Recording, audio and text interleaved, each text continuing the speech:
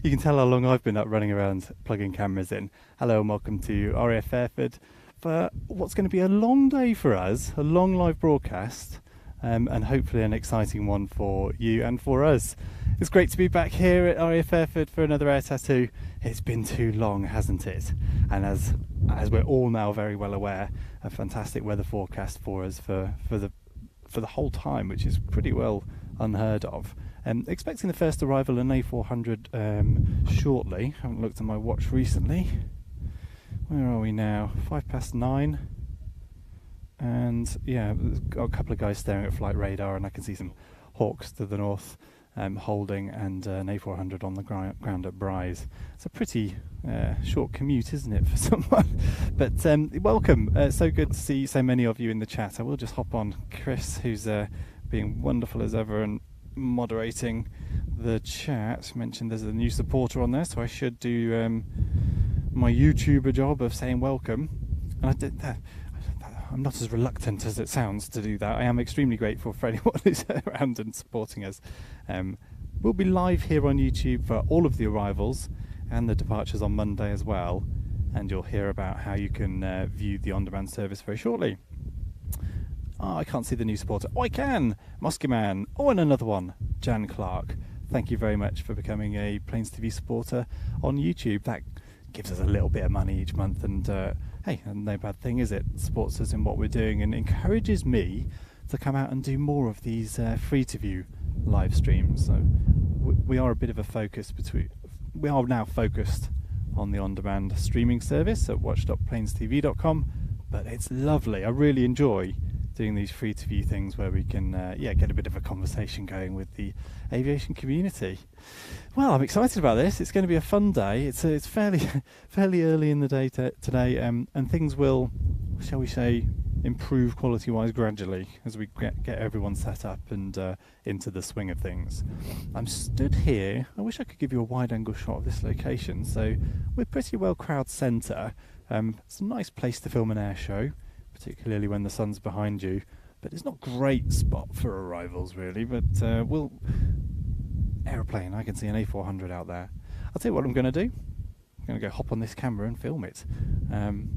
It looks like we're going to get a run in and break as well. Let's watch some aeroplanes.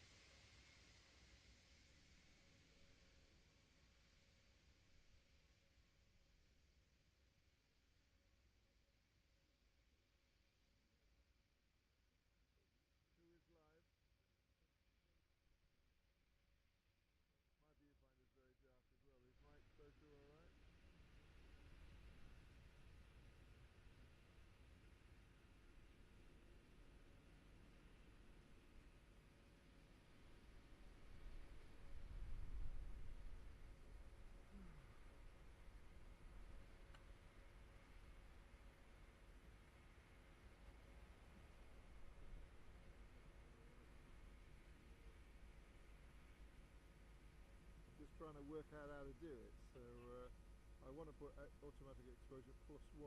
It's on automatic. Can't do it. Well, manual.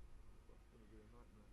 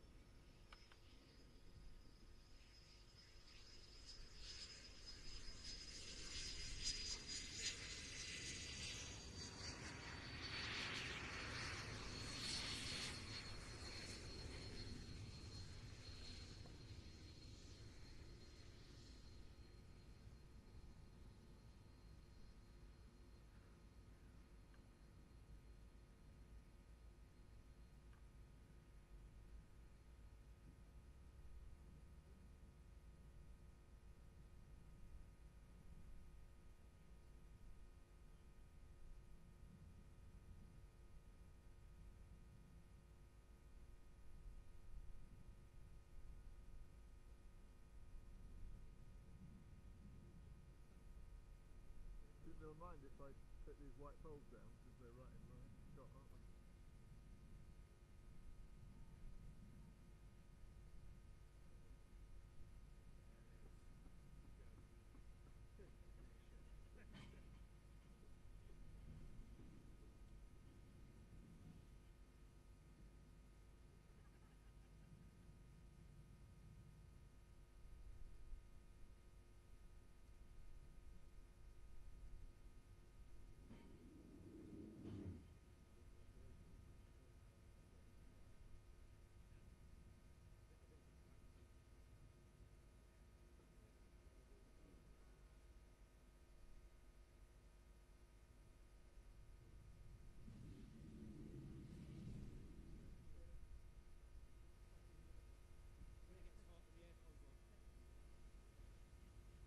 So if I was filming this with a camera that I know in the sky,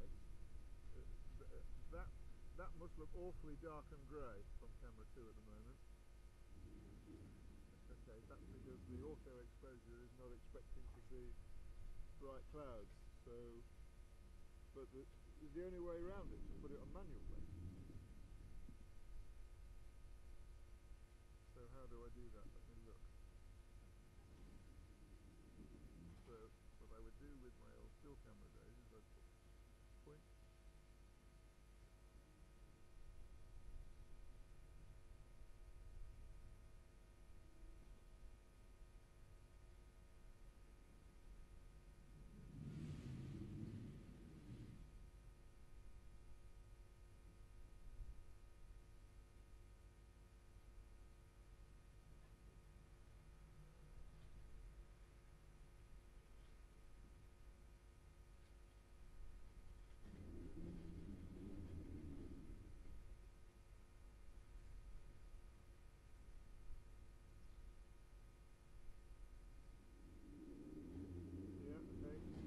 Looking, but oh, there's some braais over on the in our 10 o'clock.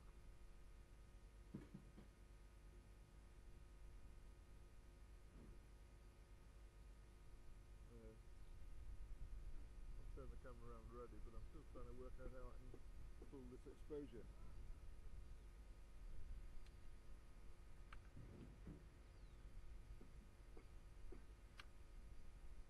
If I can lock the exposure as I've got it set at the moment, it's on auto, but if I can lock it where it's settled itself, 5.6, trying to work out.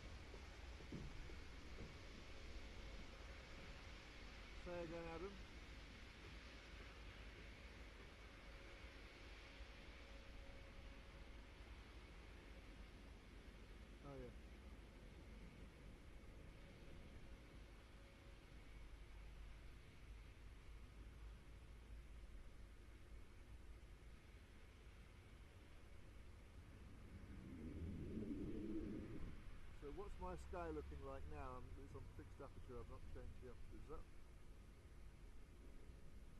okay? Not burnt out anywhere.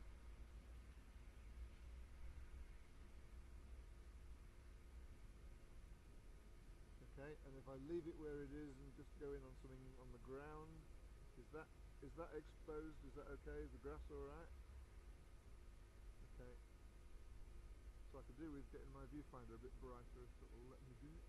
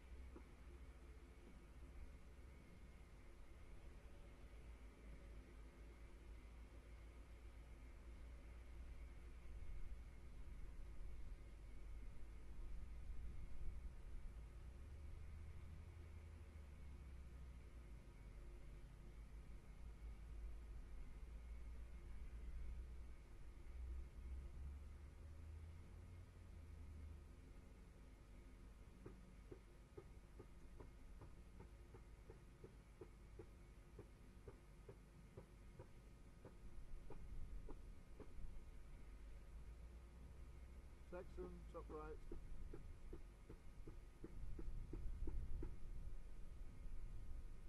He's in my shot, wide. Well, I'm sorry, I'm zoomed in, but Texan gone off. Do I follow the Texan?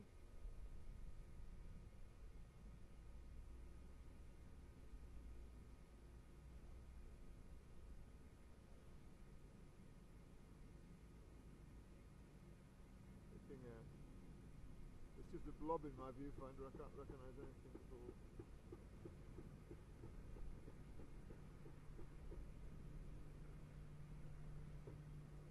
Yeah, I am. They're a long way away there.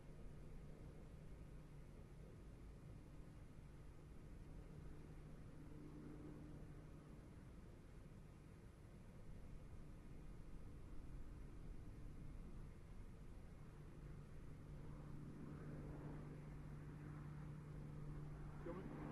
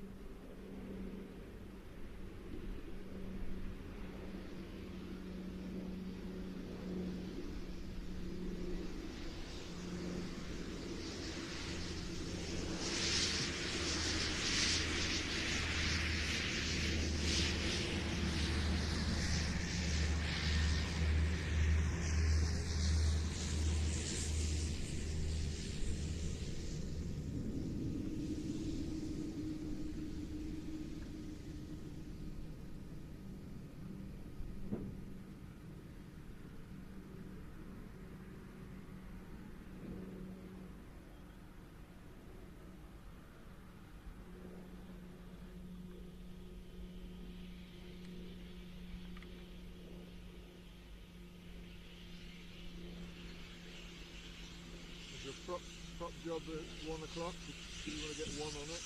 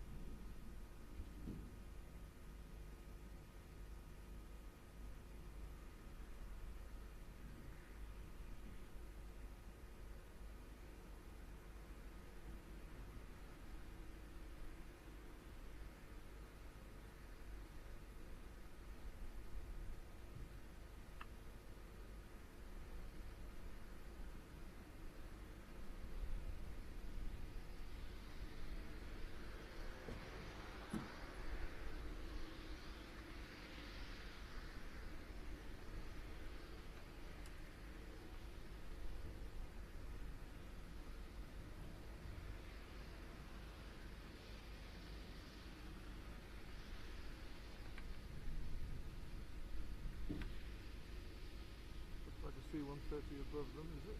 So it's smoking and...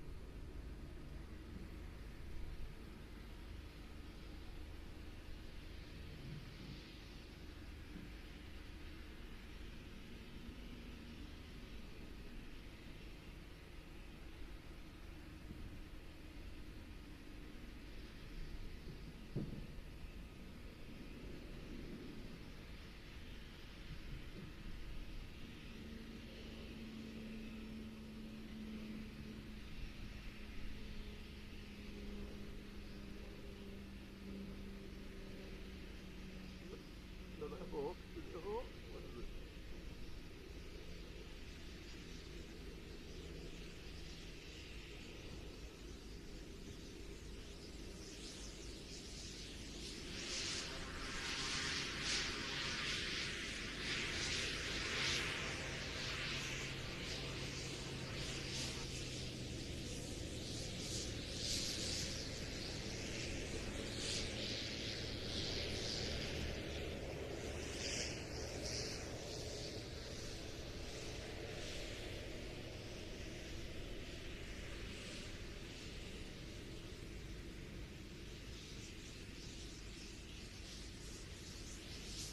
C-130 is close to touching down.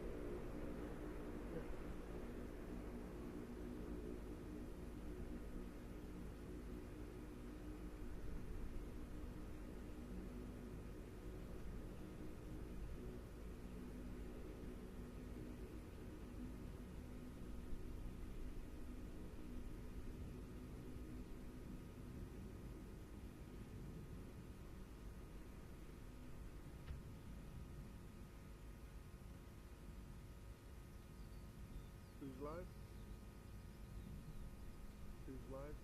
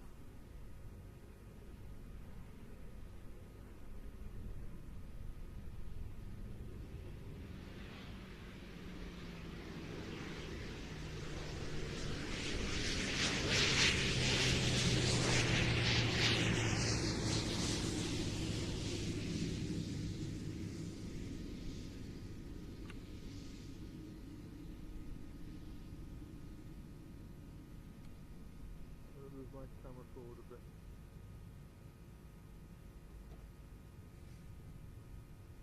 Yeah. I will.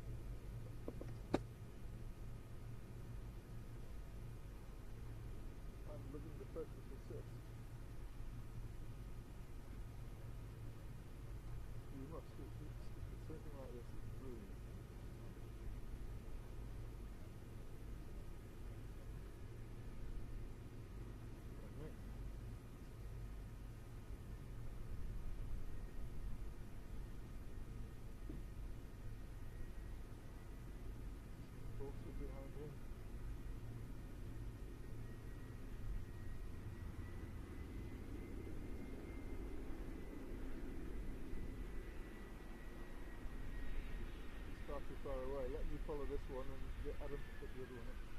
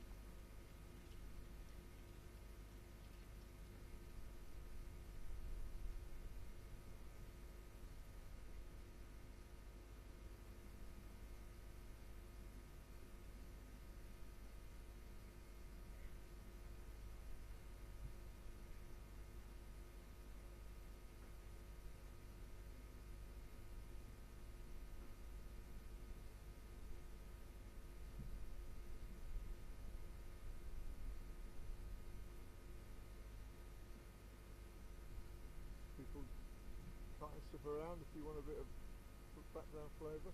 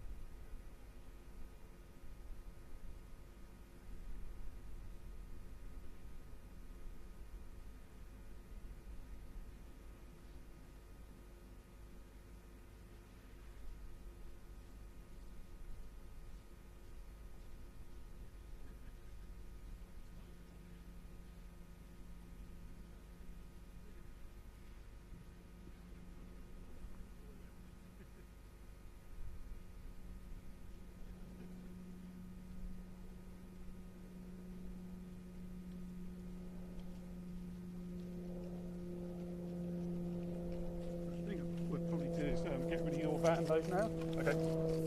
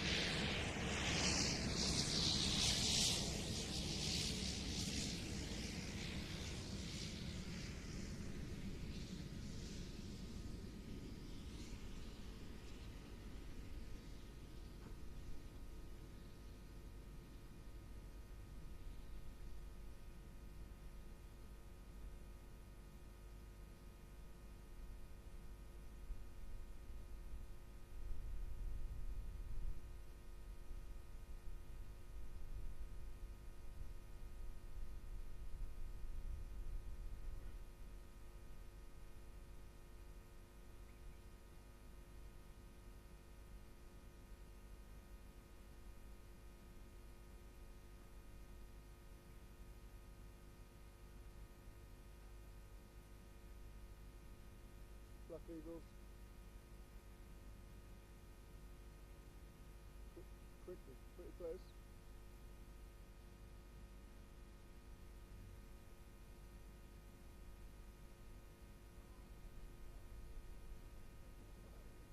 I'll wait till they go past us and pick them up quickly.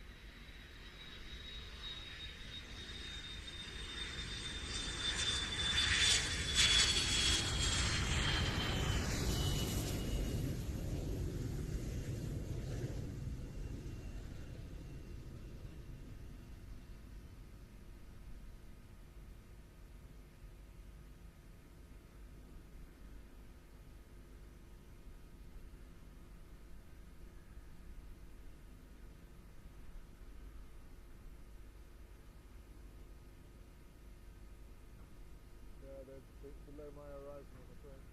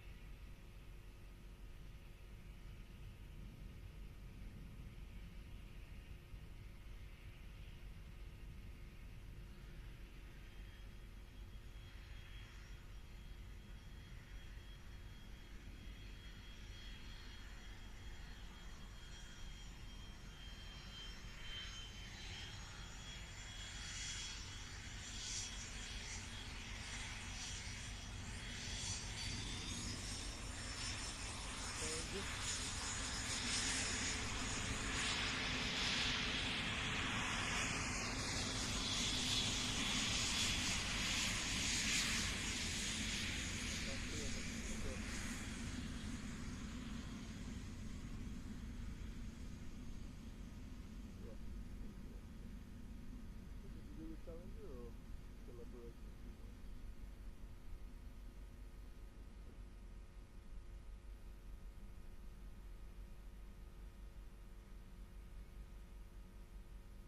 You never can remember how big of it you might be doing it very first flight. Maybe this one's got 10.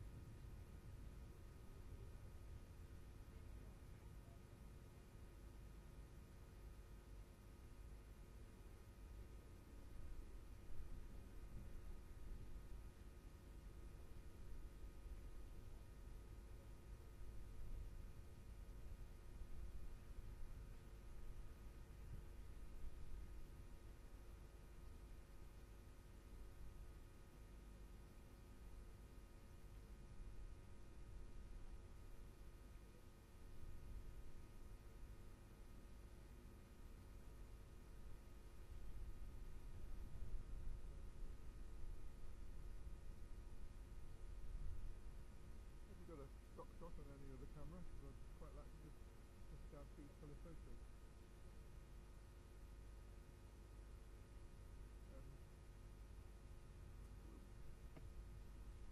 When you're the second, Adam, I just want to see how your telephoto is compared to mine.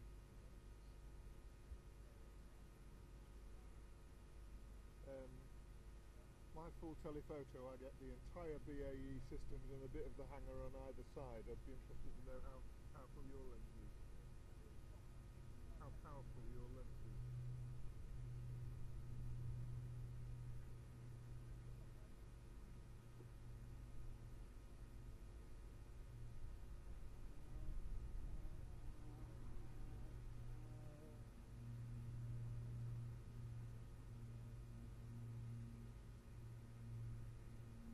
You're joking. The B and the A. You can get the B and the A. That is unbelievable. That is extraordinary.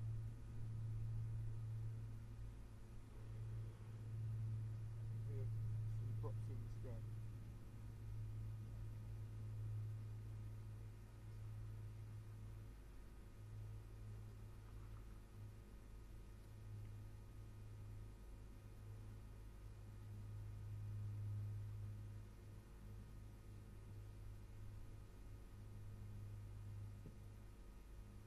I can too, but it sounds like it's flying away.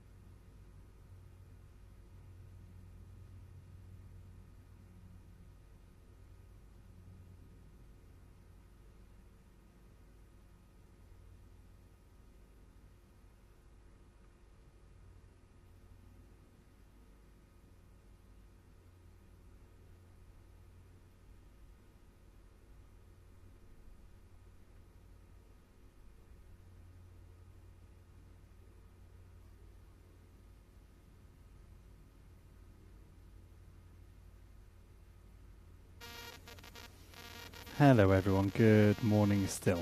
It does feel like about 5 p.m. to me. I've just polished off half a Red Bull, that's the way my day's going.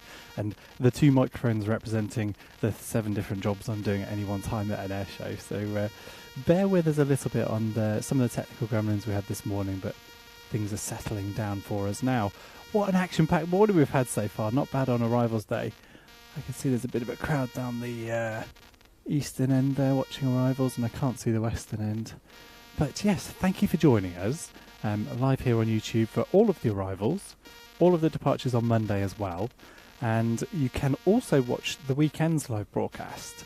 As many of you will no doubt already be aware, that's going out on our streaming service on watch.planestv.com. So stick with us here on YouTube for all of the arrivals. We'll have some more airplanes for you in a very short while, I'm sure. In fact, Adam, have you got a heads up or a rough idea of what we're expecting? Hungarian Gripen, okay. Is he rehearsing this afternoon? Is that right? Yeah, so this afternoon we're expecting to see some validation displays.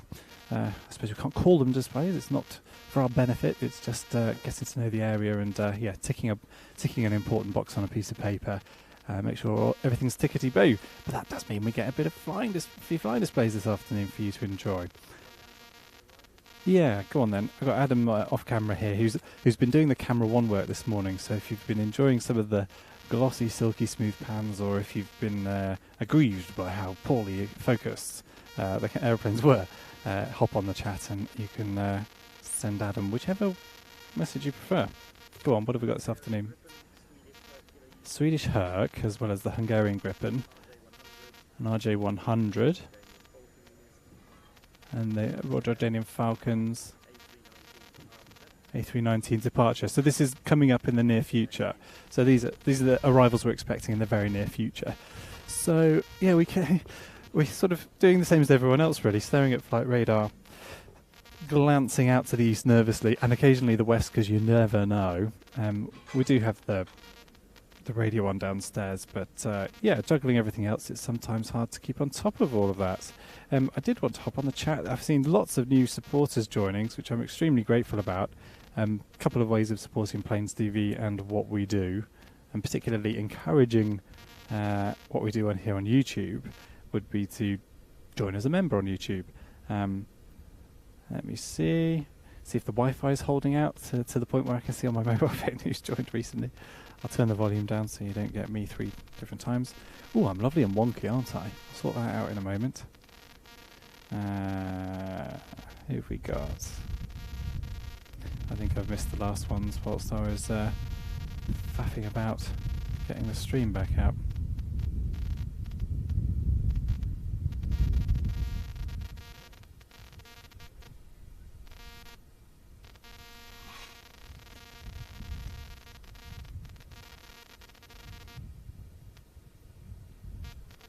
Good stuff. And I want to say a direct big thank you to Chris, who's moderating the chat, keeping an eye on things there and sending me direct DMs when the stream slipped away from our grasp just then. Yeah, a bit of empty sky out to the east there, so another welcome to you all. I hope you are enjoying what we do. Plains TV's been running for about 30, where are we now, 02. So we were originally Aviation Action, set up by my dad Adrian, who is, can you see him? We've got, oh no, he's disappeared. Oh, he's rearranging the furniture at Air Settee to give himself a clear view. Not for the first time. He's been in this game a long time, and I was born into air shows. Summer weekends mean air shows to me, so haven't escaped it yet. And that back catalogue of content, so some really nice stuff from the 90s at air shows throughout the UK and overseas, and right up to the present day. We're gradually bringing it. Well, everything of the last decade or so is on our on-demand service, so that's a streaming service at watch.plainstv.com, the same one that we'll be streaming the weekend. So it's a subscription service, you pay monthly, but it will give access to the stream this weekend, but also that back catalogue of content. So if you like filling your evenings and weekends with staring at aeroplanes as I do, it's a wonderful service to be a part of. And of course, you're helping support me crack on and get out and do lots of these live broadcasts, which I really do enjoy. And if I can get the chat going, have a bit of a conversation with folks. Looking a bit better. Oh, now watching myself on YouTube and realising just quite how dishevelled I look. We'll smarten up for the weekend, shall we? Well, no, I don't want to create a clip. Alright, chat's not going to work. Well, I don't want to leave you staring at thin air, which is all we've got to look at the moment, so I might as well carry on chatting. The displays we've got this afternoon, Hungarian Gripen. Now, I haven't seen that this year. I'm not sure he's done many displays this year. Yeah, second one. But last year, we saw it at NATO days, and yeah, it's quite useful actually seeing a validation like this. As camera operators, you get that chance to see a display before you're actually going live, although we've been foolish enough to live broadcast this, so it's our sort of a camera operator's debut, and second guessing what he's about to do next is quite challenging. So at NATO days last year, it was quite nice because the Hungarian Gripen has a piece in his display where it creates like a dump and burn effect. So a bit of venting of fuel from the rear of the aircraft, engage the reheat, roll the aircraft around, pull some G, and the reheat ignites some of the vented fuel, which his validation at NATO days happened at about 6 or 7 p.m. I think in September, so it's quite dark, so it really did pop. You can really see it. We won't get that necessarily today unless he's one of the very late. No, we won't. Even at 6 or 7 o'clock on a bright summer's day in the UK, we won't get the full impact of that, if indeed that display is the same. So I'm not sure whether the routine is the same this year. We will find out. One of the benefits of recording the validations, we'll get a bit of training for the camera operators in preparation for the weekend, when we'll all be very well versed in how all of these displays go. One last check to see if my chat's going to work. I want a decent Wi-Fi connection. Maybe I've got too much running.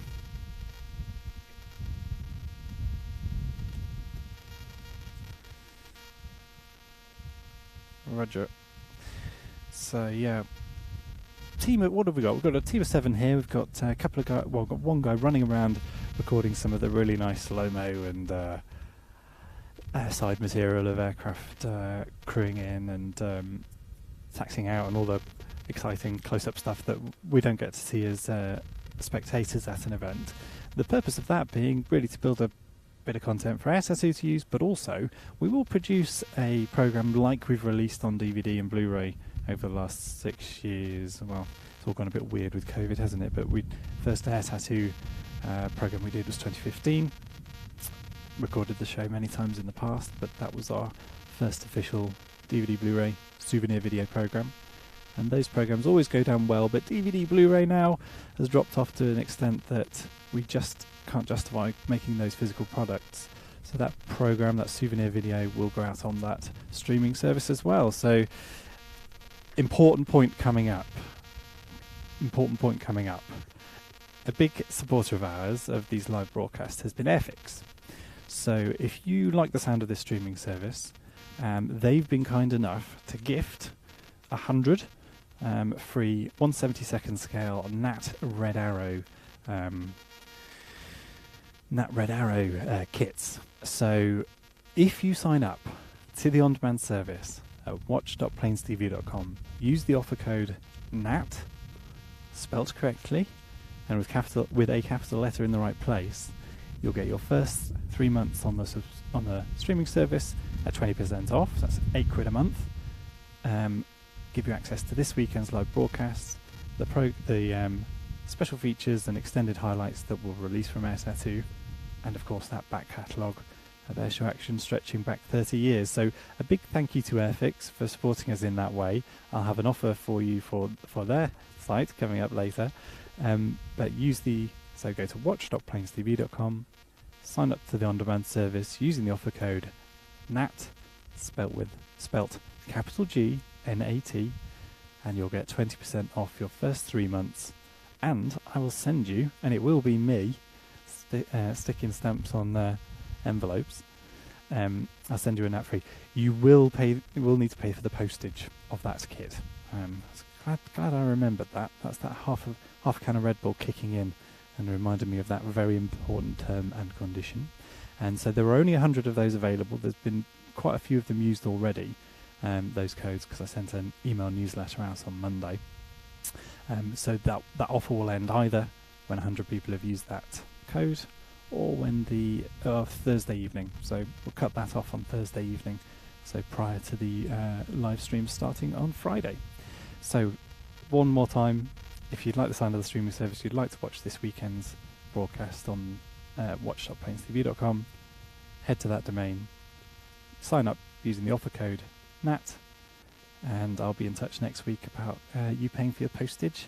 But it'll be a free Airfix 1/72 starter kit, so it's got a couple of paints and a paintbrush as well. So if it's something that, like me, you've got a little box in the garage with a couple of kits you told yourself you were going to build, and maybe some paints and glue and whatever, well, this one's got all the bits you need to put together a nice net kit. It'd be quite fun to see people's creations, actually. Once we've sent this 100 out, maybe I'll include a little note in the package to say send me a picture of your finished kit.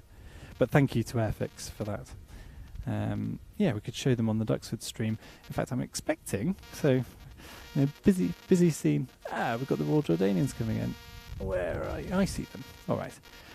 Right, I'm going to go finish off that can of Red Bull, I think. Hand over to Adam and Adrian on the cameras, or at least Adam. Adrian's busily I don't know what he's doing. He's building something over there. But let's go on, hop on camera then, Adam. Squeeze in. I'll hand you over to these guys. I'll chat to you in a bit.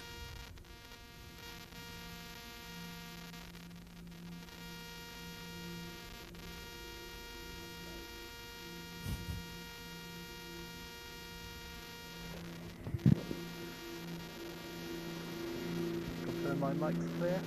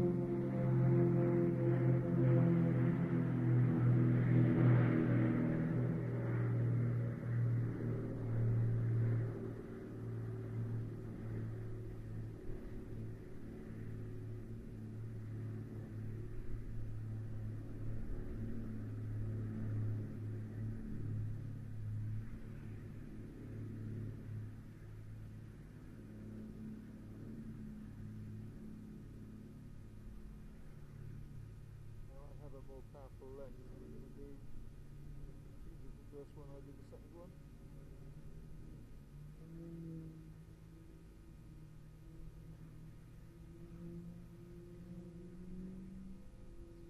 So I'll follow the first one down.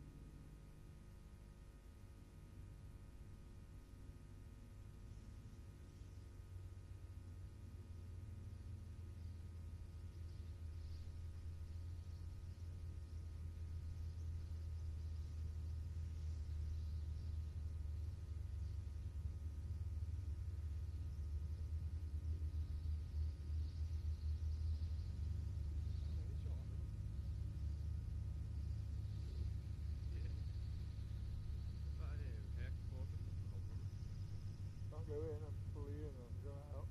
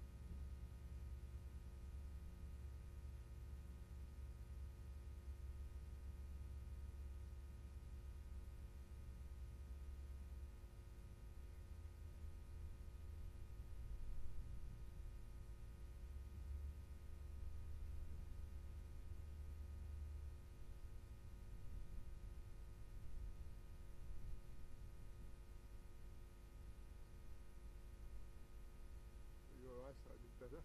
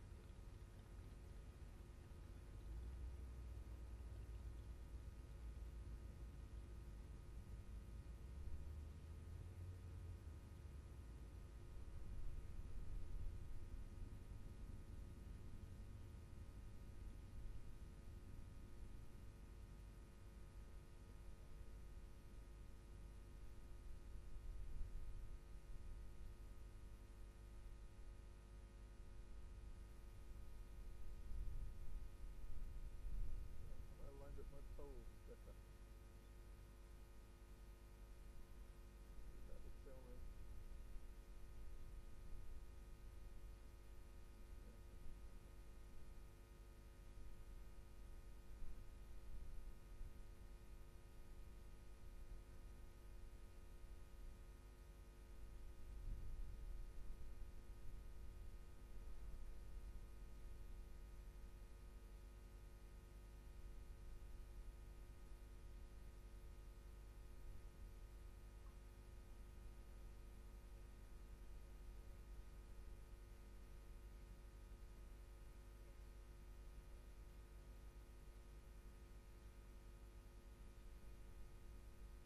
The sun's come out, my exposure's okay on camera too, is it, you think?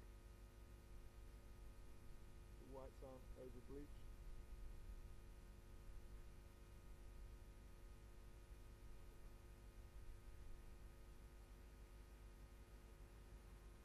Is that a bit better?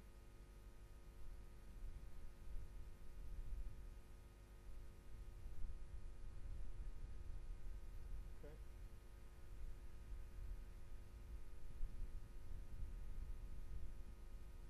This camera will have zebra somewhere, but I've not found it yet.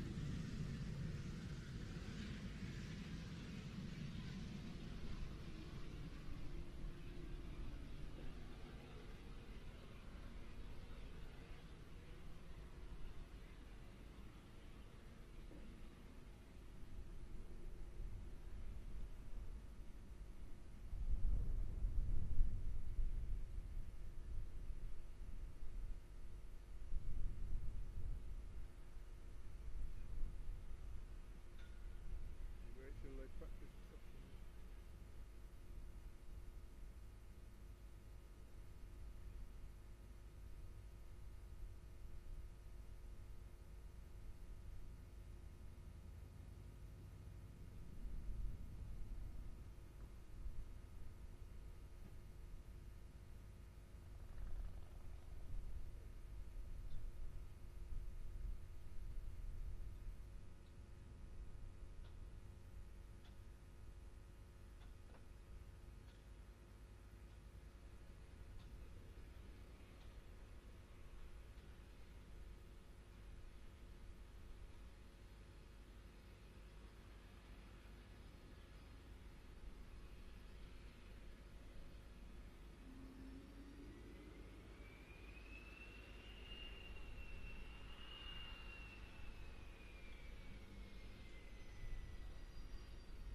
Helicopter coming in from the right.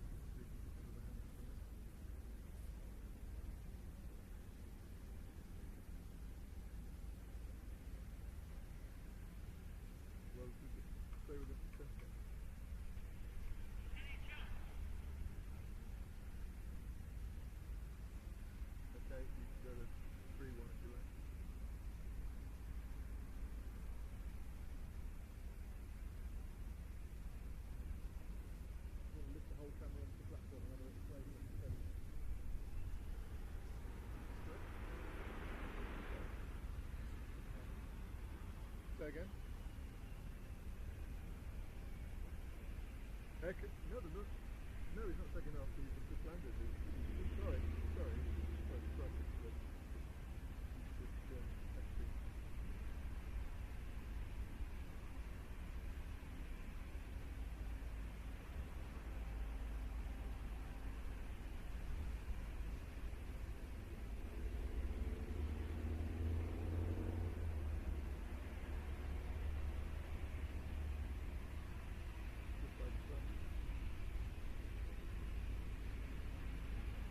What's taking off?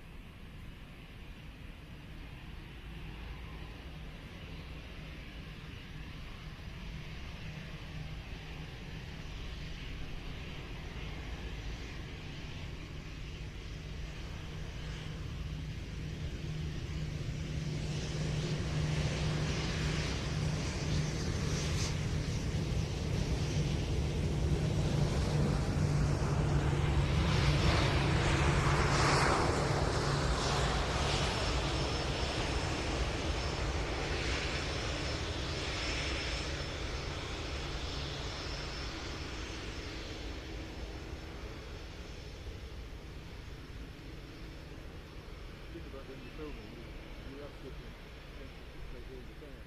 Just walking around for a bit of that, but you never do.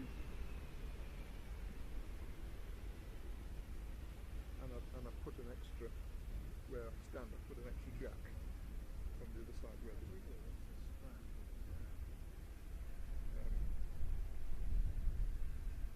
ratchet strap onto what? Oh right. Yeah. But then it would pull it here, wouldn't it?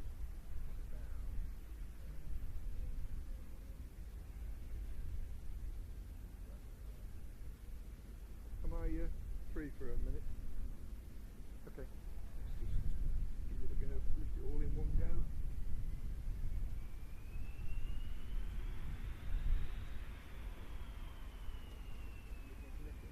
Yeah, just lift it all in one go.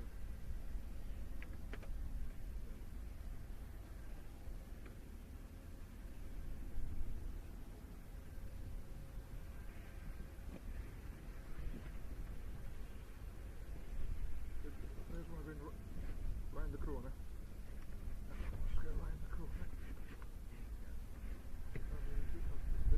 Hang on a minute, what's happened?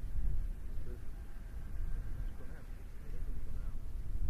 Well, two of them stay out, but one of them goes in. That came out. Oh, did it? Okay, let's do it the other way around then. Put that one in. Where's the bubble? All the way. Because I already had one all the way in and two out, so yeah.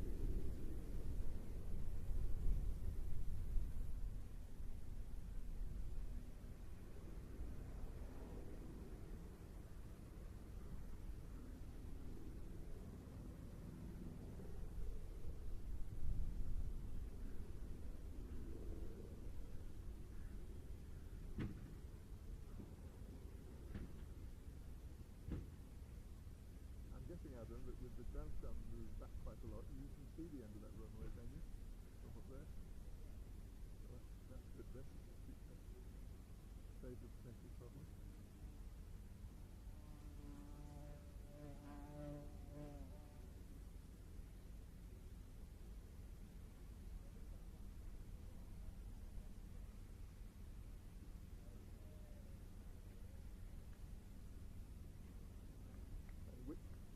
Which camera's live?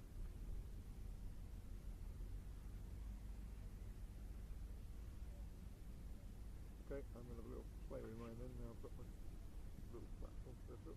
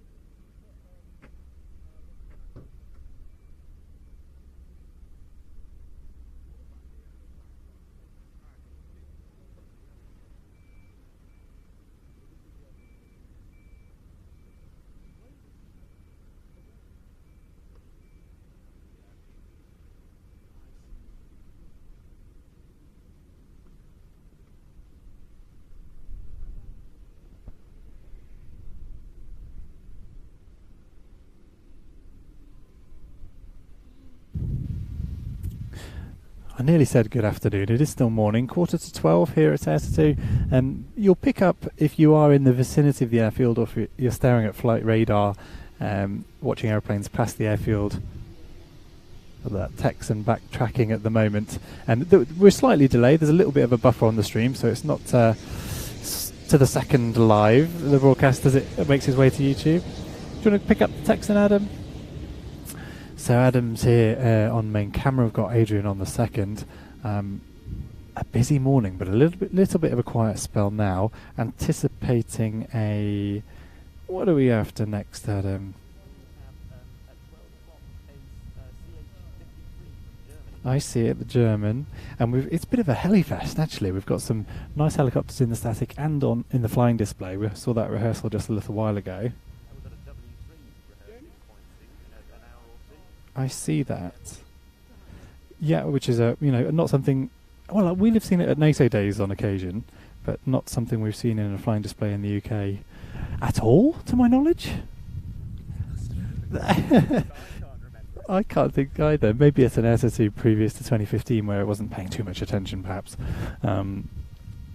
Someone can tell us in the chat, and it's actually been really interesting looking at the chat and enjoying some of the heads ups we're getting in there.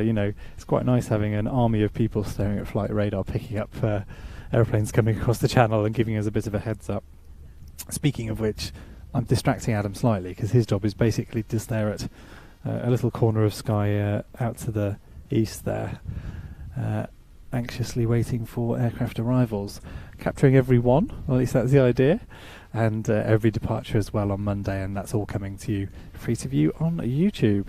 And as I've already mentioned, the live show over the weekend will be going out on our streaming service at watch.planestv.com, and I did mention earlier, Airfix have very kindly supported us with a good batch of free Airfix kits, a NAT 1/72 scale red arrow model. If you're one of the first 100 to use the offer code NAT, in fact that won't work after the first 100, when you're signing up to the on-demand service, you'll get a free kit. You just pay the postage, and you'll get 20% off your first 3 months on the on-demand service. And that was all a little bit of a lot of information to try and get your way, but the streaming service is where we'll be live broadcasting at the weekend. That's at watch.planestv.com, and if you use the offer code NAT with a capital G, you'll get the opportunity for a free kit, a free Airfix kit, as well as 20% off your first 3 months. Why would I want 3 months access, Ian? The live broadcast will be over on Sunday evening. Well, you can watch them back.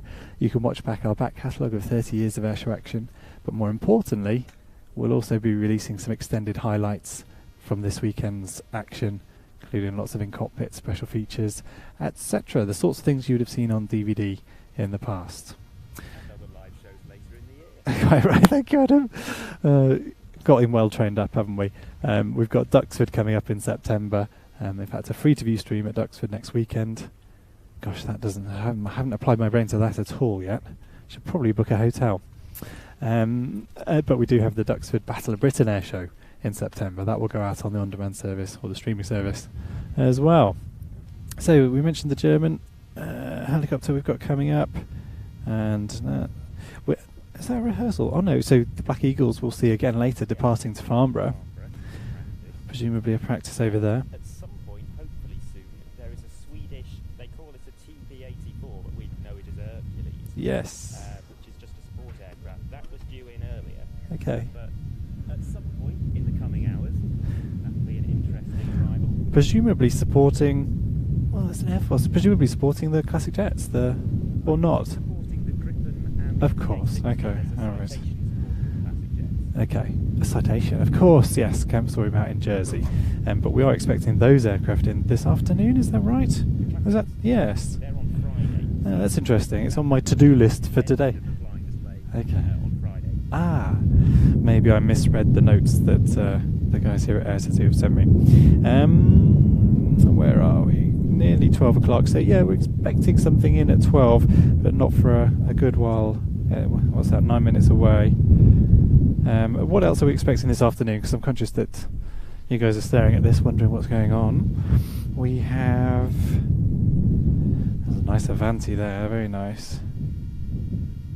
we've got Sally B coming in around about 1:30.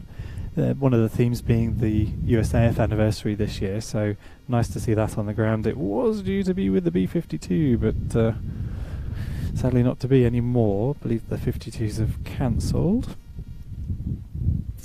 Got one formation team doing a practice stroke validation, which is the Jordanian. Ah yes, what time's that? So Sometime around 3 or 4 o'clock.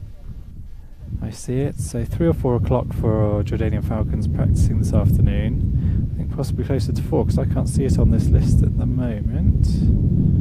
I see them, yeah, around about 20 to 4. So looking forward to that display. Some really nice conditions here, and we're hoping, you know, the forecast is just wonderful, isn't it? You know, nice warm temperatures. Bit of a breeze up now. You'd call it an on-crowd breeze, so straight across the runway pretty much towards us, but nothing to cause anyone too many issues. You'll be hearing lots of clanging and banging in the background. The site is very much in build mode at the moment. So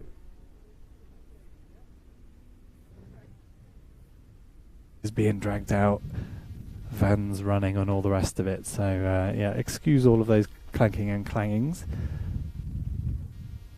And not too many flags up just yet, and no doubt some trade stalls going up yet. Certainly I can see Thatcher's Bar, not sponsored.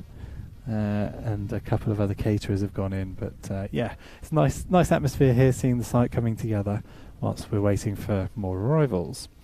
And we are going to be live quite late into the, I would say, evening.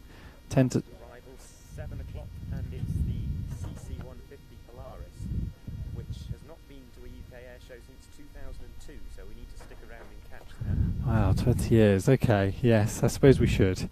This is always the way. And there's a fair old gap. Oh no, there isn't actually. We're pretty busy actually all afternoon. Does start to ease off a little bit in places, but yeah, these sort of 10 to 15 minute gaps between arrivals, but hopefully just building anticipation for what we're seeing this afternoon. I've remembered what else is on today. Go on. The validation of the Italian solo displays, Typhoon, Master and Spartan. Quite right.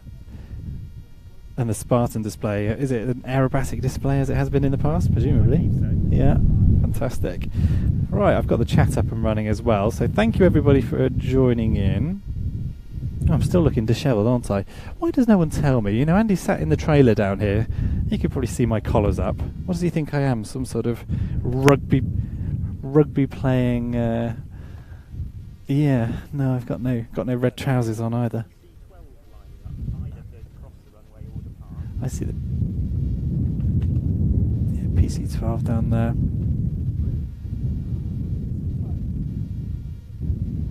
There we go.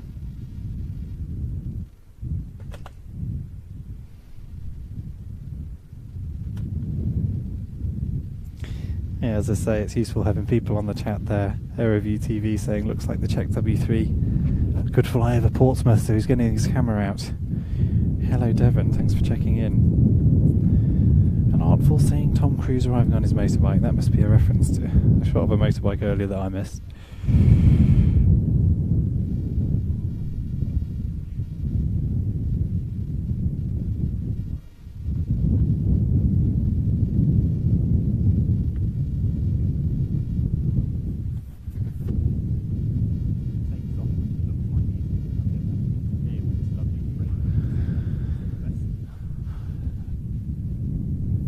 Interesting reference I've just seen in the chat there to Matt Watson of Carwell. Now, you know when you watch a video on YouTube and suddenly you get nothing but those videos? I've been watching a lot of that guy. Red Tape saying he looks like a chilled Matt Watson. I wonder who he's referring to. Is that me or Adam? We'll find out in a minute.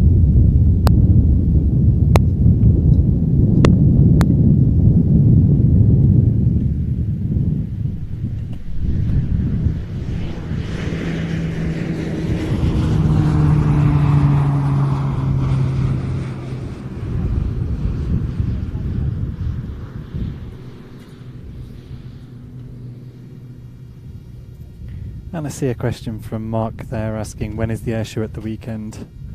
The answer to that is yes, although actually, starting on Friday, shorter flying display on Friday. And yeah, and at the weekend it's a touch earlier. Yeah, It is a long one. So yeah, tune into that, and as I say, that won't be out on YouTube. That will be on our streaming service at watch.plainstv.com. And don't forget to use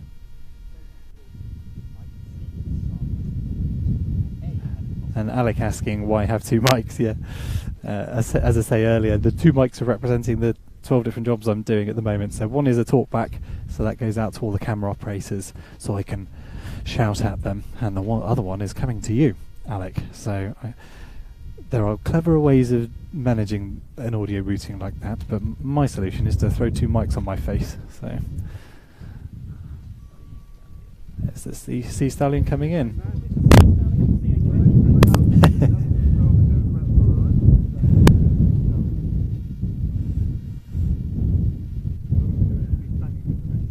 He's alright.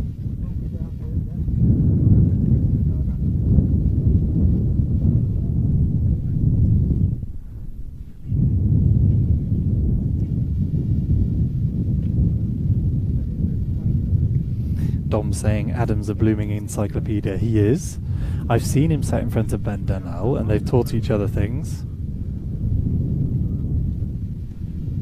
10 million people. You're live now?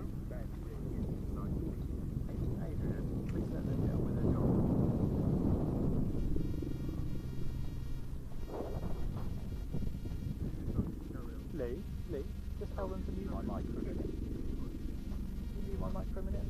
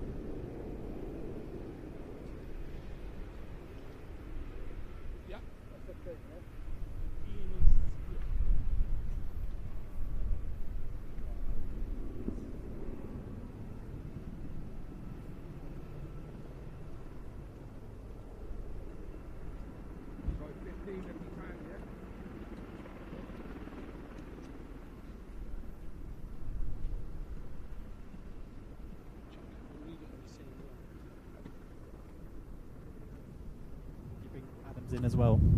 Thank you. Bit of a beast.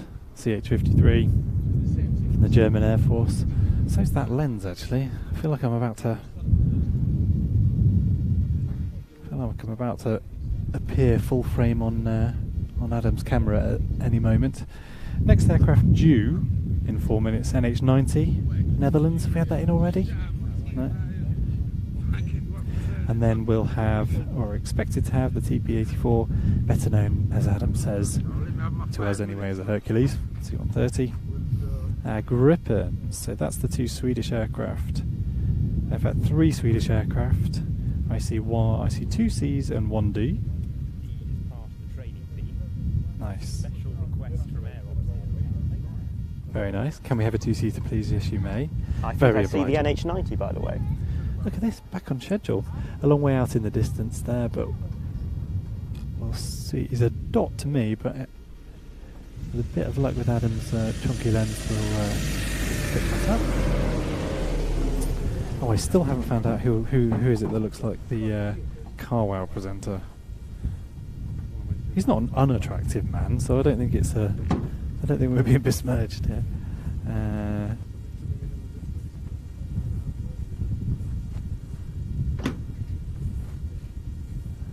NH90 Dutch aircraft, should say. C27 due in at 2:30, says Lank. Ah, Artful Herder motorbike, I see. Not razzing down the runway as far as I can tell. And as I mentioned earlier, we're very much in build mode here, so Adrian's currently surrounded by vans and people putting up speakers, which you know, making him grumpy. He does tend to get grumpy when he can't see aeroplanes. And put them in front of them as often as possible. Yes, yeah. We are all enthusiastic, so if we haven't already picked up on that, you know, all the guys on the team here are well and truly into aeroplanes, perhaps excluding my brother. I'm not sure if he's on comms at the moment, but he's managed to avoid that particular infection from childhood of being dragged around air shows.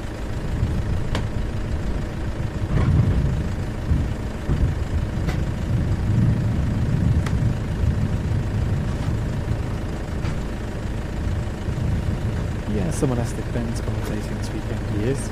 I'm just, yeah, here we are just trying to fill you in on what's going on and frankly encourage you to join us live over the weekend on the streaming service.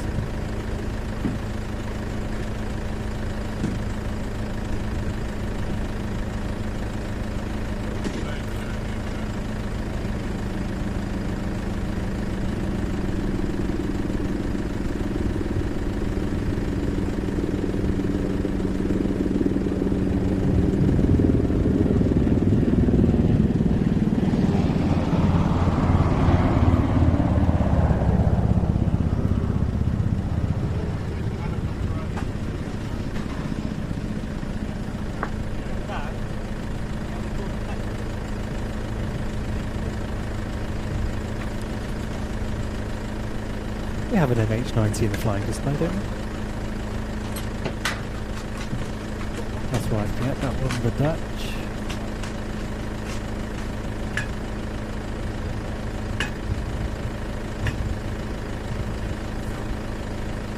I can recall the Finnish display from 2019?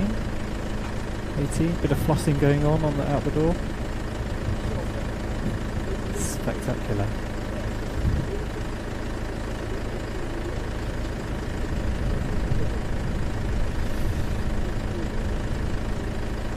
I'll be back with you in a minute. Mute my mic, Andy.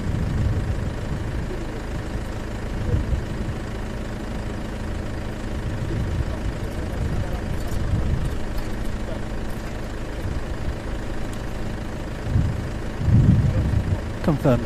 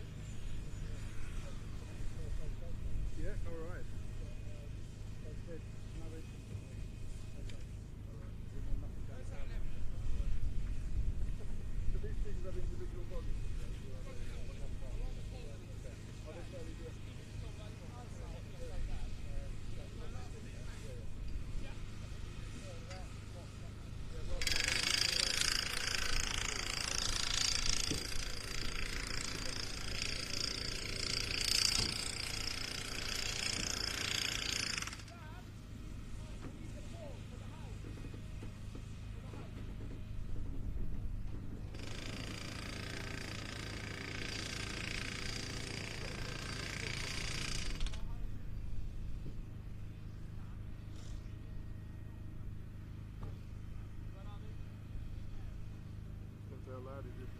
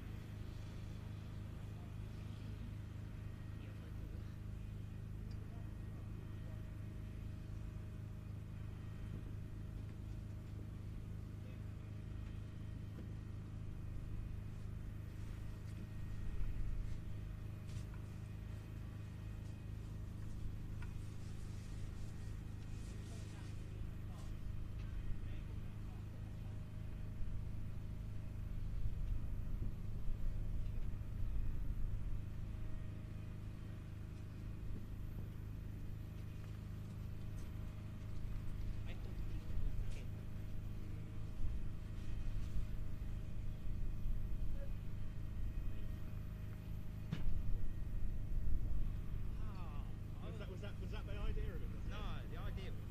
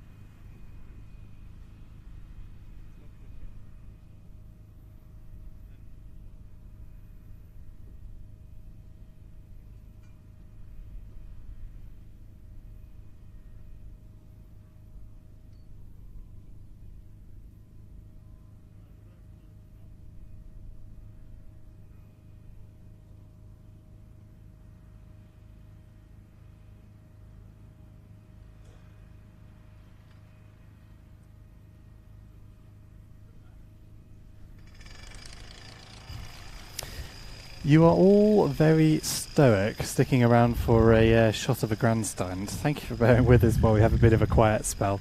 I did prep.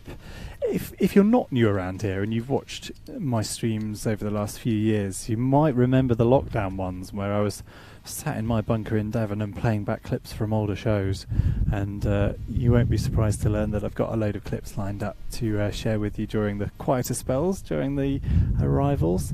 So if I'm looking out to the east and it's looking pretty quiet, Adam.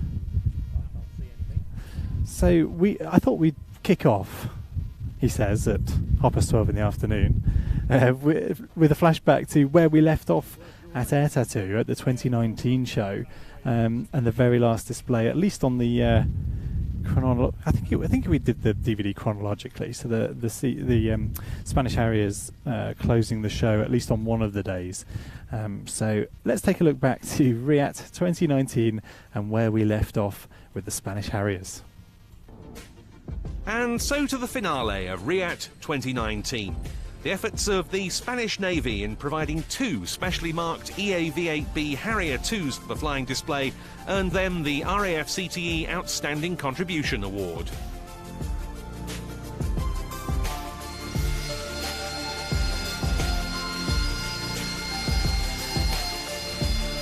I'm Lieutenant Andrés Sandy Medina. I'm from the 9th Squadron, Spanish Navy.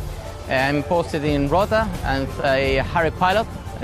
Fly one of these from the Rota base. Sometimes when we get deployed in our carrier, Spanish carrier Juan Carlos I, we sail aboard and we operate from them. This aircraft is a little bit tricky. We believe that it's the last real pilot aircraft because you have to fly all the way to touchdown.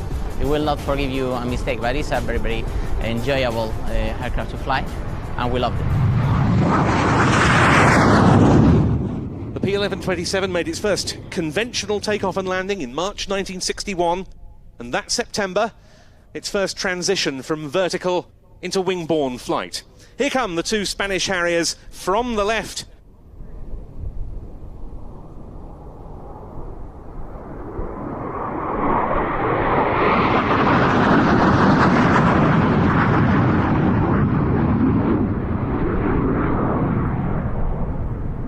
Yeah, this version of Harrier very, very much manually flown. Indeed, in the Royal Air Force, our Harrier pilots did a short course at Shawbury to learn to hover in the training aircraft at the time.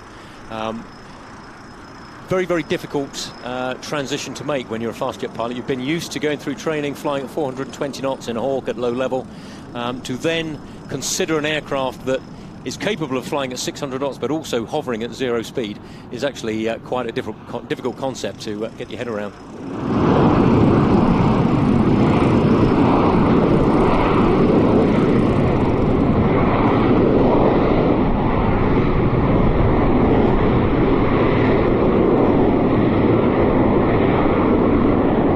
So the initial part of that manoeuvre flown at about 90% RPM, and you can see as the engines were brought up to full power, the angle that the smoke came away from the airframe at, initially at about 70 degrees, and then ultimately as the aircraft transitions into full wing-borne flight, back to the 0 position, pointing fully aft.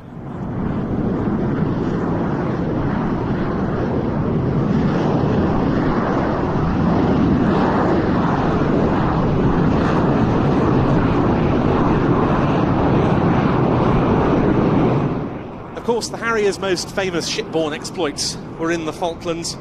28 Royal Navy Sea Harriers, which were only just in service, deployed on board HMS Hermes and Invincible to the South Atlantic, as well as 14 RAF Harrier GR3s also on Hermes. The Sea Harriers flew just under 2,200 sorties during that campaign. They put up a very effective air defence shield for the British task force and shot down 23 Argentinian aircraft. The GR3s arrived later and flew 125 sorties, but they dropped ordnance on all of them.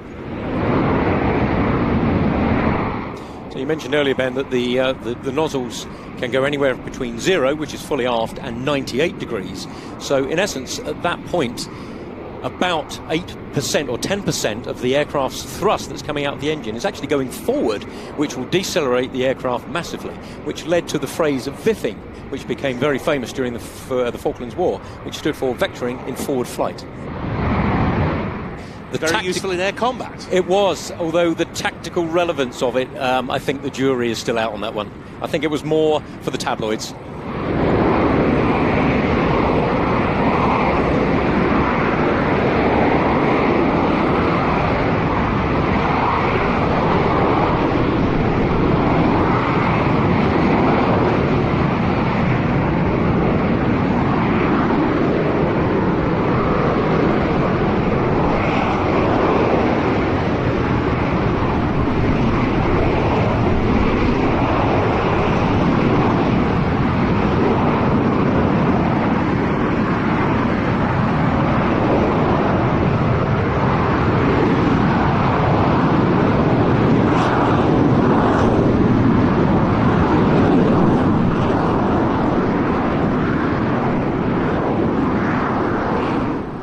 Two pilots for that demonstration, Lieutenant Andreas Medina and Commander Manuel Rodriguez Guiner, both from the 9th Squadron of the Spanish Navy at Rota on the McDonnell Douglas EAV-8B Harrier II Plus. So both the aircraft now configured for what is termed as a slow landing. That'll be the flaps in the stall position. The nozzle's at 60 degrees, so about half of the thrust is going backwards and about half of the thrust is keeping the aircraft airborne, with a speed over the ground of approximately 90 knots. For one of the two pilots, Commander Morrow, his display on Sunday was his last ever Harrier flight, hopefully made all the more memorable by the water arch salute. What better way to end our look back at the Royal International Air Tattoo 2019 flying display? Really nice to see the Harriers back in 2019, and a nice way to close the show. The piece there did go on to show that nice water fountain for one of the aircrew who were, I think, retiring. I think so. Must have been a bit of a, or at least leaving the Harrier maybe. Can't recall, but yeah, a nice tribute, a nice thing to be able to do for someone at such a big event as well. I'm sure he went home a proud man. And Spanish. Do we have many Spanish display assets here this weekend? We've got the Hornet. We've got the A model Hornet in the flying display, B model Hornet in the static as part of the training theme. And we have a support aircraft, I think a Casa C295. Yes. Okay. Yes. I can't remember if that's coming in today or tomorrow. And these are OG Hornets. This is yes, the oldest Hornets, or the oldest generation of Hornets operating in Europe, but they are A+ Hornets, so they've effectively been upgraded to the same standard as the C. A bit like the Belgian F-16 AMs are basically F-16Cs nowadays. Got it. Okay, and a spectacular display as well. I said not one I've seen for ages, and you told me I'd have seen it in 2017. Yes. But it was, to be honest, 2017 was quite a grey year, I seem to remember. So it has. I came just as a normal spectator. It was before we'd met and started doing things, and I came on the wrong day. The cloud base was quite low, and it didn't get to fly. Yes. Okay. But I saw it in Spain a few years later doing a sunset show, and it does the most extraordinary high alpha pass. But there we go. Yes. Okay. Well, we'll looking at the forecast, maybe this one will stick in the memory a little longer. You know, nice blue skies, giving everyone the opportunity to show off their aircraft in their sort of full display routine. We often talk about full and rolling and flat displays. With the blue skies forecast for the weekend, you've got to think that we're going to get quite a lot of full routines in. That's particularly important for the display teams, you know, to see certainly the Black Eagles a full routine. That will be a real treat.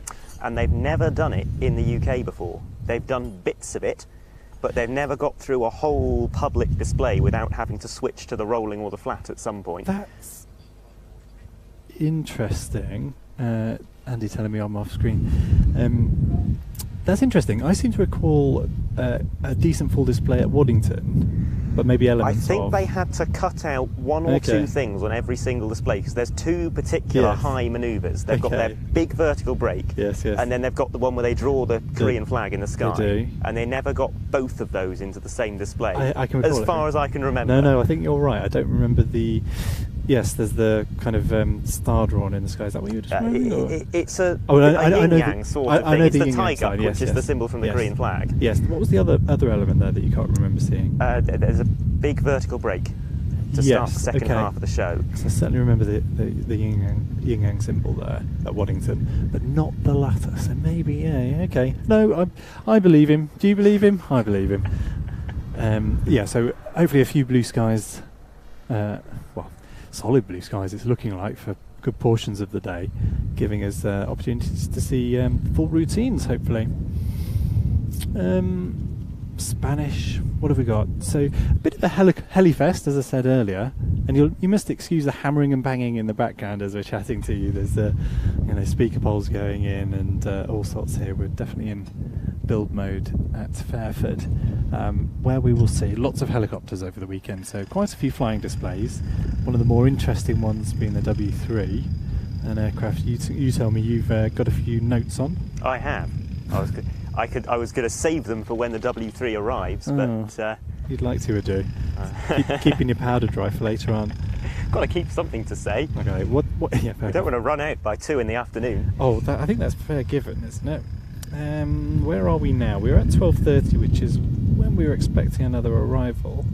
We're at 3:02. So have we had the Swedish Gripens in? We haven't, and we haven't had their Hercules either. I'll tell you what I'm going to do. I'm going to check with you guys. So I'm going to have a look at the chat, see if anyone's spotted them on any of the tracking services. But welcome again. Thank you for joining us. Free to view stream of arrivals. We'll also be free streaming over the weekend on the streaming service at watch.planestv.com.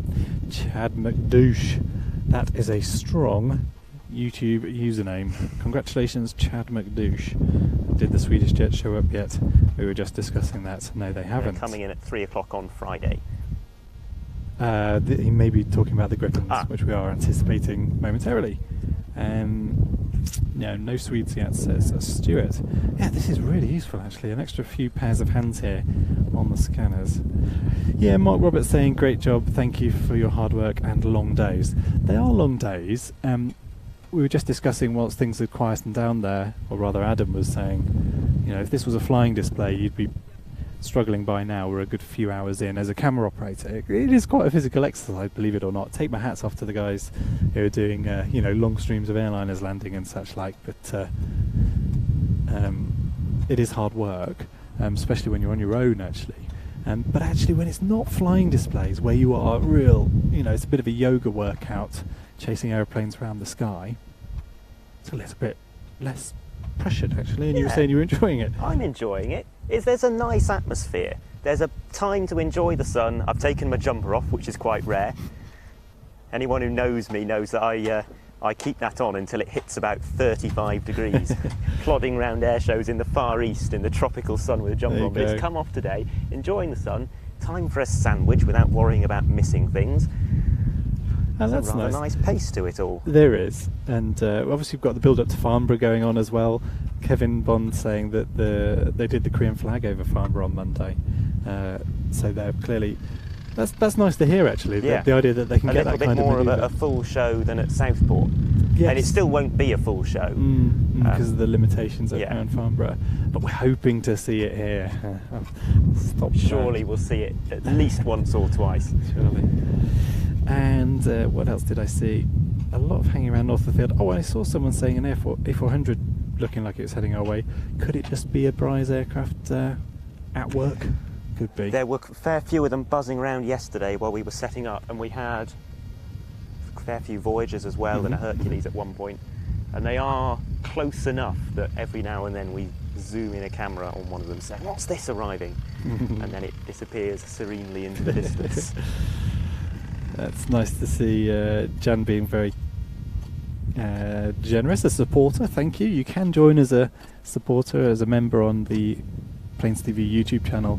That gives us a little bit of cash to encourage me to do more of these free to view streams, which I like to do streams with a bit of a team and a bit of effort. So every little bit of support there encourages me to get out and do more. I think is that the Kinetic AW139 support aircraft that came in earlier is I think about to depart. I see. Very public assertion as to what it is. Yeah, I think you're live now. Roger. Alright, sounds like Adam's mic we've lost, so if he did get that aircraft identification wrong, less people will have heard you, Adam, so breathe a sigh of relief. He thinks it's a Connecticut, 139 is that? Take a lovely helicopter, look at that, means business.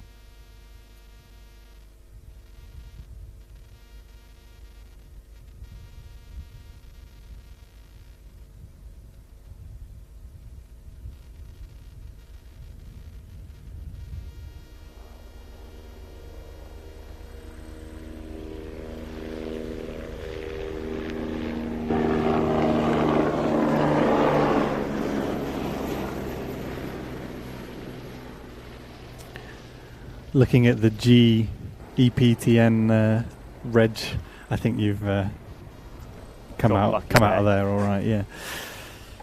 So presumably expecting him back at some point, presumably? No, it's just a support aircraft, I think. Ah, nice. Okay, it's all right for some. Very nice. Mind you, beats a trip down the 303, I suppose. 303? Yeah, it would be a bit for a while. Then cross country. Oh yeah, miserable commute. Don't blame them at all. What are we expecting next? Okay, a NATO C-17 nearby, P-180 not far off either. Thank you guys, this is genuinely useful. Is it hot up there? Actually, it's not too bad. So we are at the moment stood on top of my outside broadcast trailer, pretty well show centre. Air conditioning downstairs, so the guys are vaguely comfortable. It is going to get warm. And up on top of this little platform where I've spent many hours, and it's amazing how much the airflow around you affects the temperature that you feel. So actually it's quite a nice temperature at the moment. That does mean it can get quite chilly, even on days that are around about 18-19 degrees. As a camera operator up here, you tend to get your jackets and hats on. But at the moment, I would say Adam's got his t-shirts off, so that means it is warm. No, I've got my t-shirt resolutely on. He has his t-shirt on. He has his t-shirt on, I can confirm. But he's got his jumper off, so it must be warm. But not too bad. Thank you for your question. What other questions did I see? Hungarian C-17 joining the circuit. Gosh. That's the NATO one. It's based in Hungary. I see. Oh, nice. I was going to say, I didn't realise they had them. Sally B scheduled, I believe, 3:30 is what I have in my mind. Asks Malcolm Jane. I hope that's correct. And Andy Duff saying he's just signed up with Nat. Well done. Something Andy, on I'll be final. in touch next week about sending you your kit. So we have an offer running. Free kits for the first 100 people who use the offer code NAT with a capital G on watch.planestv.com. You'll get your first 3 months 20% off. And I'll also send you a free NAT kit. You just pay the postage. So that's at watch.planestv.com. It's the service we're streaming Air Tattoo over the weekend. And if you use the NAT offer code and pay the postage, you'll get a free NAT kit. It's a 1/72nd scale Red Arrows NAT. So thank you very much to Airfix, who've been a great supporter of my live streams over the last year. I think it's an Avanti. For that offer. And I do have a Airfix offer for you. I must go and I just need to remember the offer code. So there's a 10% offer available on the Airfix website to you guys, to viewers of the stream. I'll just go double check that offer code, and I'll come back to you on that one in due course. Italian Avanti. The Avanti, lovely. Just a support aircraft, so we'll see it leave soon as well. I heard one of those go over me at the weekend, and I said to myself, that's an Avanti, and of course. They look so SpaceX, but they're not you. No, it's such a distinctive sound, isn't it?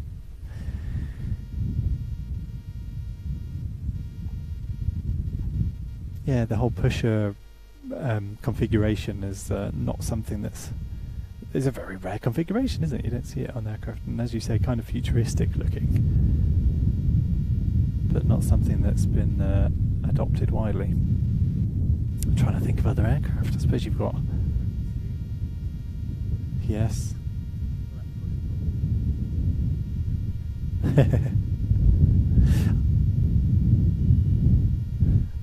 Yes, please, Andy.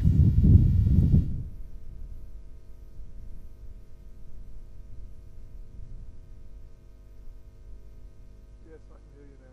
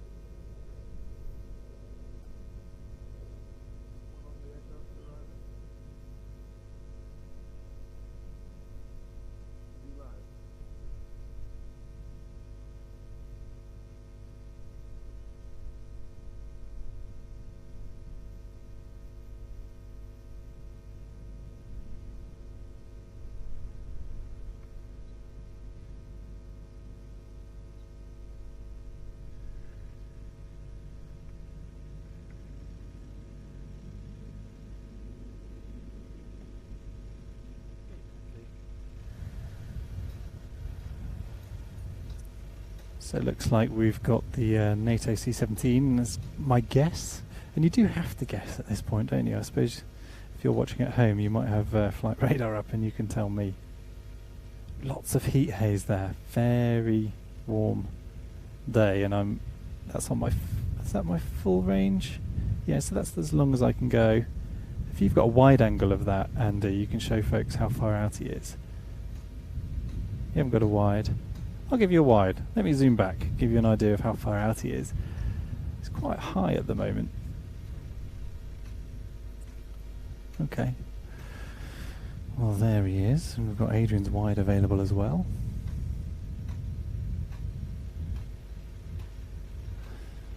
But yeah.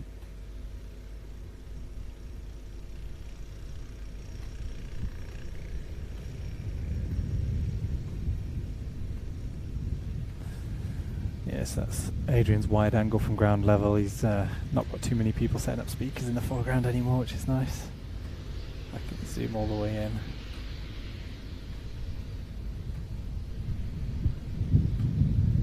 Yeah, very heat hazy today.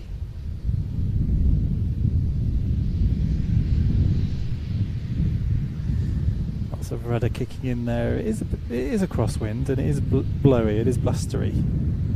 In fact, I can feel the wind's just picking up now. It's probably in the teens in terms of gusts. Of knots, I mean.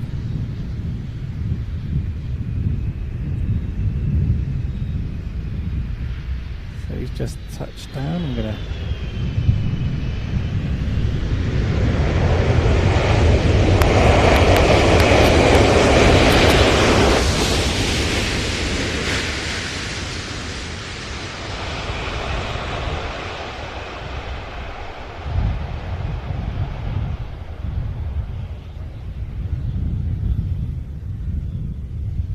I love the C-17. If you remember the displays we used to see in the 90s, you know, short field landings and a bit of reversing and all of that. Quite a spectacular airshow performer. Not something we'll see this weekend, but plenty of that sort of thing on the on-demand service. Gosh, it doesn't take much to encourage me to plug it, does it? It really doesn't.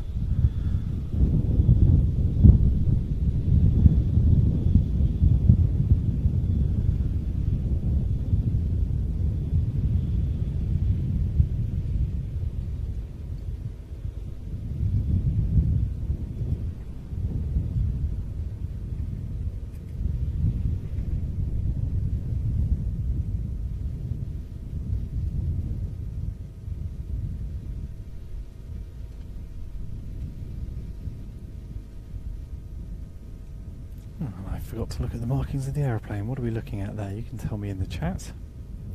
See that lower element of the rudder kicking away.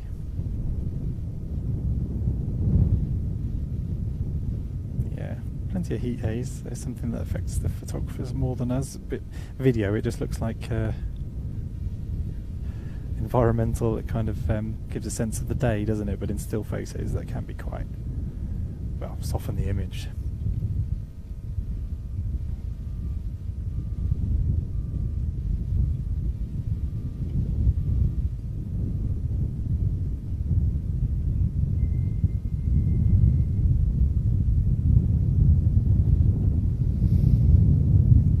Right, staring out to the east again.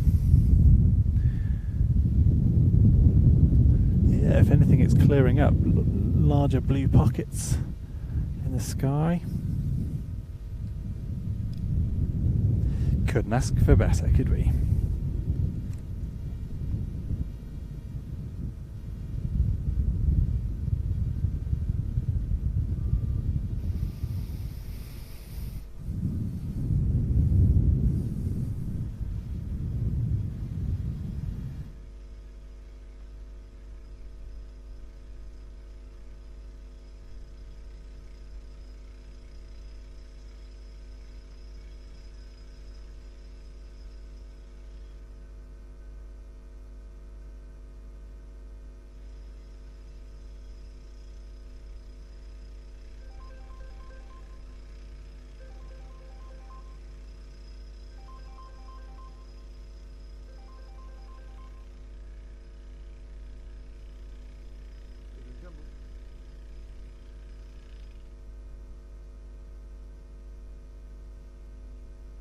Oh yes.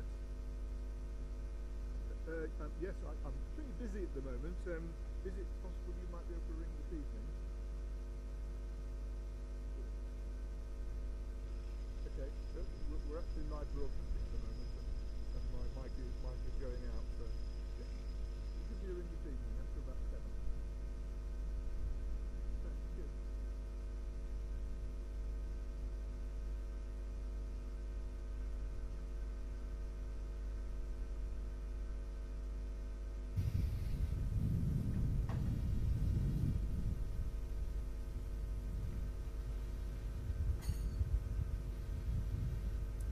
Just realised Adam hasn't actually got the extender on this lens, so I do have a bit more range. If you don't mind the slightly unprofessional extender going in, Bosh, take a stop of ND out. So now we're at full range, and we're basically looking at a wobbly mass of air rather than a helicopter. Get a real sense of how warm it is here today at Fairford. Wind's dropped a lot. He's a long way out. I'll give you an idea of how far out he is.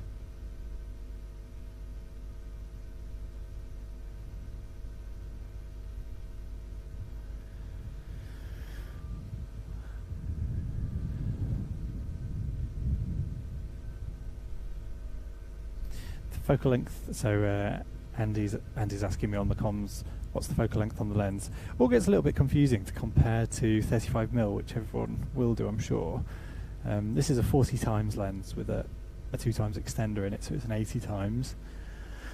80 times what, you ask? I'm going to stare at it in a minute, but you're probably looking up at the 2000mm end for a still lens comparison. I sort of plucked out of thin air a little bit, so if there's anyone who's used to doing that conversion more often than me in the chat, you can let folks know. It's a stabilised lens as well, so that takes out some of the jitters. See, it's feeling quite smooth at this moment.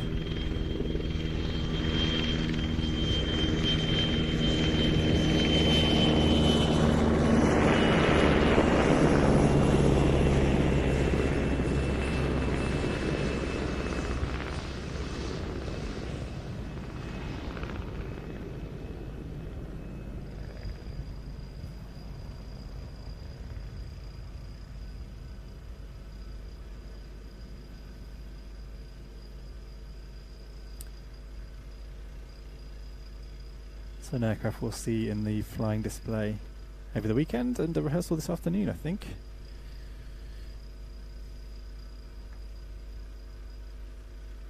I can hear aircraft taxiing in behind me, the taxiway filling up for the static display. We've got Lee on the ground chasing aeroplanes, taxiing in, etc. Oops, excuse me, trying to do too many jobs.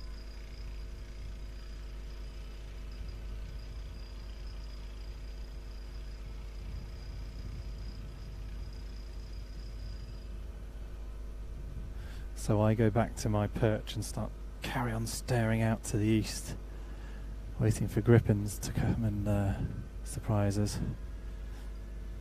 And one of the challenges of that, of course, we're not at an air show, so the display axis isn't where aircraft are necessarily positioning themselves over, so a run and brake tends to be straight down the runway, which is a bit over our heads, so that presents a bit of a challenge for us when we're trying to get a bit of coverage for you. Oh, hello. I'm live on 3, he says. I'll point it at me then. Unless there's something interesting over there you'd rather look at. Yes, we would. Thank you very much, Ian. Stop pointing cameras at yourself. Point them at aeroplanes. It's a bit of a change for us this year. We used to do a lot of running around over on the north side, following aeroplanes around, and that won't happen over the show weekend. A bit of a safety decision there, I think, which is not a bad thing. That's that C-17 parking up over there. Can I swing round? And I can see a Hungarian marking, and it's SAC, so that'll be our NATO aeroplane. Is that right? Yeah. So Adam down here telling me exactly what it is. NATO Strategic Air Command, is that right? Airlift Command. And based in Hungary. Hello, tilty camera. Lock him off. Yeah, parked up by the Jordanian C-130. Very nice. I can see the German.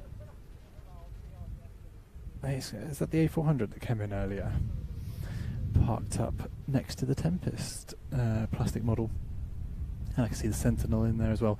Shame I can't show you any of these things. They're all hidden by marquees anyway. You wouldn't want to see them. Right, I'll keep staying out to the east. I'm definitely at some point going to get carried away, probably trying to sell you something, let's face it, on this stream. And an aeroplane's going to come rocketing over my head. We do have Adrian as well, who's spent half a lifetime pointing cameras at airplanes. And I mean lifetime as well, 70 odd. And he's down there, eyes focused out to the east as well, so hopefully between the two of us we'll won't miss too much. Let's have a look at the chat, shall we? Seen a fair few new supporters on YouTube. Thank you for that. Membership available on there that puts a nice little icon next to your name on the chat, so I can identify people who are supporters. That's nice, and it a little bit of money every month for Planes TV, encouraging me to do more of these free-to-view streams. Yes, and thank you Gareth Sunset Shepherd, who has kindly copy-pasted strategic airlift capability, Boeing C-17A Globemaster 3.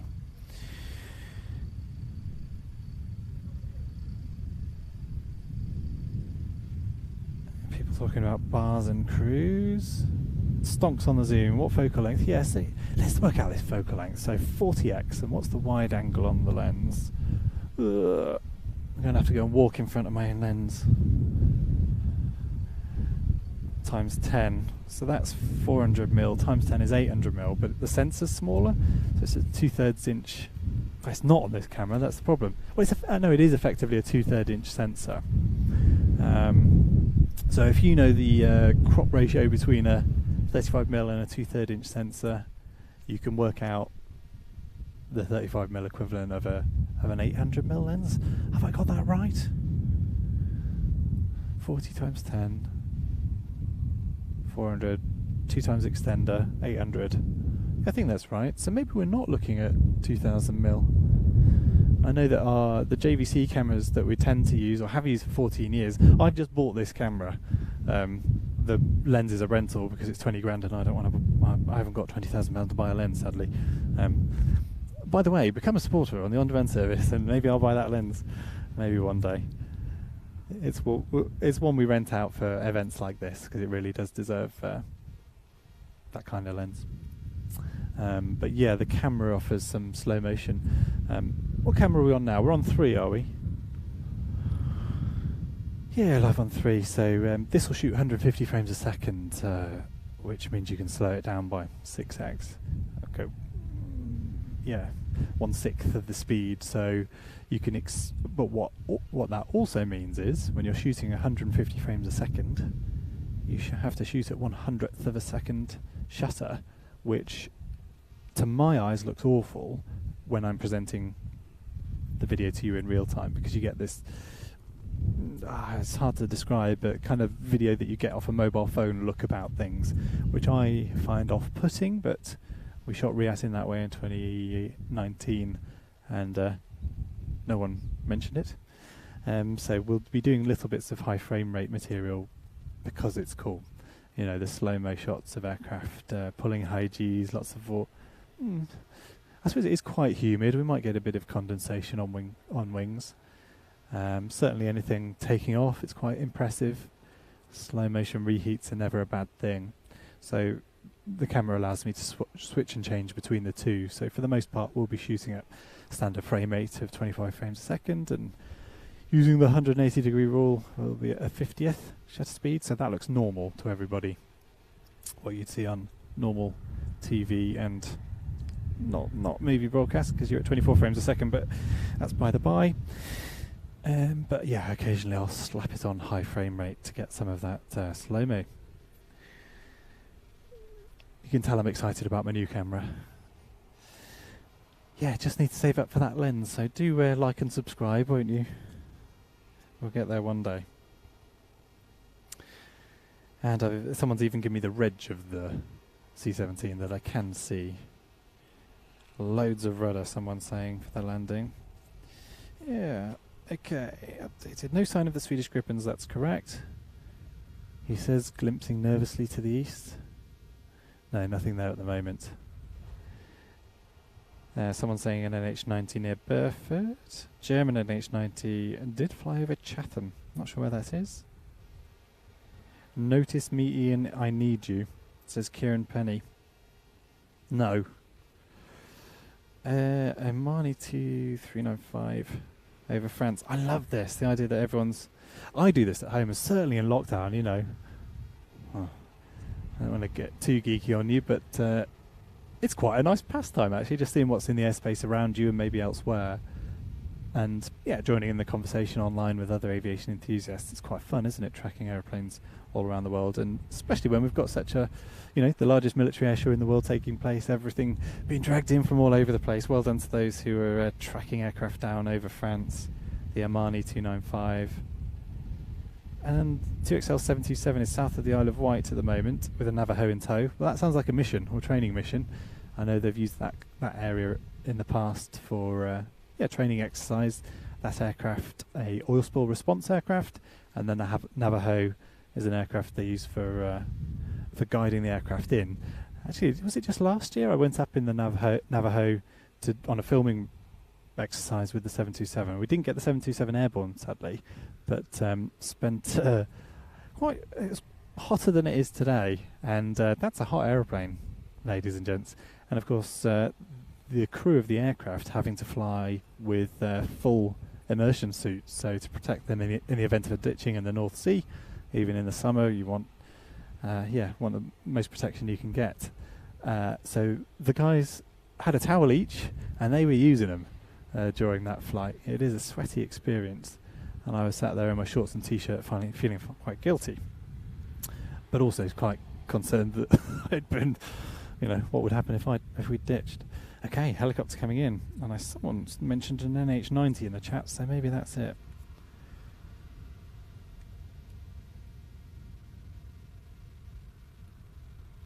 And it is.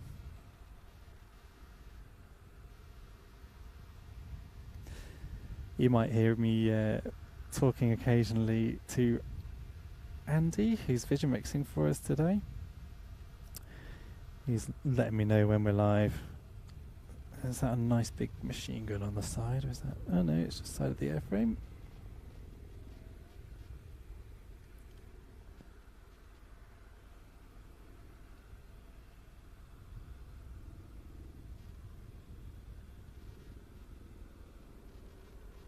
Oh yeah, Andy's saying it looks like a torpedo. Fuel tank maybe? Fuel tank on his right side. Big thumbs up, well done.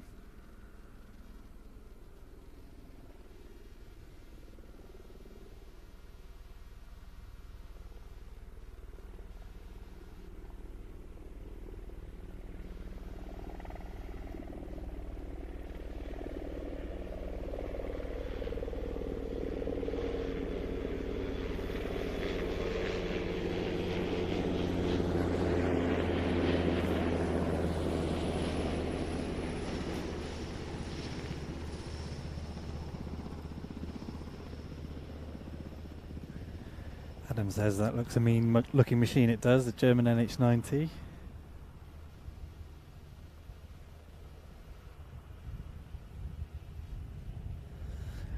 Andy telling me I'm out of focus. Thank you, Andy.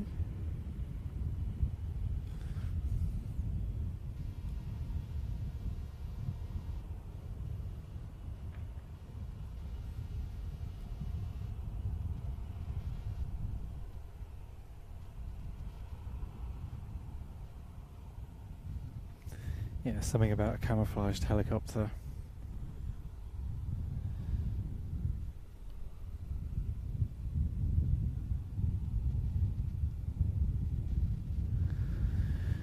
And Andy tells me 2 is live, which gives me the freedom to spin round and nervously watch for Gripens.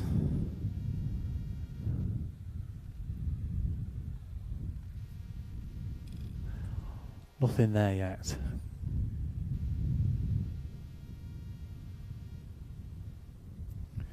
NH90.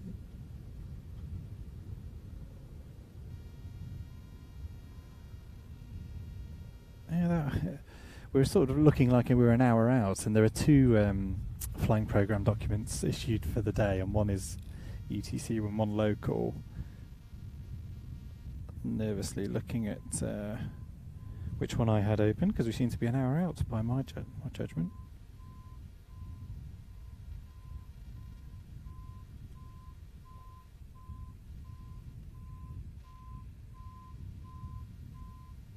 Oh no, we're not. I picked up the wrong NH90. Yeah, so next thing, so on the schedule we've actually got a half-hour gap here. And this is where the complacency comes in, and you say to yourself, well, there's nothing scheduled for half an hour, I'll go and eat that, well, what would be for me breakfast, because I haven't managed my breakfast yet. But you just know, as soon as you get down, there will be something will arrive. So Adam's offering to swap back. He says he's rested. I think we'll take him up on that, shall we? He can come back up here and start filling us with his aeronautical encyclopedic knowledge. Oh, I'll get some nice pictures of some contrails, shall I? While we wait.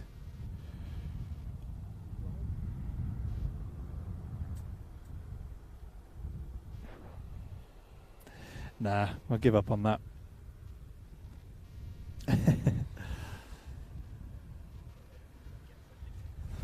Sure. Yeah, so a bit of a quiet spell. So thank you all for tuning in and staring at what is at the moment a quiet airfield, but won't be very soon. Expecting a busy afternoon of arrivals for static display and of course for flying display, and also some rehearsals. So we are expecting to see the W3 helicopter from the Czech. I'm not sure whether it's Air Force or Army now that I've started that sentence. Air Force, thank you, Adam. Useful chap to have around this, Adam. So expecting that rehearsal, and also Hungarian Gripen, a rehearsal of the Leonardo AW149 from Leonardo. Nice. And also, I think we saw, when we said earlier, we're expecting... Oh, no, correction to that. Oh, we've had that already, haven't we? Oh, my goodness. I will catch up with the day at some point. Bear with me.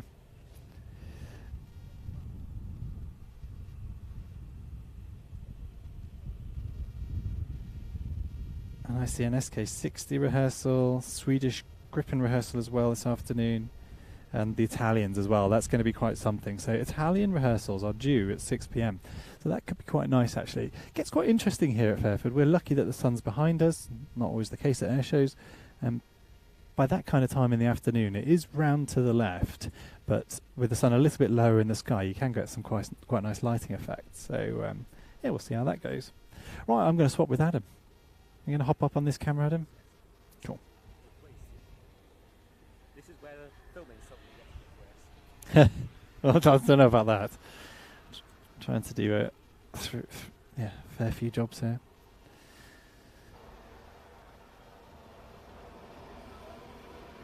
So how was your break, Adam? What sandwich had the old man I got had you from Asda? a chicken and sweet corn sandwich. Sweet corn, nice.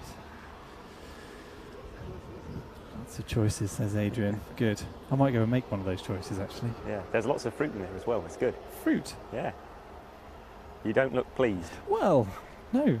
I rarely get a chance to eat something like that at an air show. Nice. I've got Andy telling me I'm off camera. I know I am. This is me having a break. I know it might not sound like it. Let's talk about some of those rehearsals then. So Italian Typhoon, that would be really nice and dramatic. And the 346, is it? The Master. The Master. Yeah. A really impressive trainer, you know. It's more than just a trainer as well. Lead-in fighter trainer, light attack aircraft. So it's what the Hawk was always pitched as that in the early days, wasn't it? But the Hawk went through, I think originally the Hawk was just a trainer, and then they came out with a light attack aircraft version called the Hawk 108. but it didn't do terribly well commercially.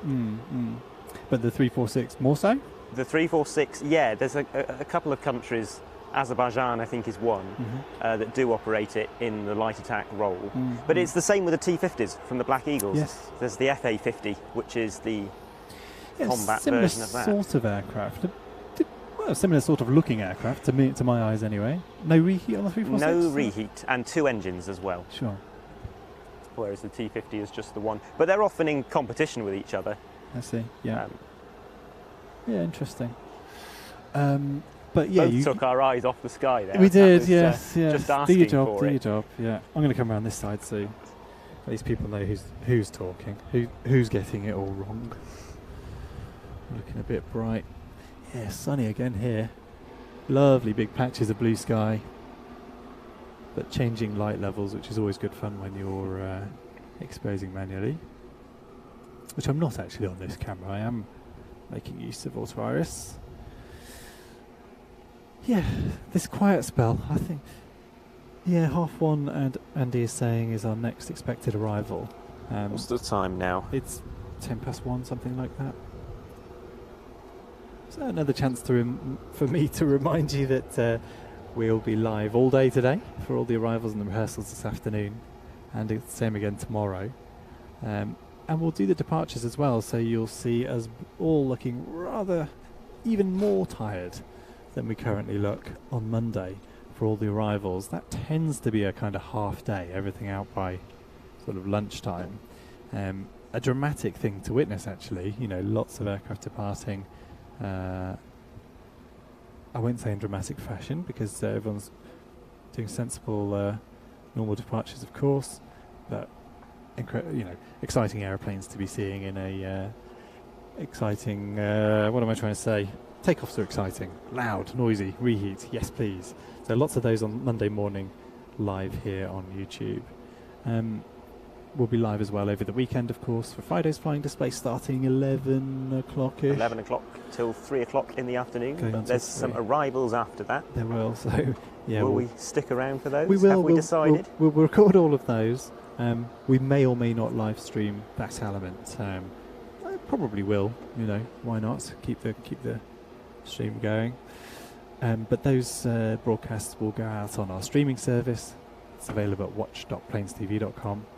I have an offer for you. Airfix are wonderful people. Go and buy models from them, but also have yourself a free one.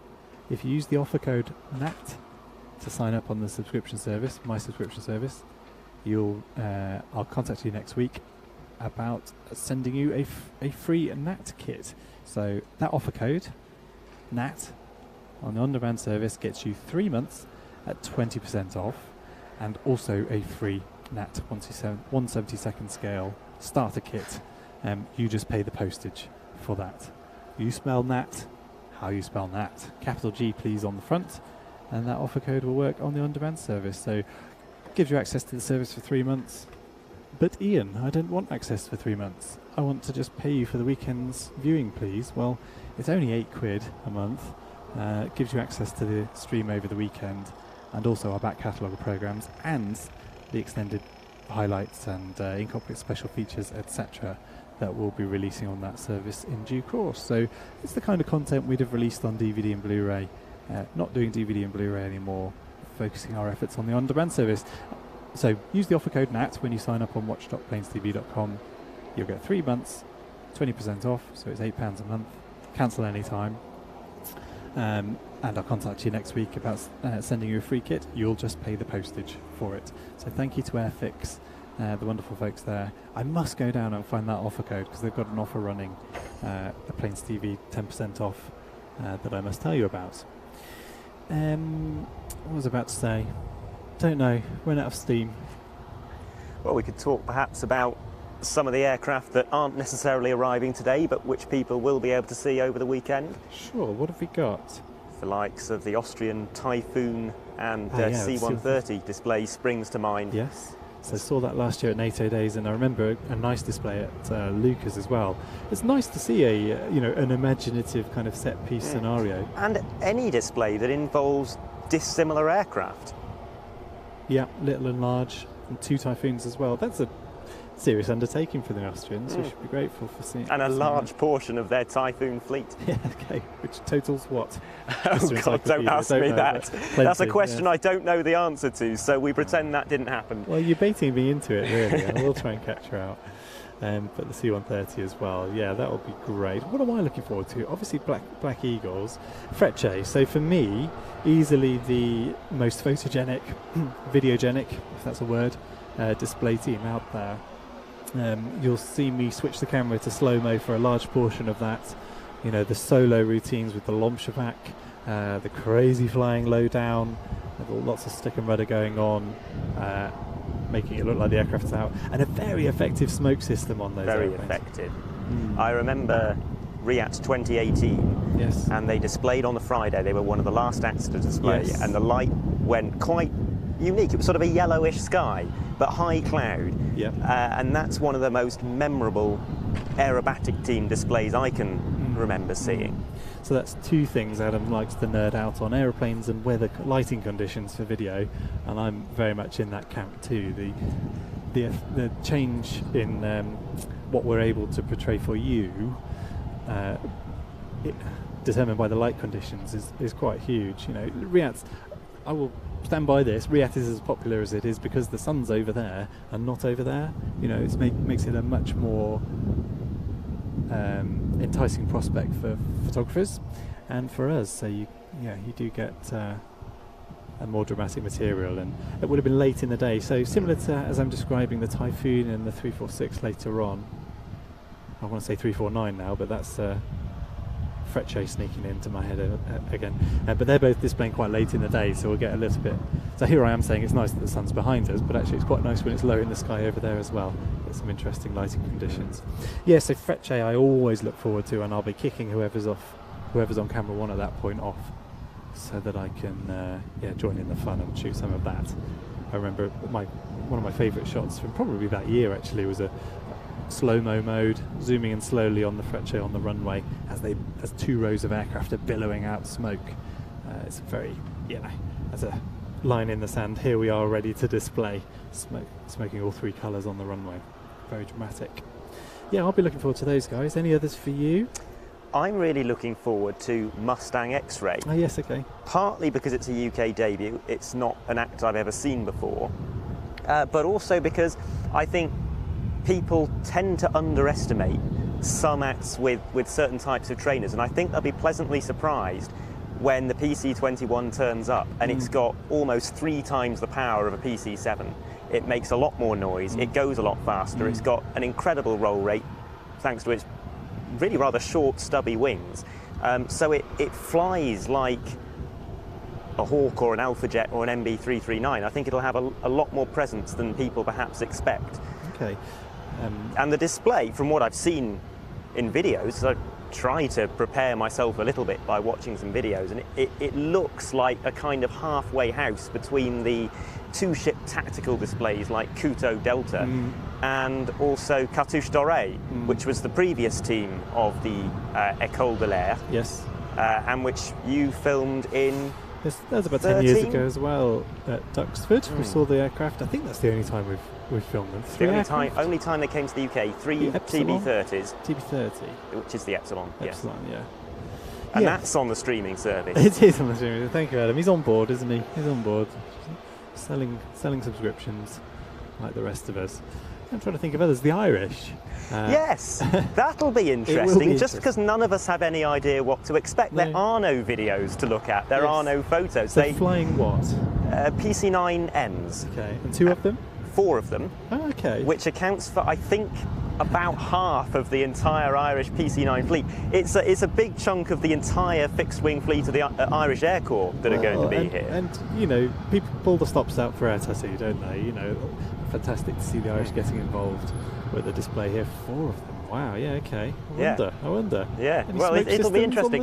I think so, okay. Yes. They had an informal team called Team Silver, and this may turn out to be essentially the same thing. It's technically distinct, but the display might turn out to be fairly similar. And I think they had smoke systems. Yeah. They have come to the UK a couple of times, to Northern Ireland in 2011 and 2012, and then to Lucas under a different name in 2006. But the Silver Swallows officially haven't existed since 1998. So it's the first time in 24 years. This is their first display. They got their PDA last week or the week before. Yes. Not done a public show yet, so really not sure what to expect. Proper debut and one to look forward to. It's great to see something fresh like that. Someone's saying F-15. I think we've certainly got F-15 on static. I'm sort of glimpsing at the chat here because once you've run through a few items like that, it's always interesting to see which things you got wrong, because people like to point out what we've got wrong. And Chris is... Yeah, thank you. Andy's in my ear telling me what I can see on my phone about Andy's question about can you watch the streaming over the weekend on your TV? You can. So the player it's effectively a Vimeo player embedded on the Plains TV website, and there are very many ways of getting that onto your TV. If you've got Chromecast or something like that, it does involve a desktop browser. So we're not quite there yet with casting to TV direct, or there's no app, but there are ways quite easily, if you don't mind tying up a laptop of cast or a computer, of casting it to the TV if you have a casting function on the TV. Worse than that would be to use the browser on the TV. Now that's a miserable experience. I wouldn't wish it on anyone, but if you're determined and you're keen, you can visit the streaming service website at watch.plainstv.com on the browser on your telly. I'm a bit reluctant suggesting that because it can be a miserable experience trying to type in a URL on a TV, but it does work. But yes, I watch via casting from a Chrome browser on a desktop to my television. I say I watch because generally I'm on it, so I don't do too much of that, but it's the way I've messed around with it. Someone's saying Sally B 10 minutes away. That's Lee Horton. So due in at minute 30, and we are at 19 now. If you glance at your clock now, you'll see it's probably about 22 minutes past. But there's a slight delay on the stream, and sensible reasons for that I won't go into now. But B-17 due next in about 10 minutes time. It'd be lovely to see that aircraft. I can't remember seeing Sally B here at Air Tattoo. It must have happened in the past. I think 2017 it was on static for the USAF 70th. There we go. Every 5 years get Sally B in to mark the USAF round number anniversaries. Multiples of 5 anniversaries. There must be a term for that. Well, it'll be nice to see it anyway. Oh, yeah. Have I seen a B1 on the list? Have we got a B1 on static at all? I don't think so. No. So I think there had been a hope to get a few. I think it was rumoured at one point. Right, okay. But well, let's not spread any of those. Shut down pretty quickly. Yes. And yeah, this is what I love. So Christopher Conway saying Italian Spartan just about to cross the channel. So yeah, nice to I'm quite envious of you guys sat at home watching this and watching the flight radar as well, trying to judge when things are heading in. Still nervously glancing out there, but I think this is the complacency creeping in again I talked about. B-17 is the next one due, not due for 10 minutes, so we're fine, but you'd be surprised the number of times something else sneaks in. Artful just mentioning about Rich Goodwin in the jet pits. Yeah, it will be fantastic to see that aircraft once he's got the paperwork ticked off to display with the jets. That'll be a long time coming. I wonder if we could tempt Riat into having that as a nice little thing in the afternoon. Who knows? Perhaps a Friday sort of thing. Yes, yeah, I think so. Seem to be going down a slightly different route with Friday, with the likes of the AW149 only being on the Friday. Yep. And that's one of the rarest displays here, oddly enough. Yes, yeah. Other than the ones we've just spoken about, the Irish, etc. Yeah. And Christopher is properly on it. The Belgian F-16 Solo has just left base. Eric Traffiting. That's a properly good display this year. And the scheme, that's going to look awesome. It's a fantastic scheme. Awesome on a blue sky. And I don't know if you spotted it, but as they did in 2018, on the tailplane they put the Belgian flag on one side and then the flag of wherever they're displaying on the other. So a little flash of Union Jack on there. Yeah, it's a great effort on the team's part there. And as I say, a great scheme to Yeah, grey aircraft, often in the UK, sadly, on a grey sky, is not where you want to be at an air show, especially, you know, I say we're geeking out about lighting conditions, etc. Add colour schemes on aircraft to that list. A striking colour scheme such as the Belgian one really does help it pop against really any sky, but a blue one. And the smoke winders as well look fantastic. Yeah, you can tell we're nerds, can't you? So, we wait. Anyone else in the chat? As I say, you're very stoic, all of you sticking around.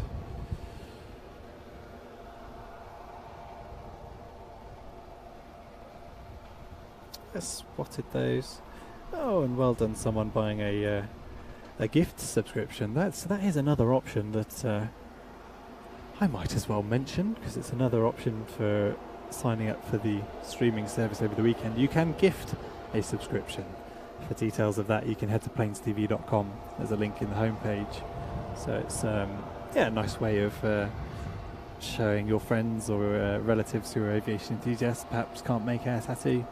You can gift them a subscription. You can just do a month or 3 months. No, correction, you do 3, 6 or 12 months. And they'll receive, or you'll receive a PDF gift voucher you can just email to them. So it's all quite a quick process. I do have to go downstairs and press one button to send this gift subscription to this person, but other than that, it's a fairly quick process to gift someone a subscription, gift them some aviation action over this weekend and the next 3 months as a minimum. But by the 12th month, why not? Chat. What's on the chat? We're talking about the Belgian F-16. Obviously, that'll be a display very familiar to RIAT regulars and always very highly acclaimed. But this year is something a bit different, as we saw at Cosford, with all of that negative G flying. Yes. Oh, yes. Pushing around all over the place. Looking very uncomfortable, and I don't think I've ever seen a frontline fighter do an outside half Cuban before. It looked quite bizarre. It's the closest I've come to doing some of that. It's really hard, over the weekend, I should say, here we are talking you through this stuff. We're aircraft enthusiasts, we're aviation video folks, know vaguely what we're talking about. Adam more than me, as you'll tell. But over the weekend, of course, Ben Donnell, Mark Manwaring, who's spent time in these aircraft and can tell you exactly what it's like to put... Oh, I don't know. I don't suppose you do many negative half Cubans in a Phantom or a Tornado, but, a fair bit of negative G, etc. He can tell you what that feels like. Done a bit of time in extra 300s that, I wouldn't want to do much more of it, to be honest. It's an aggressive assault on your senses. I've done an outside turn in a Cap 10. There we go. And that was with Christoph Simon, who we've featured on these streams over the last year, new display pilot joining the circuit. Yeah. And it was the strangest sensation of feeling like I was falling out of the seat, and I really panicked. Yes. And then when we rolled the right way round, I dropped back into the seat and realised I'd only been about a centimetre off the bottom of the seat. Yeah. Genuinely alarming. Yes. Okay. Well, we're swapping stories now. Why not? Sorry, if the number of viewers starts to decline, there are some airplanes coming soon. But the closest equivalent for me of that would be sitting on the tailgate of a Skyvan, filming the Saudi Hawks, so air-to-air. Saudi Hawks coming in below as the most important aircraft at this particular, most important display at this particular air show. So, important shot to get. Now, the speed of a Skyvan at max chat is not very fast, and the Hawk doesn't go very slow, especially not when you're trying to keep it in formation. So, throttle full forward to the firewall, and off we went at, 4,000 feet or something. It was a bumpy day already, but as soon as you start pushing through the air that bit quicker, things started to get really bumpy, and we just started to hit a pocket of, turbulence as the aircraft ran in. So here I was sat in the middle at the back, all harnessed in, of course, so there's no danger. But yeah, when you are thrown into the air and it was more than a centimetre, with a formation of jets below you and a camera in your hand, desperate to get the shot, there are all sorts of emotions going on there, and none of them I want to repeat. I am envious of you for those photo shoots. They look like fantastic fun. Yeah, and I'll be envious. There'll be a Skyvan operating, I presume. Yeah, there is, out to the north. Yeah. The W3 rendezvous with I'll use English. The W3 met up with the Skyvan on its way, and I think some of the early arrivals did as well, the Hawk G2. So no doubt you can see some of those photos coming out on the Air Tattoo social media profiles in due course. Yes, I'm envious of those guys. That is fun, but it's quite fun being down here chatting to you guys too. 2 minutes out, B17, we think. One day we'll have. Oh, I can hear a B17 somewhere. I can hear an auxiliary power unit. Yeah, and not much else. What we were talking about, being chucked out the back of Skyvans. Yes. Oh yeah, wouldn't it be nice to have a live feed from those rendezvous as you managed to get out during arrivals? There are all sorts of things that we could expand into with live broadcasts as resources permit. Do sign up to the on-demand service and increase those resources. Yeah, it really does deserve a good effort, Air Tattoo, and we're doing our best for you here. I still can't see Sally B. Adam and I are sort of eye level with the commentary box beside us here, so our view out to the southeast is a little bit limited for anything below about 3,000 feet, which I imagine the 17 will be stooging around. Glorious day. Right, I might just pop down then, eat that breakfast I promised myself, and leave you guys to it, because we've got the 17 rolling in very shortly. So enjoy what's coming up. I think things start to get busier for us again after that. There's a lot going on in the afternoon. Maybe there's a few gaps actually. Italian C-130, the next one in. Then the Swedish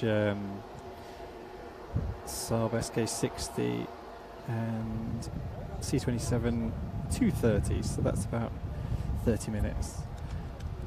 Got Adrian talking in my ear. I'll just let him know that I can hear every word and it's quite distracting. But yes, I'm chatting to everyone on the stream at the moment. C-27, where were we? Oh yes, and then we'll see in about an hour's time the 9. Now it says Golden Eagle there.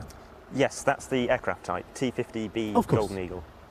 Of course, so we're aircraft type in there, and I see in that column the operator. That makes more sense. I wondered whether it was a solo going out to Farnborough, because they did do the whole that group going out to Farnborough, I think. I see that, 9 aircraft.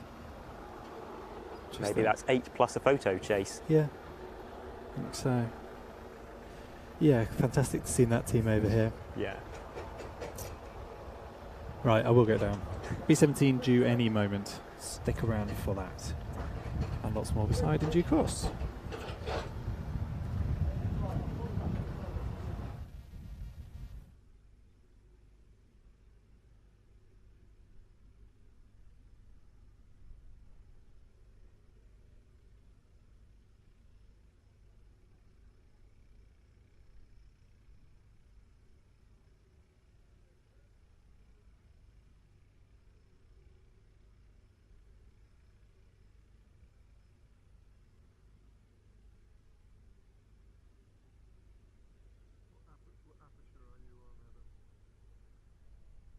What F?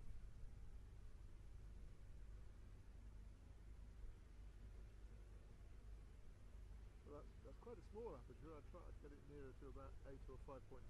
Then you put one extra stop of ND in, and it should go down to about 8.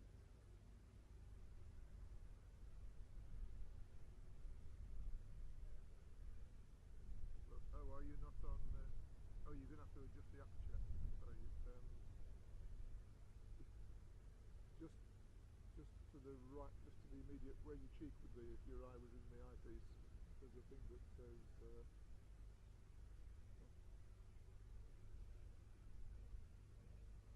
But now we need to open the iris up.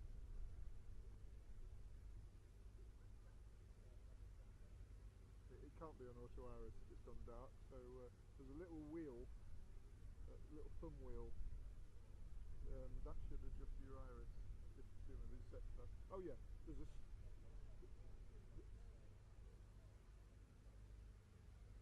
Okay,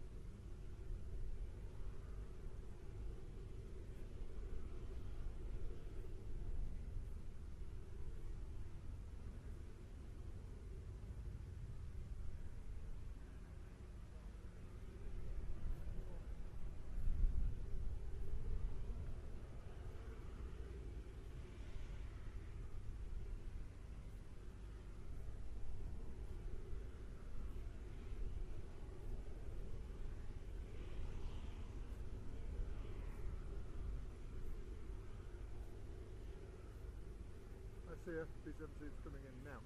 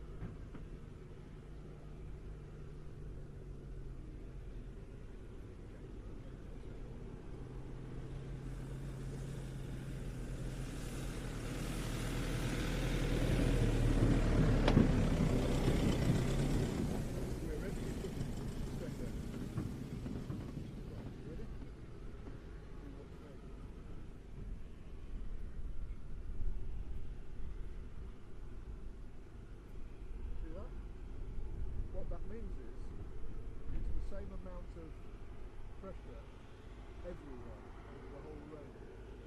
You, because yours is forward backwards, you've got to put more pressure on when you're down here than you do when you're here. So we're just that. On the back of the page of the camera, can you see a thing that says perfect balance? Well, it obviously has. It's worked, yeah. You need to adjust that so that wherever you put the camera, it stays there. And it's not locked. I mean, if I slacken off the tilt, you watch. So I've slackened the tilt to 0, right? Okay? See that? Wherever I put it, it stays there. See that? So you need to slacken off the tilt to 0. Doesn't matter so much pointing down at the ground, you're not going to do that. But right, now take the camera back like that and let go. See, there it is, it's all wrong. So now you turn that knob probably anti-clockwise. That big knob. You probably have to do it a lot. Anti-clockwise. Keep going. Keep going. That's right. That's right. No, keep going. Okay, well, we'll do Don't give a shit when this song come out. I ain't reminiscing.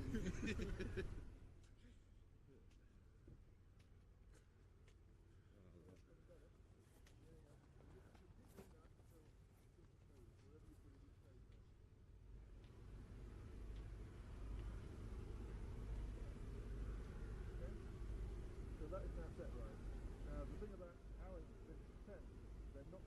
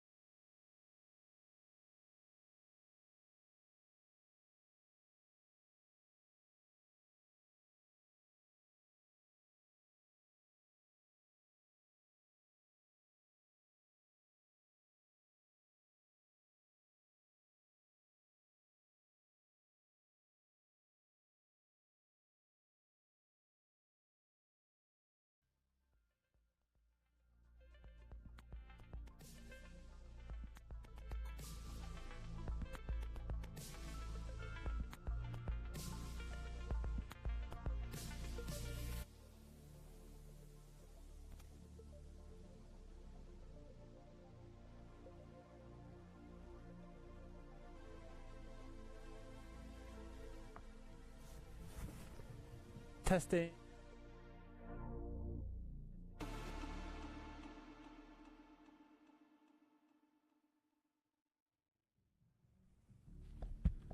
Testing right.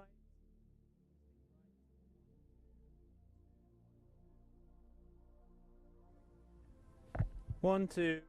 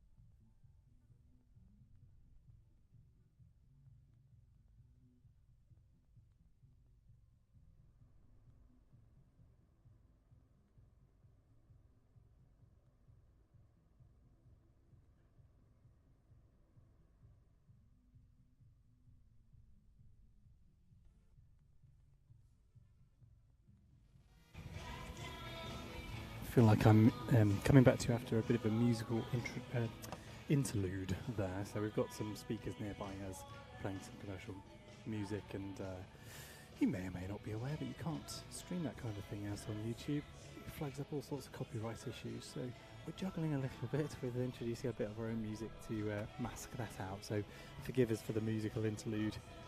We will bring in noisy aeroplanes whenever we have some noisy aeroplanes to play with.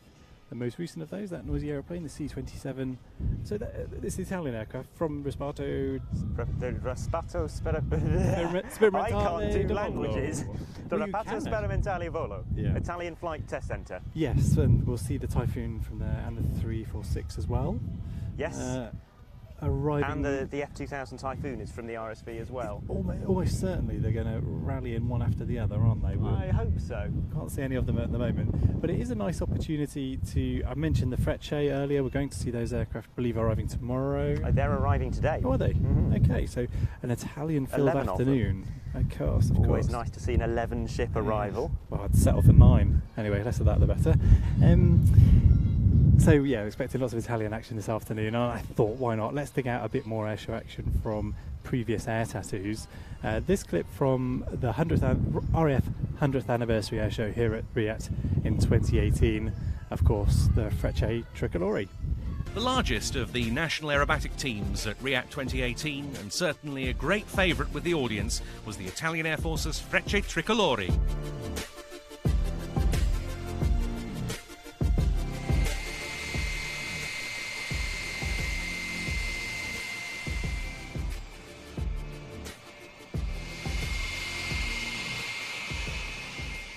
I'm Major Gaetano Farina, I'm Frecce Tricolori flight leader. I'm Frecce Tricolori since 2009. This is my second year as a flight leader.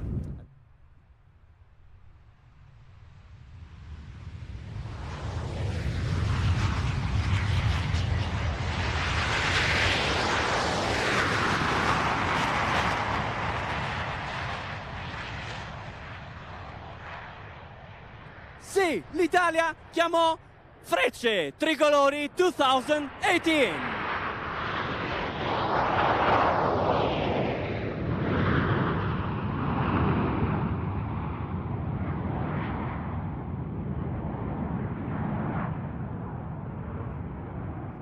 The green, white and red of the Italian flag entry looping, the first maneuver of our program Giant Triangle configuration at this moment at 4,000 feet, top of the maneuver.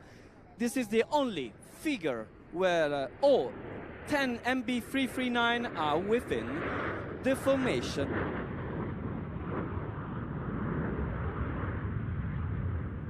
So we fly with 10 aircraft. This is the only team flying with the 10 aircraft, splitting in 3 sections. Section number 1 of 5 aircraft, section number 2 with 4 aircraft, and the third section is the solo guy.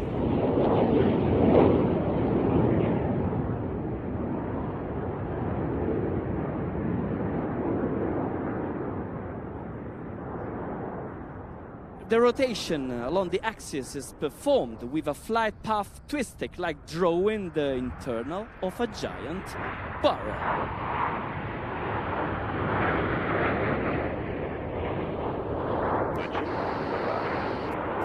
The formation rolls as a unique big transport aircraft indication by the leader about total energy in terms of speed and height at the top of this barrel roll alternation.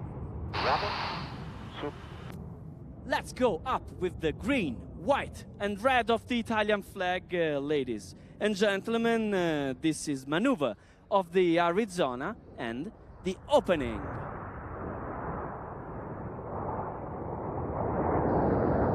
This is an historical figure by Frecce Tricolori dedicated to a place that used to be the meeting pub of the first pioneers of Italian aerobatics. The solo pilot inserts himself in the separation of the 2 sections.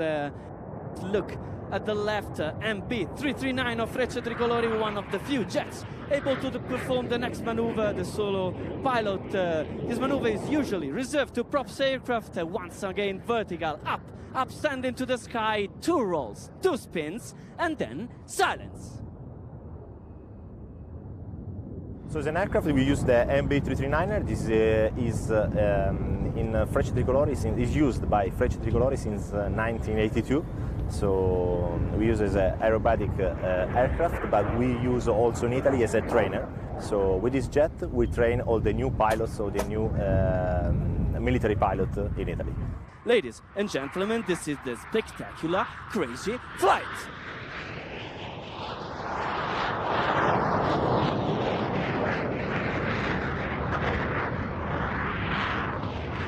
Before we land, we do our last pass. Is like we call it in Italian. We call it big alona. It means the big wing. Big wing because we have 9 aircraft all in wing together. So there is number 1. And there are 4 each side of the leader. So we fly with the landing configuration. So we just paint in the sky the big Italian flag.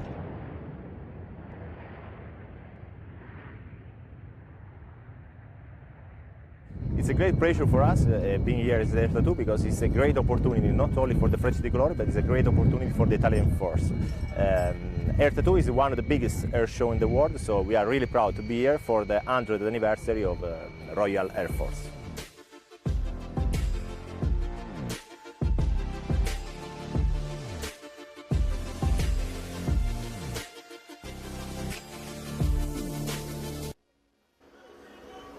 Yeah, easily my favourite display team, the Frecce, displaying there at Air Tattoo in 2018. That was a segment from our souvenir video programme of the show, of course released on DVD and Blu-ray, but it is one of those, of course, that are available on our streaming service at watch.planestv.com.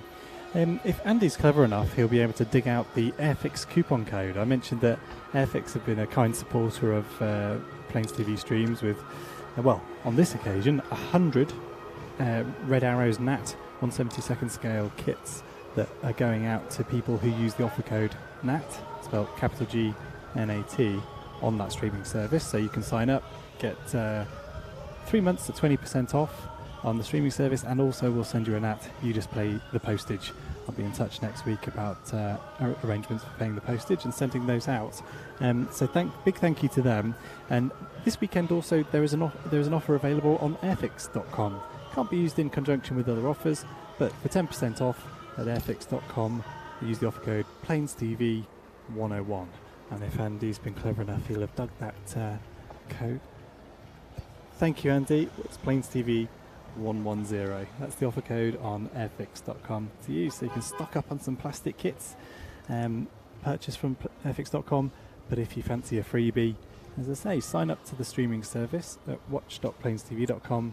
That will give you access to RIAT, so Friday, Saturday and Sunday we'll be live broadcasting through that service, and also a back catalogue including clips like, well, full-length programmes like the one we've just seen a clip from 2018, and much more besides, stretching back the last 30 years. And more importantly, actually, I'm quite excited about what we're going to be able to do after Air Tattoo this weekend. So we've got one guy running around, and obviously the 3 or 4 of us shooting from show centre, and the chap running around, getting some real nice exciting stuff from vantage points that the rest of us don't get to, and we'll be building that into that kind of souvenir programme that we'd normally release on DVD Blu-ray. That will be going out on that streaming service. So if you're a subscriber there, you'll get access to lots of extended highlights and in-cockpit special features. Right, lovely to see the Italians there. We'll be seeing them arriving later. We've had the Spartan arrive. He's due to rehearse this afternoon, and likewise the Master and the Typhoon, both validating. Yeah, but neither have arrived yet. And between us, Adam and I have decided it's RSV. Yes, it's easier, isn't it? It's slightly easier. It's quicker, more efficient. We'll go with that. You'll get a much more professional result from Ben Donnell and Mark Manwaring at the weekend, who will be taking you through the flying action Friday, Saturday, Sunday. But we thought, it's a bit rude just having music playing out on the stream, so we thought we'd pop up and guide you through our day here at Air Tattoo, watching the arrivals and rehearsals. It's got warmer, so someone asked me earlier, is it hot? At that point it wasn't. At this point it is. I've just done another layer of sun cream, thick enough that I can taste it, literally. I got it in my eyes earlier. Oh, don't do during that. one of the more important arrivals. I'm very fussy about sun cream, so there's a nice nice sun cream down there that doesn't sting your eyes. Go for that. In fact, 30, but it's probably just about enough for today. But we are trying to give these guys rest. So we've got Adrian down the bottom there on wide angle, Adam up here, and Adam and I did swap out for a small portion of Well, the day. it was about half an hour during Okay. which one landing occurred. Okay, yes. It's been an easy shift for me since then as There well. we go, yeah. And we're expecting, what are we expecting? I mean, Well, more we're expecting Italians. it to get an awful lot busier. I don't know if anything's happening in the next 20 minutes or so, but certainly within an hour from now, the pace is going to pick up substantially. Yes. In fact, we're expecting that departure, aren't we? of we the have a Black departure Eagles? of the Black Eagles coming up very soon, and then at 3 o'clock we start getting into validation territory with the Hungarian Gripen. We do at validating. 6 minutes past 3, so that's not long away. So Mm. stick around. That's about half an hour from now. We'll start getting some validation displays. Now that's where things get quite interesting for us. So a couple of the cameras here and tripods are not our day-to-day units. So what we'd normally use the validations for is a bit of practice on camera, etc. This isn't me making excuses for any extra wobbles that you might see, but you might see some. But that's all part of the fun. We'll keep it entertaining, I'm sure. Good exercise though, bedding in at the moment. Perhaps the stream has that flavour of, us just getting set up really, and we are focused really on the paid access live broadcast over the weekend. But when the opportunities came up to share the arrivals and rehearsals with you, I thought we'd do it. So here we are. Hope you are enjoying. I'll leap on the chat, see if anyone's got anything to say. So much of the conversation for the last hour has been what's all that music about, which is fair enough. So if you haven't already twigged, there's some music being played for the benefit of the guys setting up the patrons, the closures in front of us, and we can't air that music, so it's a little bit of a juggling act on the audio faders at the moment to make sure it doesn't go out. What have we got? Bless you, Chris. I leap onto the chat, and Chris has already distributed that offer code, so airfix110 at airfix.com. Can't be used in conjunction with other offers. Plains TV 110, wasn't Plains it? TV 110. What did I just say? Airfix 110. Oh dear, I am going to get myself into trouble here, aren't I? So, thank you, And Andy. this- You'll put the graphic back up. And this is before we've had a week of almost no sleep. Yes. Well, I don't know. I took my son on his first beaver camp at the weekend, so I am not fully refreshed, but we're doing all right. Plains TV 110 will get you 10% off on airfix.com until Monday, so for the duration of Air Tattoo. We thank Airfix for their support. Sound like a scripted, that. Oman Air Force C295 over France. Great German Air Force tornadoes running in, says Rats404. I don't know about running in. A very long run in, perhaps. Very long run in, yeah, maybe they're elsewhere. Italian typhoons over Hastings. Hey, it is heating up, isn't it? Excited. Shall I swap over, give you a bit of a break for a bit? Be nice to have a bit more to eat. Yes, so go and eat something. I did manage breakfast about half an hour ago. You head downstairs. How then, about I Mark? leave you on here for that Gripen validation? Yeah, I wouldn't mind actually. I'll pop it on the slow-mo mode and we'll get some Gucci Hopefully get material slow-mo of that dump and burn. there. Ooh, yes. Oh, I can see some smoky aeroplanes. That's got to be German Air Force tornadoes.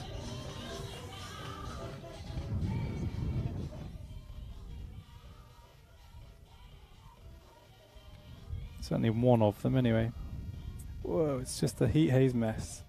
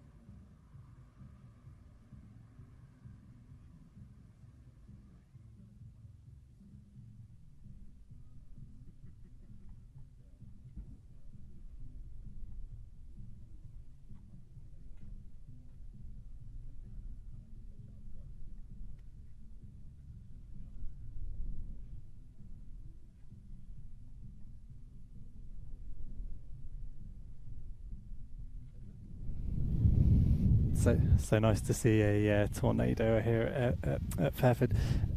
You know, an aeroplane we grew used to, didn't we? And now we miss it here in the UK. A lovely Mean Machine. Anticipating a few Italians maybe just now. Let's have a look. Gorgeous conditions, lovely to see. Lovely lighting conditions at the moment. The blades have left Sywell. Yeah, German Air Force, that of course. Just looking at people in the chat here. Excuse me, I'm not just checking my messages. Just seeing what you guys are saying in the chat on YouTube. B-52 got cancelled, I'm afraid it did, yes. And M346 is just past Gatwick. Won't be too long out. Wings fully swept, they were, weren't they? He wasn't not too fast though. I did manage to lose him though. As I say, the aircraft arriving and running into brake are generally not using the display axis as their line, so they're quite close to it. So it's quite a challenge to try and complete a full pan when you've focused your efforts all the way down there to the east. Switch myself off that microphone for a while. And someone saying, when's the Doomsday plane arriving? Not sure, I haven't seen it today. Probably tomorrow. And folks talking about the thrust reverse on the Tornado. Yeah, an impressive beast, the one we're missing as much as we do. What's he looking at? Airliner's going over the top. He wants me to film. That is directly above me though. I'm not going to get that.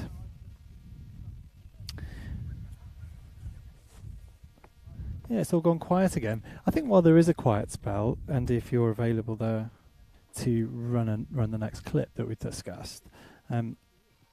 So the next clip, I've forgotten what it was. Okay, yes. So we've got a what is it? 75th anniversary of the USAF. Something like that. It's one of the themes of this the show this weekend, and it gives me another opportunity to head back to RIAT 2019. We had the F-16 over for a solo display, and it really was a spectacular solo display. Some lovely opportunities, at least in the rehearsal, for some low-level slow motion material, which is quite dramatic. You'll see that in the in-cockpit material, I believe. But let's wind the clock back then to RIAT 2019. That's the last RIAT that we've obviously had, and this display from the F-16. It's been many years since we saw a US Air Force F-16 display at RIAT, but it was back for 2019 with a jet from Spangdahlem Air Base in Germany, flown by the US Air Force Air Combat Command Viper demo team pilot from Shaw Air Force Base, South Carolina. My day-to-day job is to be the F-16 demonstration pilot, so we'll do 20 shows a year, so we're gone for about half.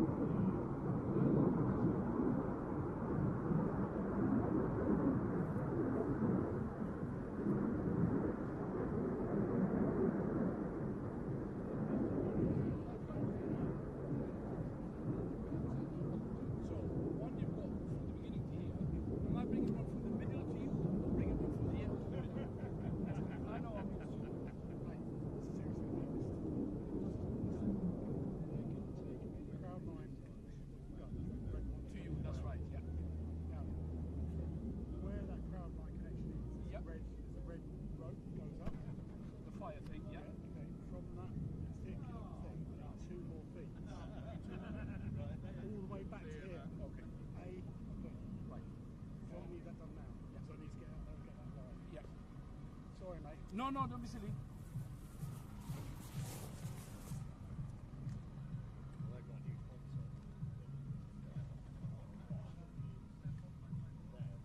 Have you got enough cable? Have you only done that one line?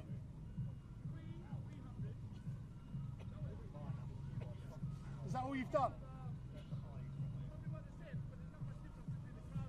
No. Where do they end up?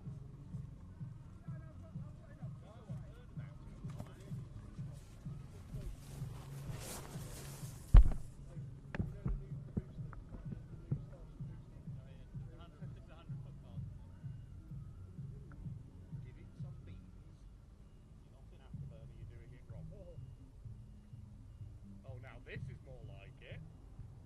This is what we want.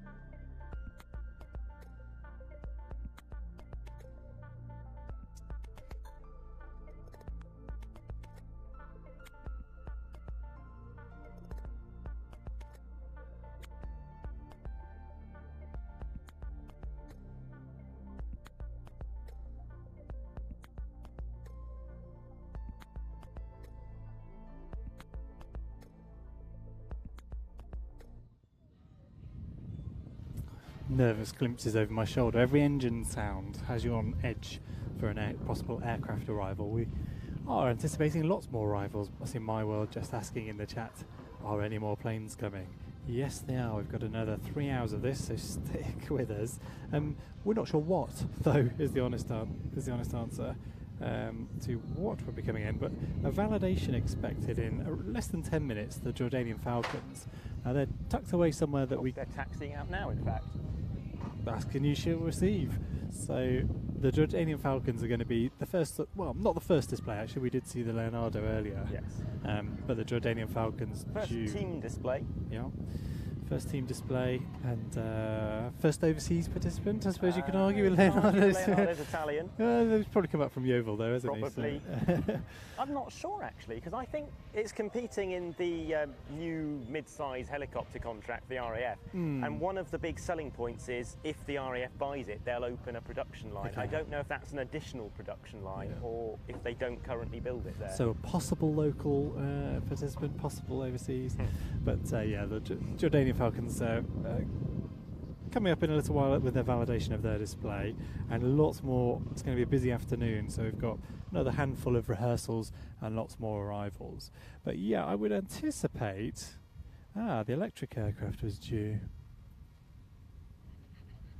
that the one that's based on a pipistrel? Yes, and it's an important one for us. It says 2 aircraft as well. Is that 2 of the... Do they have... I didn't know they had to. Well, we'll find out in a minute together. I don't think I've ever seen an electric aeroplane fly. So if someone's... I mean, I've got a radio-controlled aeroplane that's electric, and I've seen it fly. I've seen it crash as well. No, there's 2 airplanes coming. Someone can look it up in the chat. It's GOFTR and GOGRN. I can see a dot out there. It looks rather large, though. Oh, no, it doesn't. That was a quick... that is a circling buzzard, actually. Can you see it out to the east there? There you go, catching thermals. It is one of those days. Some lovely grey-bottomed clouds at 5,000 feet, a bit lower.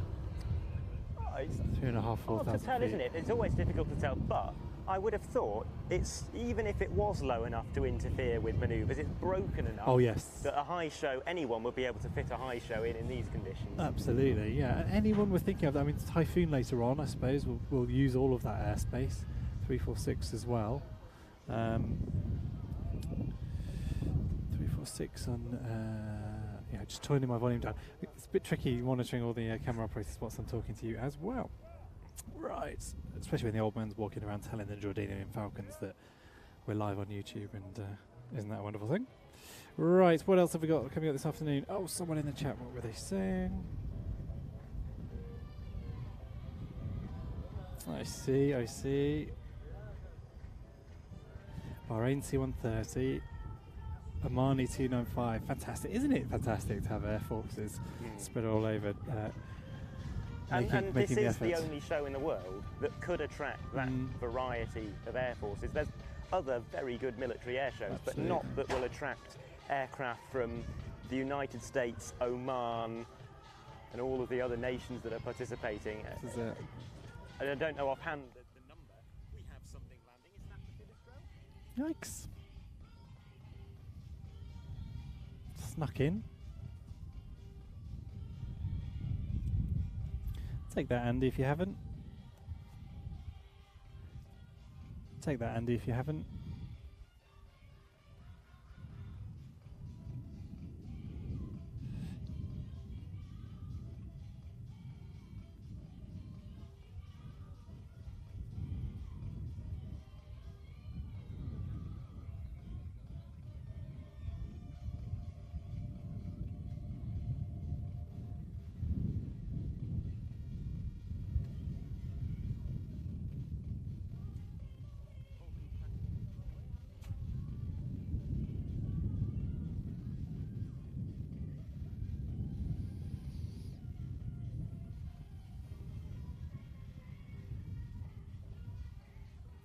And Falcon's due to display. Confirm mic's clear.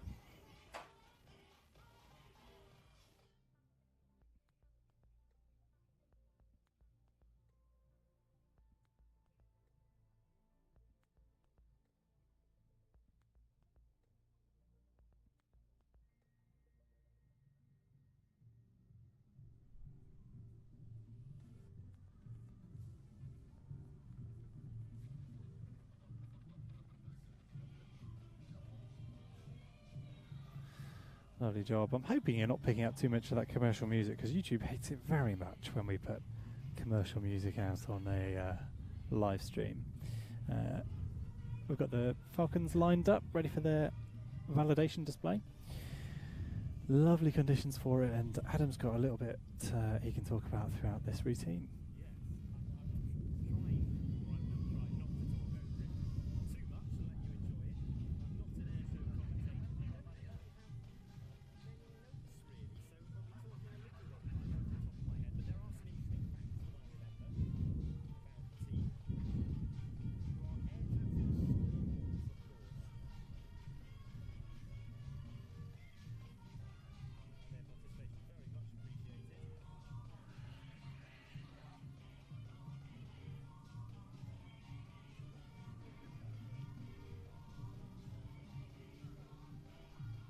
I think I might try a little bit of slow-mo during this, Adam. I can't resist it. Get the high frame rate on. So you'll see a few frozen, slightly frozen propellers.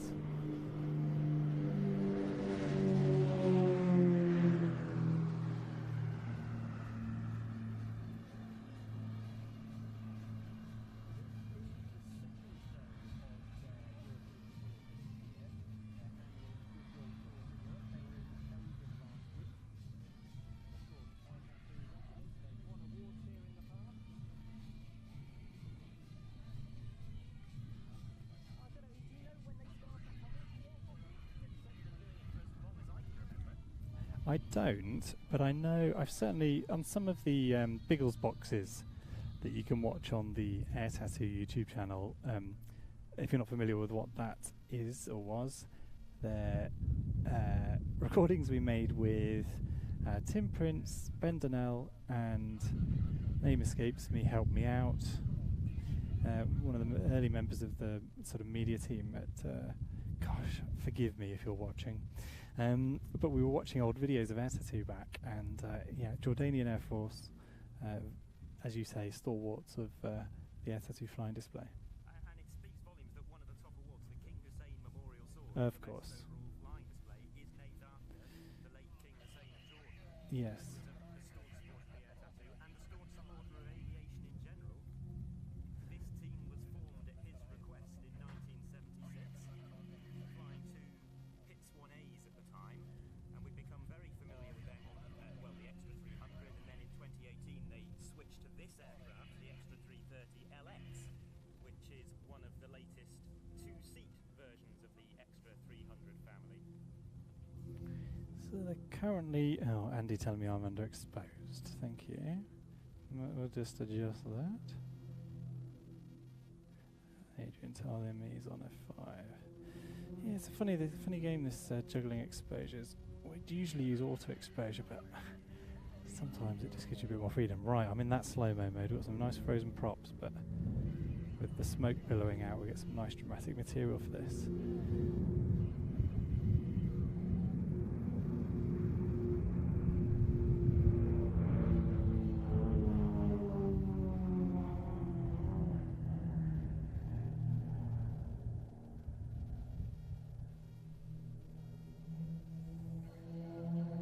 Yeah, I got the same.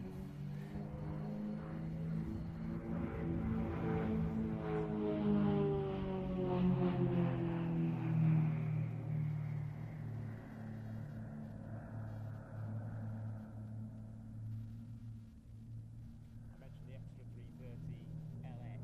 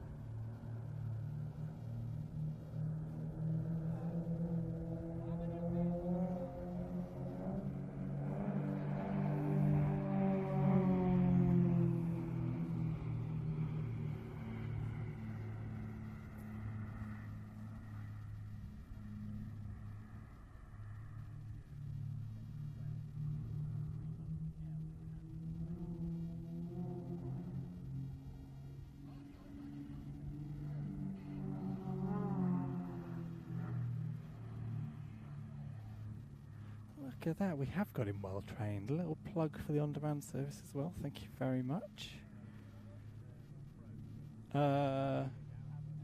Steady on. This us presenting in this way is a very new and fresh experience for all of us. But I hope it makes it a bit more engaging than. Yeah.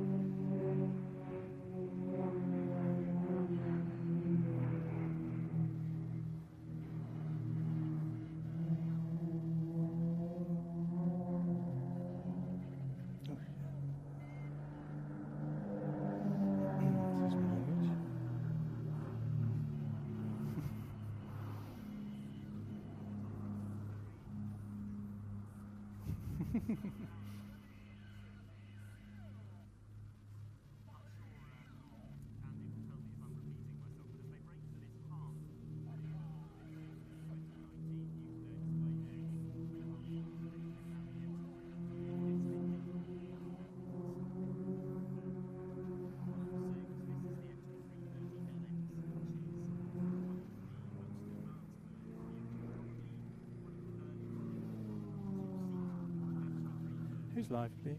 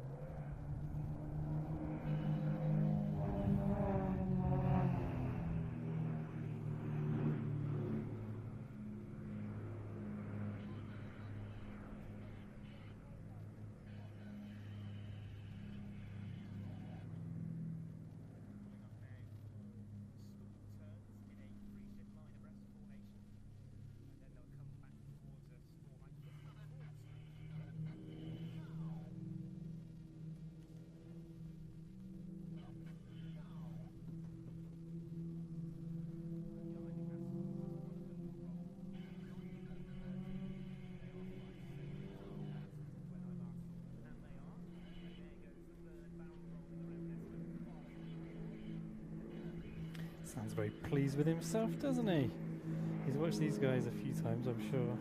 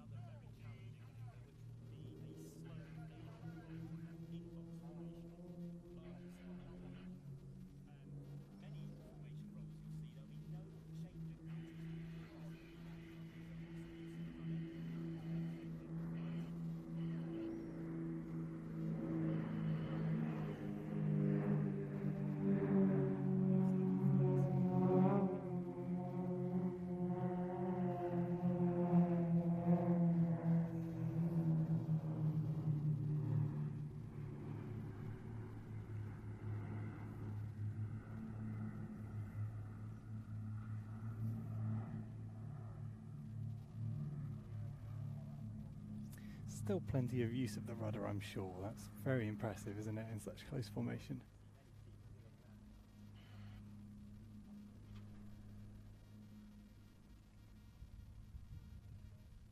I really enjoy these guys. They add something different to the aircraft.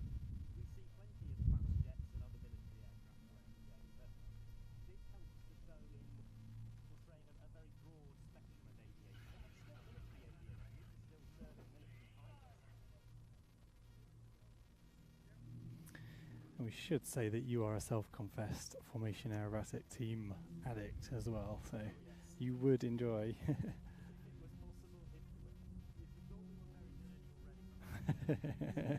Yeah. No, I agree entirely with what you're saying. Nice bit of flavour, especially in conditions like this. I'm nerding out again on lighting conditions and things, but just enough contrast in the sky here for us to get a bit of a sense of where the guys are. That's particularly a focus on, particularly important for a tight shot like this, like the stuff I'm shooting.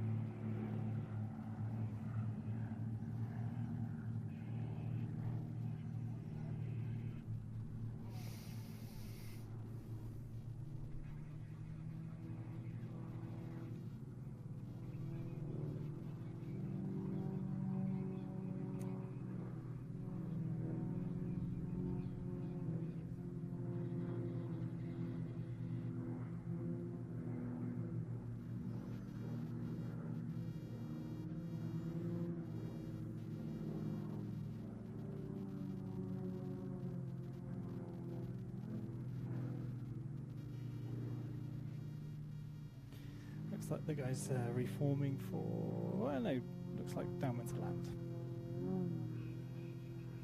I say downwind, the wind has shifted round actually pretty well directly down the runway now.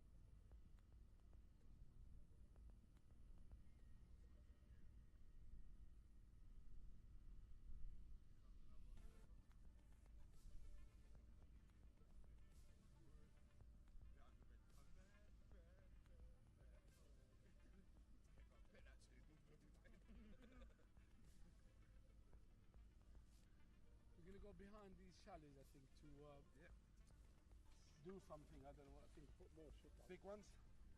I don't know. You know? I have no idea. You don't care, do you?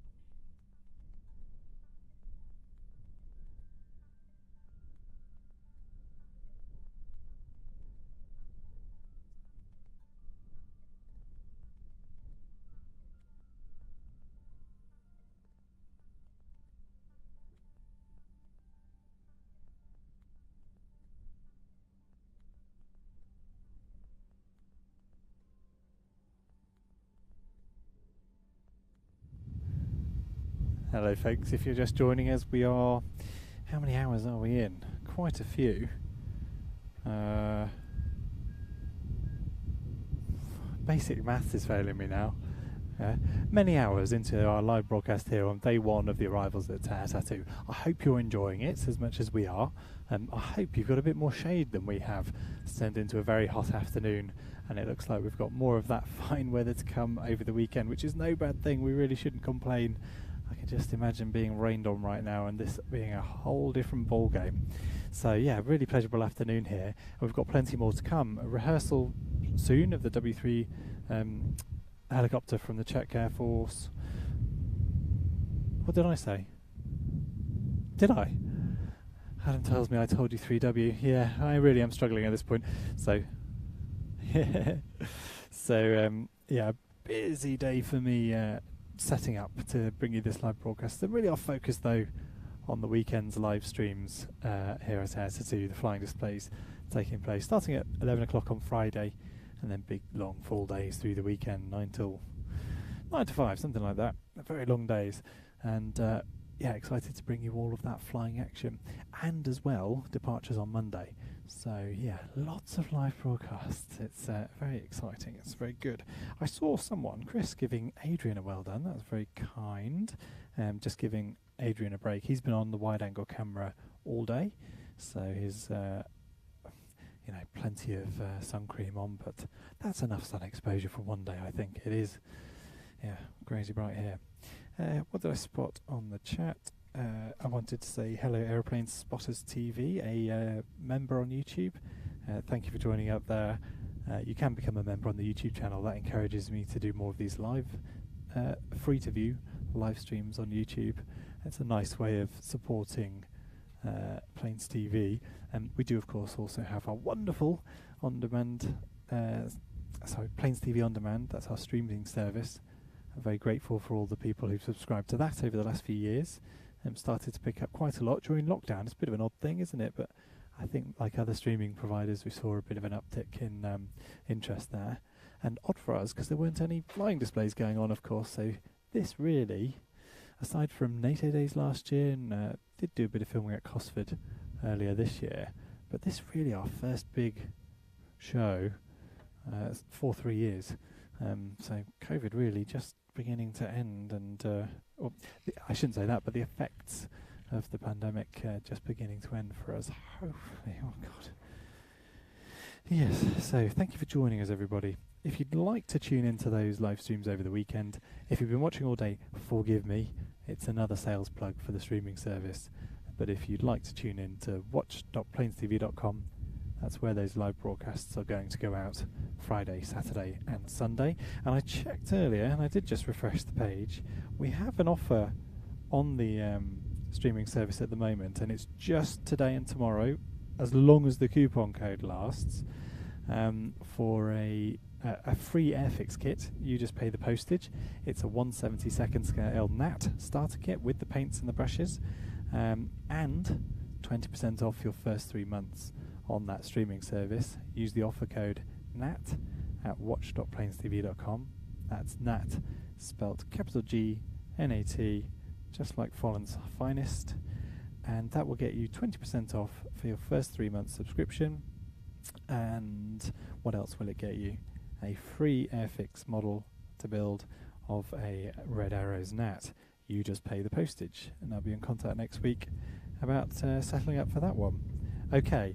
They've nearly all gone, more than half anyway. There's only 100 available, and the offer will end when those when those 100 have gone, or by Thursday evening. But looking at the way those are going, they will run out today. So yeah, head over to, if you think you're going to join us for tune in, I should say, for the live broadcasts over the Airshow weekend proper on our streaming service on watch.planestv.com. Now's a good time to sign up using the offer code NAT, because you'll get a free kit and 3 months at 20% off. And again, forgive me if you've heard me give this sales pitch earlier, but why would I want 3 months on the service? I only want to watch React. Well, we will be releasing more extended highlights and in-cockpit special features, the sort of thing that we used to put out on DVD and Blu-ray. that will go on that service in due course. So plenty more action to come. And I should also say plenty more air shows. So we'll be live at the Battle of Britain Duxford Air Show. Battle of Britain Duxford Air Show. That doesn't sound right. IWM Duxford Battle of Britain Air Show. That's more like it. In September, so that will go out on that service as well. And if you're enjoying these free streams, hey, sign up for the service, and it kind of supports us do these as well. Very grateful for all those who've signed up, and I hope you're looking forward to a weekend of action. Fine weather forecast, fantastic displays on the schedule. So really looking forward to bringing you that all weekend. I will at this point say, because I'm stumbling over my words, tired and hot in the sunshine, and more focused on playing around with cameras really than presenting to you guys, to be honest, although I do enjoy doing it. I'll hop on the chat in a moment. If you've got any questions for me or the team, do fire away. Make them nice, will you? It's hard work. But Ben and Mark, of course, will be commentating through the airshow weekend, and they're that's the day job for those guys. This is mine. So nothing much happening around the airfield at the moment, other than lots of building work. So you'll be hearing lots of drilling and banging and clattering and banging, and Adrian shouting at people to shut up, going on the site. The airfield being turned into a festival of aviation, isn't it? We're adjacent to the chalet line, so a show centre. So we have, to my left, if I was looking at the flying display, is the Freat enclosure, and to the right the chalet line. We're smack bang in the middle. It's a really nice filming location. I'd like a bit of extra height. I'd quite like to do control tower sometime, but one day maybe. Let's have a look at the chat, see what's going on over there. I do enjoy. We will have a chat function on the show weekend, as long as everything's keeping it holding together. Oh, bless you, Joe, joining as a member just recently. Thank you, Joe. That contributes a little bit of money each month to Planes TV, and it encourages me to do a bit more on YouTube. There is so much more we could do there, and anything you can do to encourage me. I do recognise that people are engaged with that, and I will try and do a bit more on YouTube. We've got plenty more stuff in the archive, and gradually getting a little bit of a better sort of low effort, if I can put it like that, live stream kit together. I do like, I don't like doing the one man with a camera filming airplanes thing. I feel like it's a little, I don't know, I like to do things a little bit more refined. So we are gradually trying to do a little bit more of that, helped by the enthusiasm of Adam and Adrian, who are on camera, have been on camera today. Those guys would just chase airplanes all day long, so big thanks to them for heading out to Boscombe Down fairly recently, actually, for a rehearsal of the Black Eagles.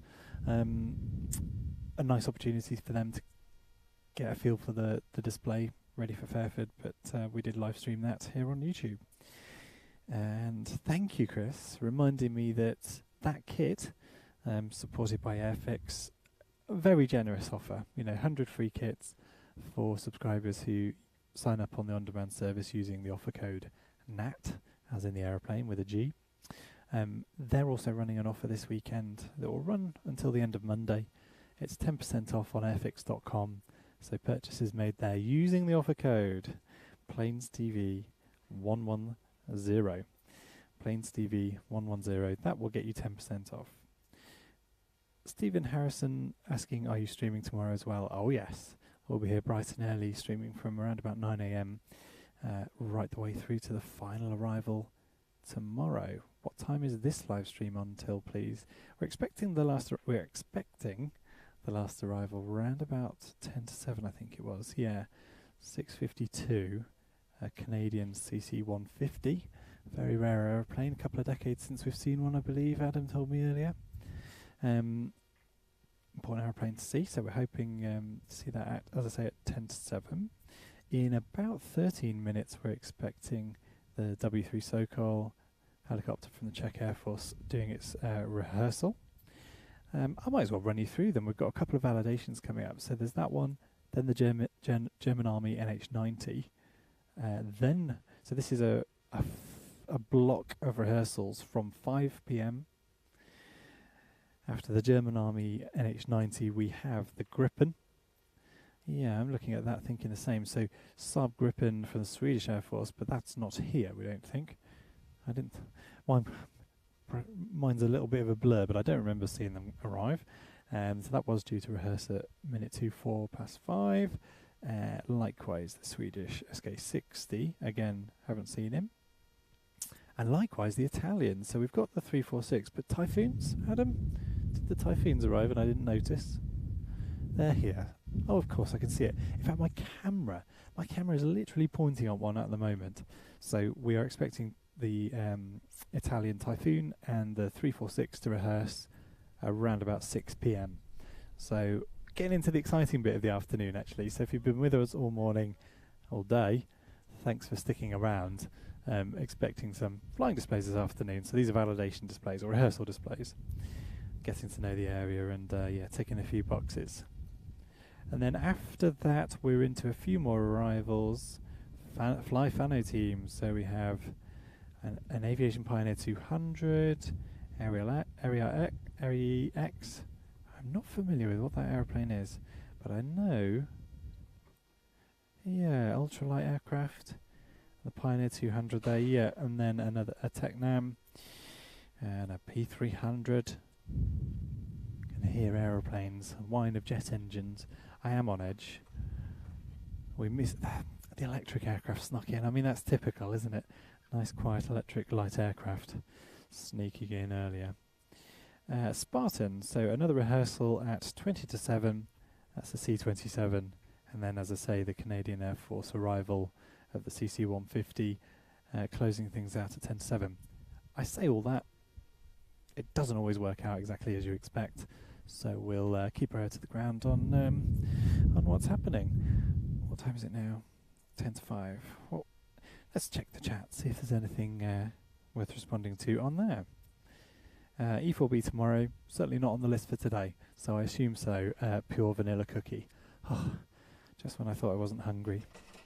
Louise Harper, are you doing any more Duxford Flying Days, Ian? Yes, I expect to be at Duxford in 10 days' time, doing the flying day there.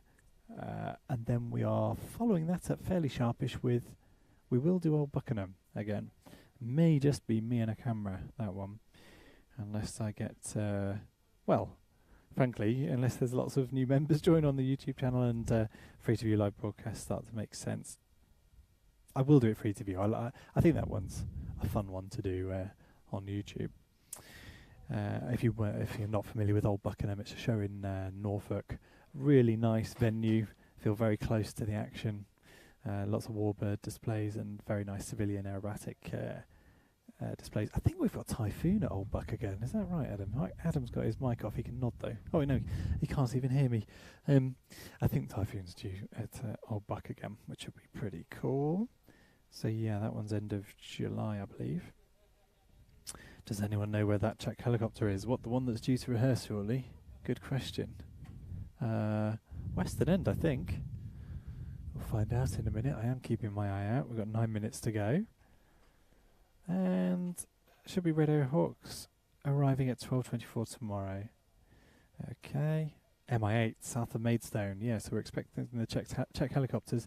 They were on the list for earlier, and there's, of the ones I've read out there will be others that haven't made it in their slots earlier that will join us. Maybe that's what you were referring to, Joshua, asking about the Czech helicopter. Let's tilt this down. I've got YouTube open and I'm using YouTube to reframe my shot. It's a bit amateurish, but there we go. Just joined you over on your site. Very excited to enjoy all the content, says Christopher's Hobby Blog. You're very welcome. Very good to have you aboard. I hope you enjoy it. And you know, if you're whiling away a few hours, obviously there's a back catalogue of content on that service stretching back 30 years. Some really good RIAT action. So 2015 particularly, final year of the Vulcan. 2018 RAF 100. We've shown a bit of that earlier, but those are shows worth taking a look at. And if you're new to Planes TV and have never heard of us and don't know what we do, and sign up on the service, go and watch your British Air shows. 2018 is a pretty good one actually. It's the last one we did. it's a a roundup of all the airshow action that we cover through the year. I'd like to do something like that this year. It didn't quite make sense in 19, and it didn't make sense in 20 because we didn't do any air shows. And last year, we're making a bit of a transition. So we've been all about the physical products, DVDs and Blu-rays, but moving to the online side of things. And live broadcast has been the focus, but with Air Tattoo and probably a really good season this year of air shows, I'd like to release a bit of a highlights program like British Air Shows. As I say, go and check one of those out if you're new to the service and don't know what we do. That'll give you a good feel for it. Well done, chaps, on the 7-hour live stream. At least someone can count. Thank you, Mark. We've been on this for 7 hours. We'll have another best part of 10 hours, isn't it? The reason I can't do a Facebook one is they limit it to 8 hours. We've been on for 8 hours, apparently, says Adam. Just ticked over 8 hours. Just under. Facebook limits you to 8 hours. I may bosh it out on Facebook tomorrow. Will you be covering Eastbourne? Nope, sadly not. It's not one we've been able to justify commercially. But that weekend I expect to be at the Women's World Gliding Championships held at Husbands Bosworth in, I think it's Leicestershire, isn't it? It's got to be Leicestershire. For at least one day. So, a global competition of gliding going on there. And a sport and an area of aviation that I feel it really should be covered in some way. So really trying to do something there over that over the Eastbourne show weekend. So probably on the Sunday, do a bit of a live stream from there. So it won't be down at Eastbourne. Seaside air shows are a little bit funny on the live streams. I was talking about Old Buckenham a minute ago. There's always something going on at Old Buck. So you've got aircraft taxiing around and getting ready for their next display. Seaside shows do tend to slow down a little bit, a bit of a few gaps between displays. It's taking nothing away from the spectacular flying display that you'll see at Eastbourne if you head down there. And I think they are doing a live stream actually, so we'll be in competition that weekend. But do check out Eastbourne have a YouTube channel, I think, and there'll be a stream going out, I'm sure. Wish them well with that. It's always nice to see the show. I did enjoy the show. We did it for many years, and I'd love to go back. Yeah, Falcon's saying Hungarian Gripen not validated yet. That's correct. He's not here yet, is he? Hungarian Gripen. He is here. Oh dear. It has been a bit of a blur today, hasn't it? I should start talking to you guys in the chat. You can tell me what hasn't happened. Special scheme. Well, I did miss it. I must have been distracted. Special paint scheme. It's a bit awkward. I've got Adam talking to me about paint schemes on Tales of Jets. But I appreciate it, Adam, if you're listening. I like the facts. What does validation mean? It means ticking a box, practicing the display, making sure it's all right, ticking a box. It's part of the rules and regs on Military Aviation Authority flying display rules and regs. Mark and Ben would be far better. They're the commentators, official commentators over the weekend. They'd be far better to fill you in on the T's and C's that need to be crossed. T's and C's? Do I mean that? T's crossed and I's dotted. The sun is getting to me, I think. I'll have a glass of water in a minute. Is the C-27 aerobatic this year? That was my question for Adam earlier. He thought yes, and as you point out, it wasn't in 2018.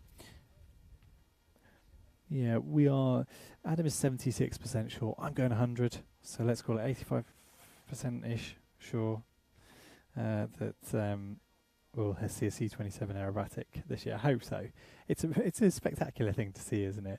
That aeroplane could go up and down flying aileron rolls, and I'd be pleased. Oh, nice. Shifty saying he's building his 30-second scale F-15C whilst watching this. That sounds like a nice way to go. I hope you're nice and cool. Does the equipment work well in this heat? No, it wouldn't work well in this heat. So Adam says he doesn't work well in this heat. I'm not doing terribly well either. We will keep it together, I promise. But cameras are generally okay. It wouldn't hurt to have a bit of a sunshade on them, but generally okay. The equipment inside, computer-based, equipment would not do well in the heat, so it's air conditioned down there. It's just about on the limit this weekend of what the air conditioning will put up with, but it'll be fine. That camera looks expensive. The camera's not too bad. I've just bought that, about £3,000. The lens is about, I don't know, buying it new year into tens of thousands. I was watching one on eBay that went for £20,000 not too long ago. I would love one. I would love one. Come on, a few more members join up, and I'll buy myself one, and I'll be out every day filming airplanes for you. It is a wonderful setup. This I'm shooting on my set. I'm not set on slow mo at the moment, but this will do 150 frames a second in 1080 actually. But with the stabilised very long lens as well, it's a lovely combination, and not something we get to use too often. If you've been familiar with our content over the more recent years, we're using cameras like this one that's off shot, our old JVC, which has a small sensor, which means with a not very expensive lens you get a really good telephoto effect. So it's been a bit it's hard not to just fall back and use those, but picture quality is not what you get out of this one, so very pleased to be using the good stuff, which I rent in for corporate work and things. Can you confirm if the Black Eagles are, drumroll, that moved, still there? They are still here. Didn't depart, haven't seen them. Talkbacks, want to swap it out? One. It's getting to that stage of the day where batteries, we're keeping all the batteries, all the cameras on mains, but things like the talkback, etc. Yeah, requiring a little bit of a top up of batteries, bit of a swap around we're going on. CC150 coming from Prestwick. I don't see him on ADSB. I don't know. You'll be more informed if you're staring at it than me. Hey, thanks guys. I'm going to take this as a vote of encouragement for me to go sink some cash into a silly, expensive lens. James B and Nick Wanfer joining us, Plains TV supporters on YouTube. Thank you for that, gentlemen. I am going to assume that your contribution to the channel is earmarked for me to go and buy a fancy new lens. Thank you, gents. One day, anyway. In the meantime, I'll rent it from the good folks at the rental place we use. Right, I see a helicopter out to the west there. Looks like Andy's picked it up. I think I'll say cheerio for the time being. Another welcome to everyone. Thank you for sticking with us all day. Bit of a flaky start, wasn't it? But we got there. Nice and set up now for the rest of the show weekend. If you're new to the service, do give this video a like and share it to anyone that you think might enjoy it. We're about to go into an hour or two of rehearsals. Right, I'm going to hop on camera.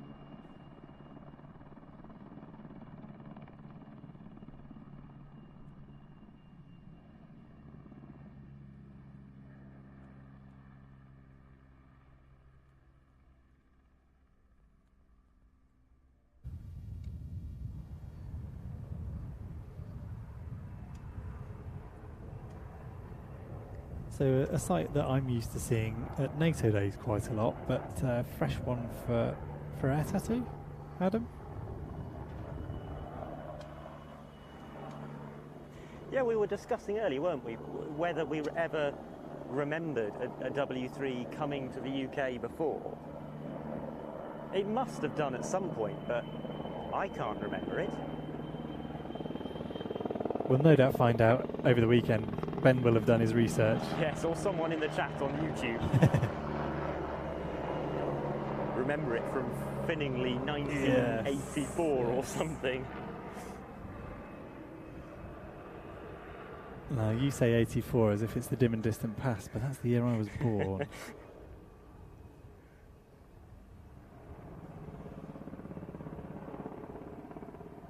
So I think I'm going to switch to the slow-mo mode, so viewers, it'll be interesting to know if you notice a difference. So, and it means I end up shooting at a higher shutter speed, so it sort of freezes the action a little bit. Not that noticeable to the untrained eye, but it's a sacrifice I'm willing to pay to get a bit of slow-mo. I jokingly said 1984 actually. Looking at my notes, which I have just found, it probably not, because I'm not even sure it was in service at that point. There It we go, first flew in 1979, it says here.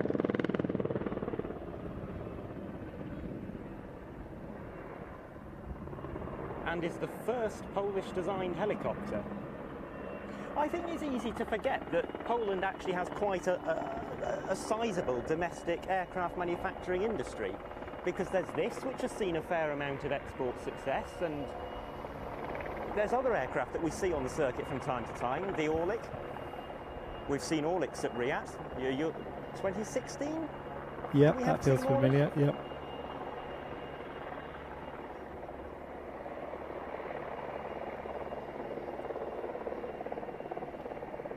And then there's the M28s, the Bryza or the Skytruck, depending on who's operating it. We've got two of those on static, one from Estonia. I can't remember who's providing the second.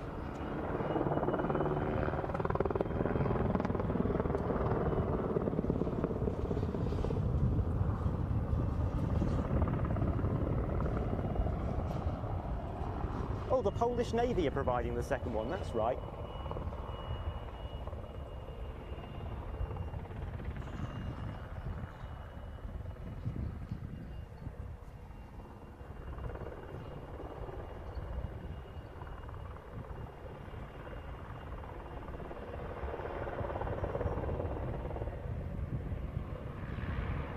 But this one from the Czech Air Force, who operate 11 W3s, they got theirs in 1996, and that was an exchange of aircraft between Poland and the Czech Republic.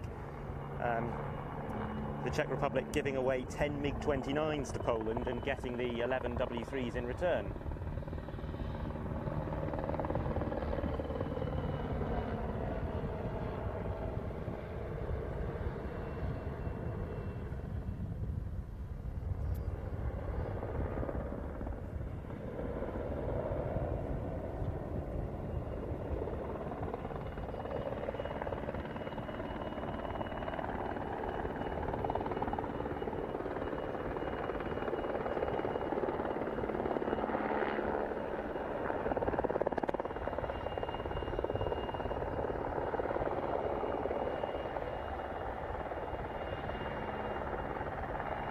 Ten of those 11 helicopters are operated by this squadron, the 243rd Helicopter Squadron. Of those, 6 are configured for rescue missions, like what we're seeing demonstrated here, and 4 for light transport. And it's always interesting seeing a bit of interaction with the ground, isn't it? It is. You mean the two guys, fair amount of interaction going on with the air as well. Quite enjoyed trying to get that tight-in shot of the two guys there. It's sprightly climb rate, that, isn't it? Absolutely.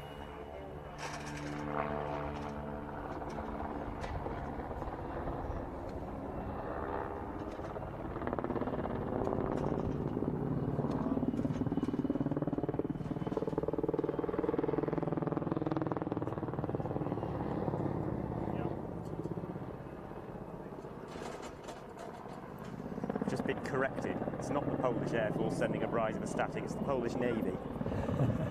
Been told by a Facebook friend who's obviously watching along.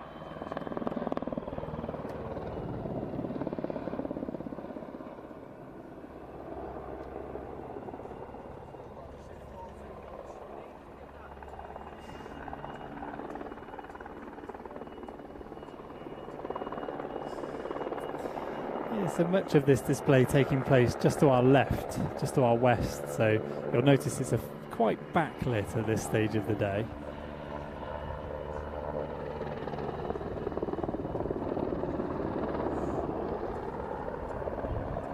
You'll have seen Czech W3s before. I haven't. I've only seen Polish ones. I don't remember seeing one thrown around quite like this before. It's quite dramatic to watch.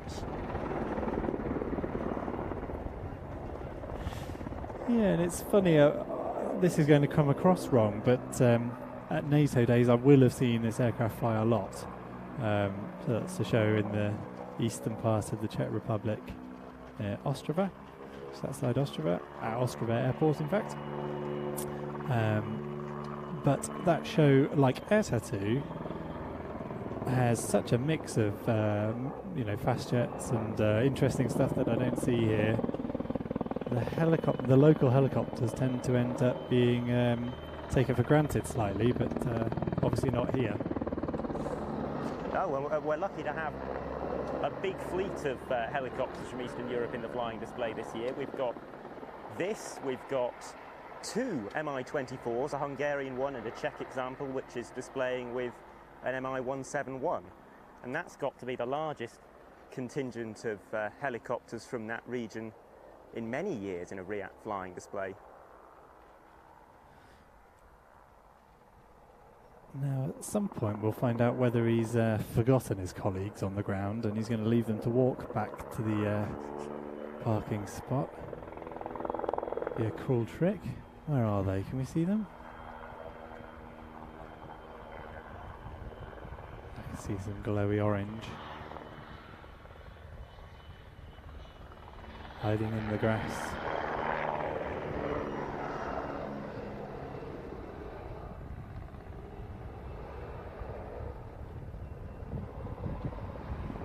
Oh, looks like he's not going to make them walk.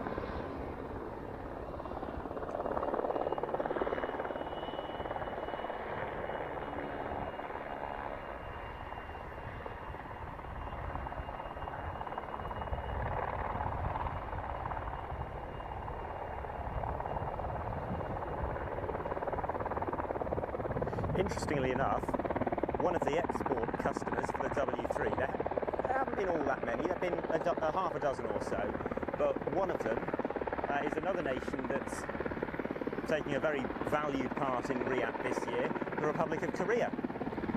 Made it all the way over to Asia, and Myanmar out in Asia operating it as well.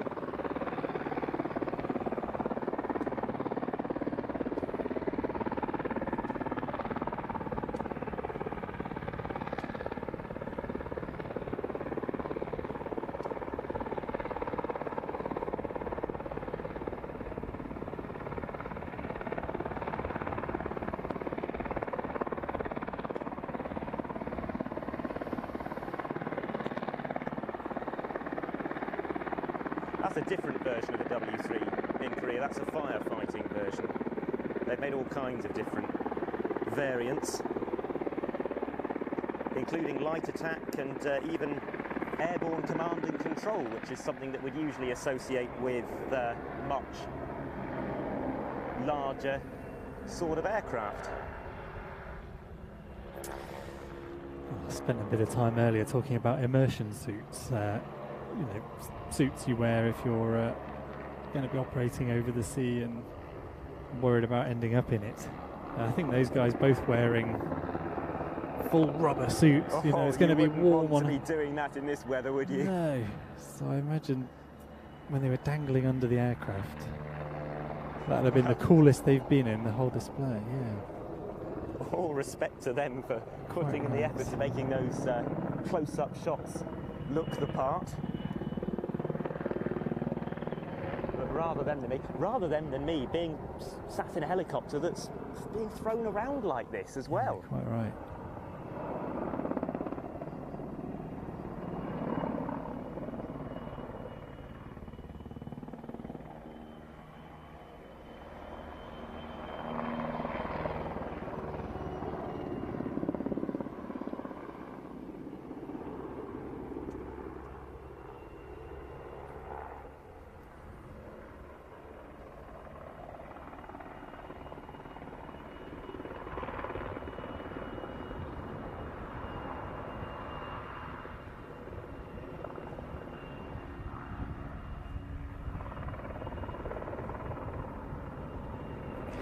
That looked like a bow to me. Yes, I was just about to say, I wonder if that was the final manoeuvre.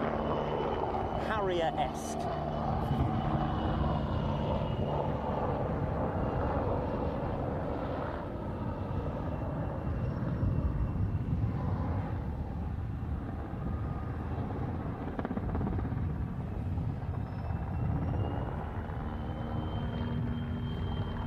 One more. Looks like one of the crew is waving in the doorway there.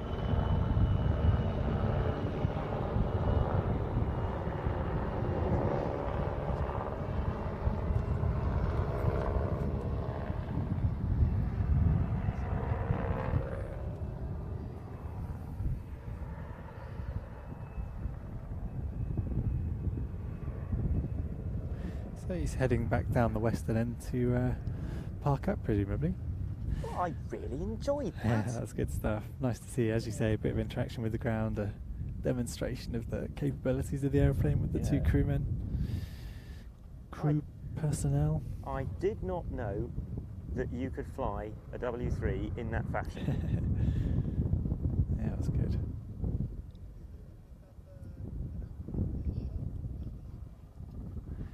And Frias are going to get an excellent view of that. And that's the Frias enclosure you can see there just to our left as we look out onto the airfield.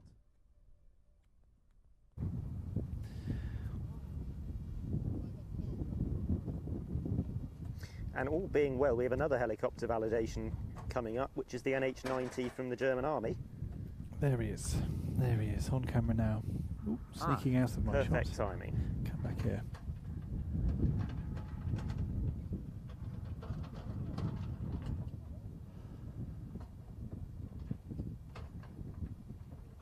So in a couple of days all of that area will be chock full of people, but at the moment it's just a line of speakers.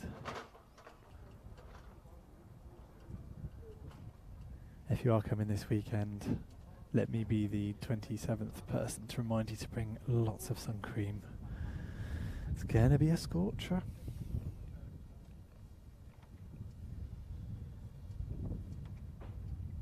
Question for you, Ian. Okay, sounds ominous. Full disclosure, I would not have got this right. Okay. But there's the NH90 down at the end of the runway looking quite large. Yes. And we just saw the W3 looking fairly compact. How many passengers do you think you can fit in each one? Goodness.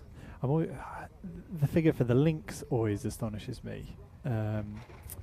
Gosh. Well, I don't know what the fit is, but presumably in that This is a maximum capacity fit. And we're talking about general people, not necessarily fully equipped troops with lots of equipment on them. They could have a 3, 6, 9, 12. What, 12 passengers in an NH90 maybe? 12 in the W3, Gosh. 20 in an NH90. Wow. Yeah, okay. Or 1.5 tons of cargo.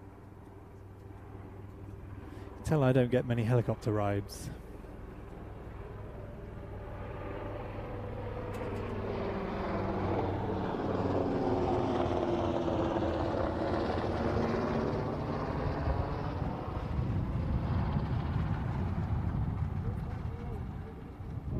I bet there's quite a speed differential between the two aircraft.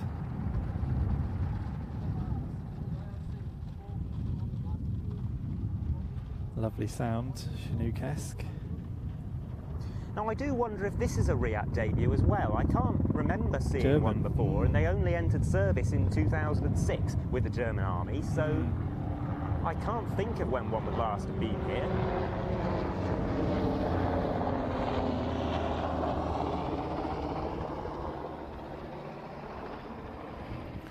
I suppose we're used to seeing the Bo 105 on occasion in the past from the German Army. Yes, in 2015, I think was the last occasion we saw that. Now retired, I believe. Yes. But those were always tremendous displays, and again will be available on watch.planetv.com, but fully aerobatic in that case. I'd say I'm not paying him to say it, but I suppose I am.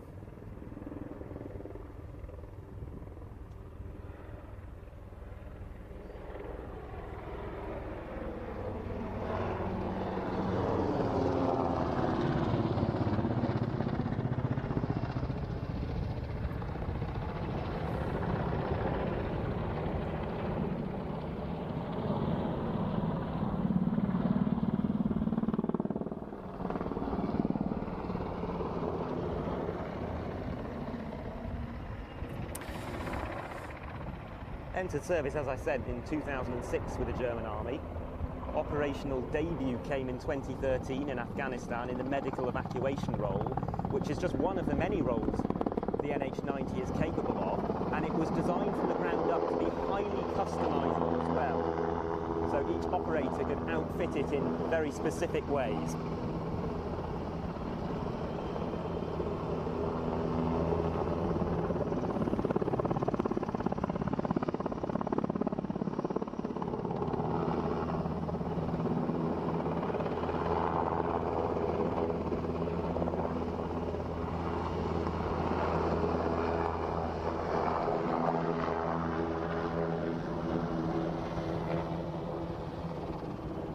To give you an example of some of the other roles the NH90 is capable of, the German Navy is soon to take delivery of its NH90s, including one batch that will serve in the search and rescue role, and a second batch in the anti-submarine warfare role, replacing the Lynx Mark 88.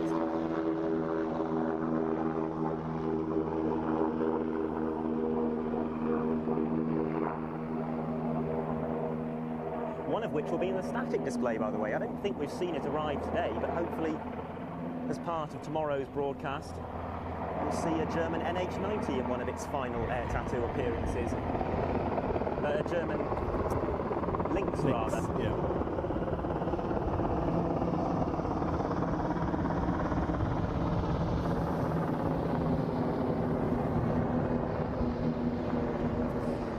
I can feel an aggressive nose over coming up. Anyone else? It's a very dynamic pitch rate, isn't it? It's slightly, the size belies the manoeuvrability that it has. I remember being very impressed in 2018 with the Finnish Army NH90. Yep, you were right.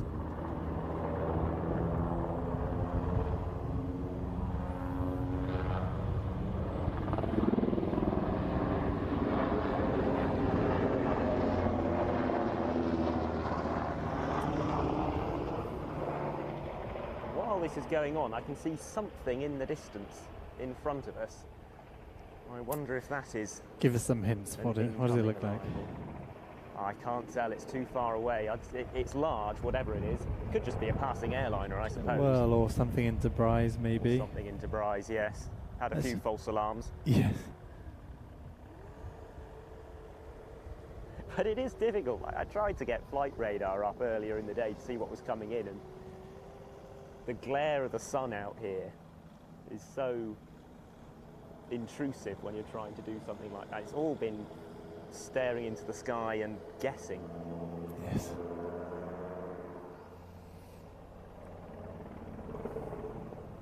Hope it hasn't shown too much.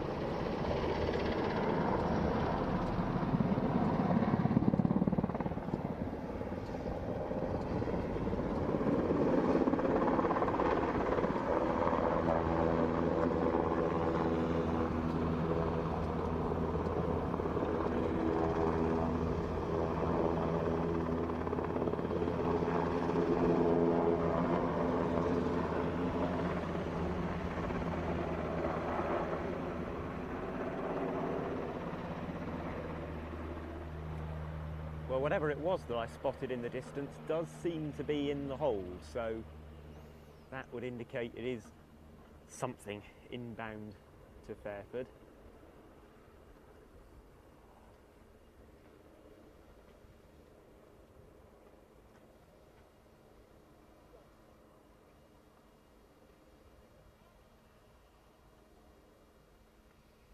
So a few more rehearsals lined up for us, aren't there? Certainly the Typhoon. The Italian trio of solo displays from the RSV. Yes.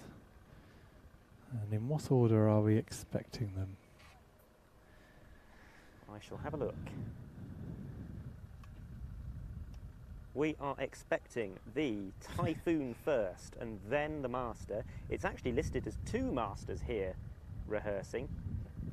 I'm guessing it's just the one, because I think one was heading off to the static display.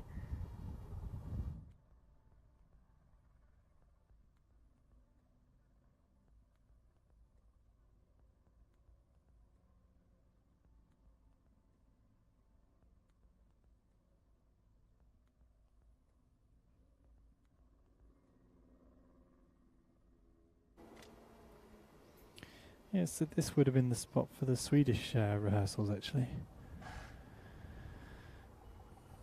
We're going to have a busy day tomorrow. Yeah, squeezing all of those in. And so many stars of the show still to arrive. Not that they're late necessarily, many of them were always planned to arrive tomorrow, but lots to join us for, that's for certain.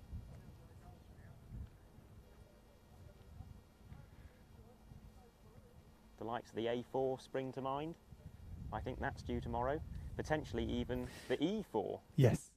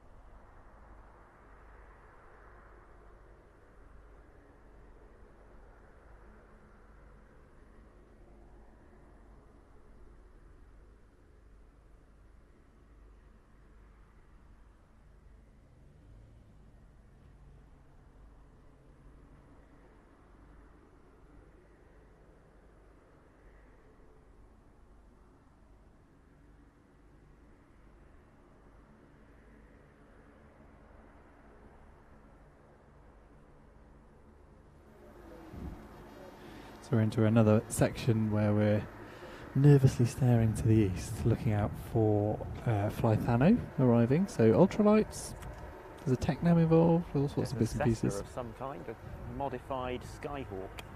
Oh, got it. But I think, judging by what the C-27's up to, we're going to get a rehearsal from him first. So Looks like it, doesn't it? Yeah, we'll have our questions answered regarding whether or not it's going to be an aerobatic display very shortly. Although he is following the follow me car, not towards the nearest threshold, so that's interesting. We're not expecting two C-27s, are we? One heading off to static? Don't think so. No, we only had the one. Puzzling.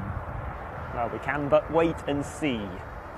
Do they use the follow me's to bring them out to the runway for takeoff? They do, don't they? I think so. Downwind takeoff? Maybe. Well, we'll find out in a minute, but we've got those aircraft arriving. This due to rehearse, and what else due to rehearse? The Polaris, which will be after the C-27, and that is the last thing, assuming there aren't any late arrivals that were scheduled to come in earlier and haven't appeared yet. And that's an arrival rather than rehearsal? Yes. Yeah, so winding down, but a little bit more action to come, hopefully. Polaris is worth sticking around for. Yes, absolutely. What time is it now? The time is 18:34. Okay, so we're expecting him at, as you said, 10:02. So if this guy doesn't take off and is, maybe he isn't dragged into the static, but if he is, then we do have a little bit of a gap here. Worth me saying thank you very much for tuning in, and lovely to see all the conversations going on in the chat. I still want to know who it is that looks, which one of us is his that looks like the guy off Car Wow on YouTube. Which the fact that we can't tell probably suggests neither of us look that much like the man. Well, I from don't the know. adverts. I don't know that we're the best judges, but I'm intrigued. It's an ego thing. I'd like to know. So answer on a postcard, please, or in the chat, indeed. And if you have been enjoying the stream, do give it. I think he's heading for the runway, you know, because he's just let him go. I think we're looking like a C-27 rehearsal. What is it? Not 27, but 03 takeoff potentially. 09. 2 what? 09. 09. What did I say? 03. Okay, maybe not. Unless he's using all the runway. Don't know. The wind has swung round a bit now. I think that is possibly the better runway for wind.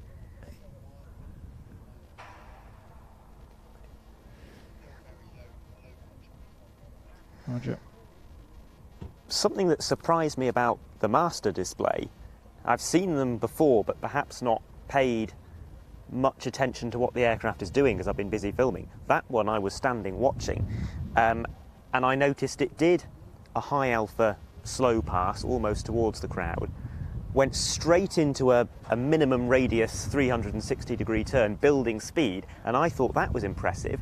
Then it pulled up, which I thought was even more impressive. I thought it's going to loop off the back of that. Got to the top of the loop, 180 degree roll, carried on going up. Yeah, that was a not really nice section. I was chuckling to myself when he rolled level and pulled vertical again, because I'd already given all I had in, you know, you do end up contorted around a tripod when you're trying to follow an aeroplane that's just gone vertical. Yes, making things a bit challenging. He's not looking very lively, is he, the C-27? You take it back. It's looking very lively. Back. Excellent. Okay. 09 takeoff. Here we go. We'll find out if it's aerobatic or not. I don't know if it's the same with the Spartans, but certainly the Typhoons in the RSV, they aren't squadron aircraft. Like we'd think of the Typhoon solo displays as 29 squadron aircraft, but they come from the normal Italian Air Force squadrons, and they're pulled into the RSV temporarily, on loan, if you like. Don't know why that is. Maybe it's to try and distribute airframe hours and stress evenly across the fleet. sure this sort of flying wrings a lot out of them.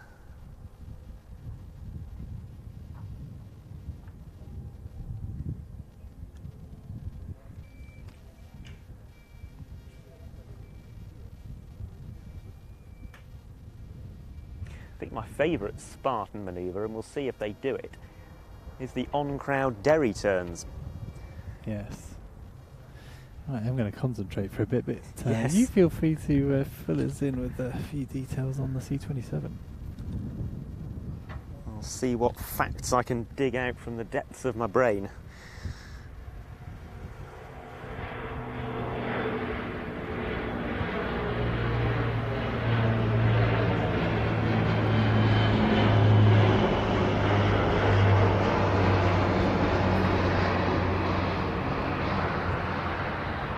So if we're getting the aerobatic display, what we will hopefully see now is a 60-degree climb and then a very steep wing over.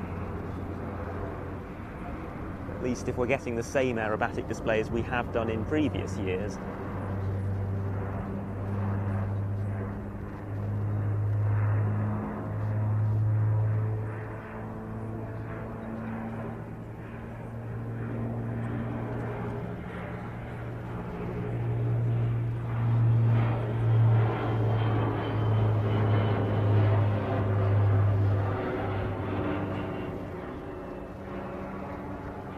I don't envy you filming that, Ian. That looked tough. Yeah, do need to take up some yoga in the winter, I think.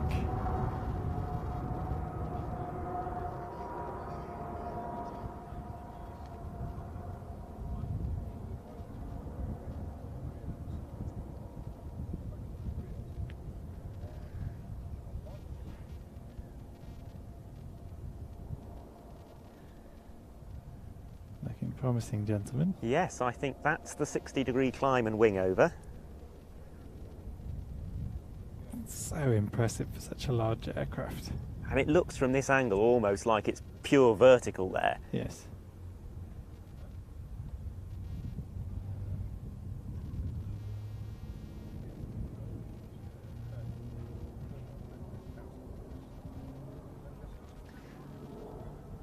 So, a derry turn now, I think.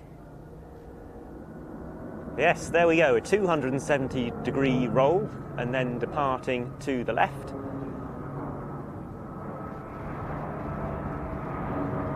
Dogfighting manoeuvre named after John Derry, the test pilot who popularised its use at air shows back in the late 40s and early 50s.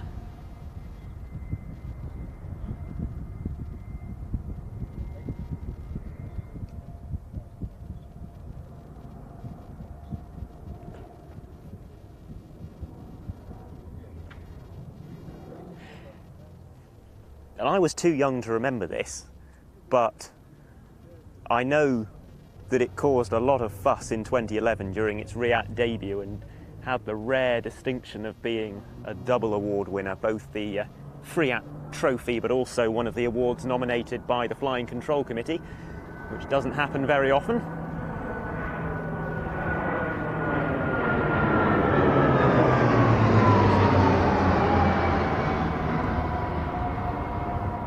Get a demonstration now with 360-degree Schneider turn. And despite the very impressive turn radius, that's all being performed at no more than 3G, which is the aircraft's maximum load factor.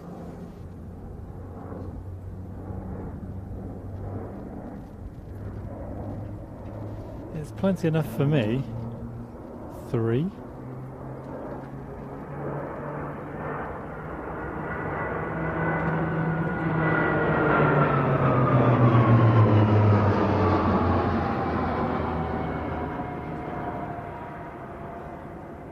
What's the most amount of G you've pulled then?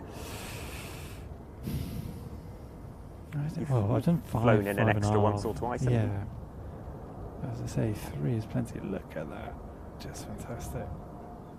Oh, another lovely derry turn.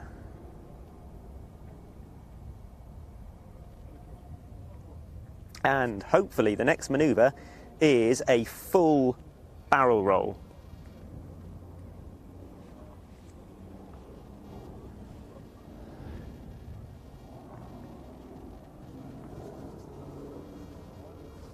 This is where you describe to us what a barrel roll is. Is it describing the shape of a barrel lying on its side in the air?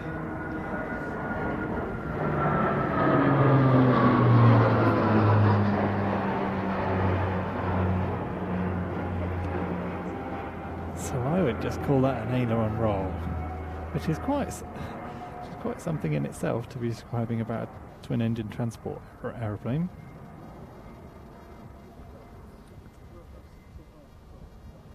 And one of those derry turns, fantastic. Are you going to hold me to the barrel roll description of the last one, are you, or not? I think technically there's a third type of roll between the two called a ballistic roll. Well, the Americans like to call pretty well anything a barrel roll, as far as I can tell. You can tell Google to do a barrel roll and it will do an aileron roll, if you ask me.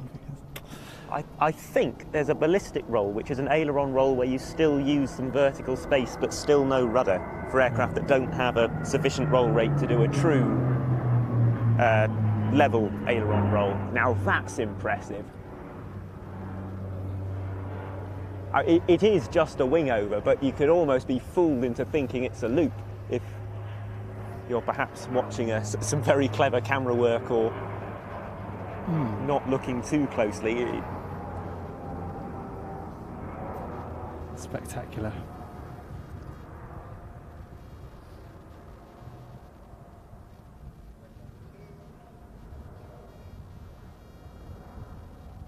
And we'll see on the next manoeuvre another Schneider turn, but this time with the rear door open.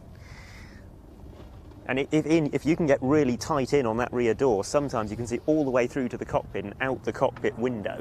Hey, there's a challenge for me. Yes. Okay. And you've got to do it now because I've told the viewers that that's what they're going to see. Yeah. Well, I'll stay tight then, which makes things a bit challenging. Probably means I'm under about focus as well.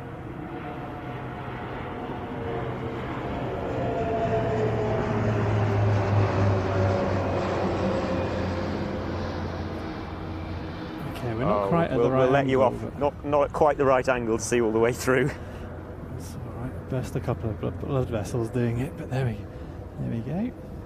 So primarily a transporter, as you can see from the presence of that rear ramp, but there's also maritime patrol versions, signals intelligence aircraft, and even electronic warfare,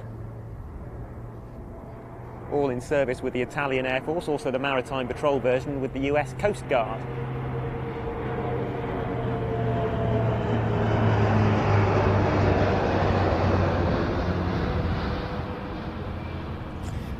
Ramp still down, still can't see the cockpit though.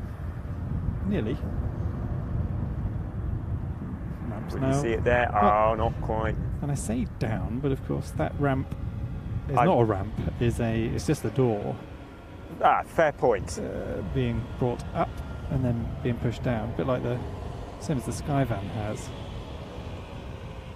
Had one of those descend on me whilst I was sat on the back of it, the back of the Skyvan floor once.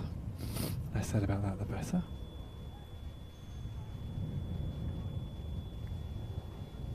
You've got to be very careful with your language, haven't you? Ramp, door. Wow. It's using them interchangeably. Yes, there is a difference, isn't there? Of course there is. Well, I suppose so. Yeah, I'd spare yourself some blushes and don't check the chat later. And hope I'm not going anywhere near the chat. I hope that Ben Donnell isn't watching because he'll be pulling you up on stuff, I'm sure. No, he's such a kind-natured chap, of course he wouldn't. And he's better things to do with his time, let's face it. Look at this side slip. Very I don't recall dramatic. seeing that before. Tactical approach to land. And probably a very short landing roll that we're about to see demonstrated.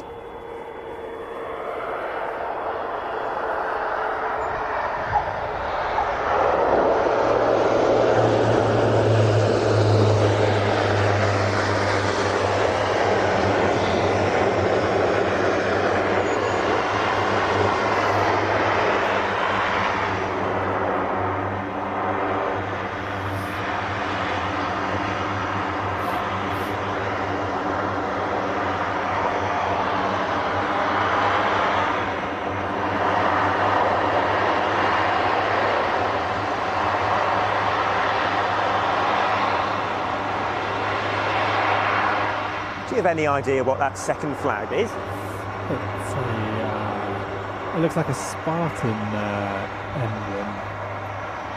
I only caught a glimpse, not sure.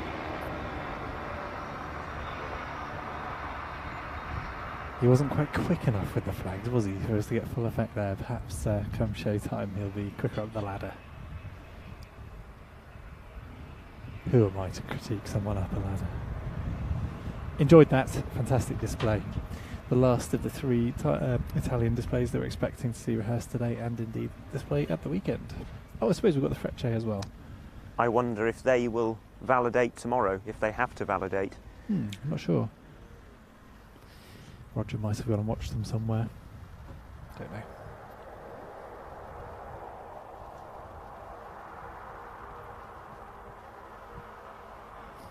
Have they done any more Northern European shows recently? Frecce? I'm not sure. I'm not. Feels like a long time since I've seen them. Very much looking forward to that. I go on about It would this have been the same show for both of us. It would have been RIAT 2019. The difference was you were here at Show Centre and I was about a mile off to the left. You'll have had better light if it's later in the day. Yes, I did have good light. Well, actually, I think it was an overcast day. It was high enough they could get their full show in. I don't think back home they have to wheel out their flat show very often. They managed to squeeze their full show in on the day that I attended, which was the Sunday. But there was some high overcast. Sun cream in my eye, always helpful. Yes, I've got the same. You were telling me earlier on the stream that it doesn't do that. Yeah, I know, but I can't tell you why it has today, but it's not very pleasant. But better that than sunburn, which would have been a definite risk factor today. Yeah. And a glorious one. So the only thing I see in the airspace near us is a citation at 28,000 feet. I do wonder if the Fly Fano team are transponding, because some of them are ultralights. I'd have thought the Cessna would have a transponder, surely.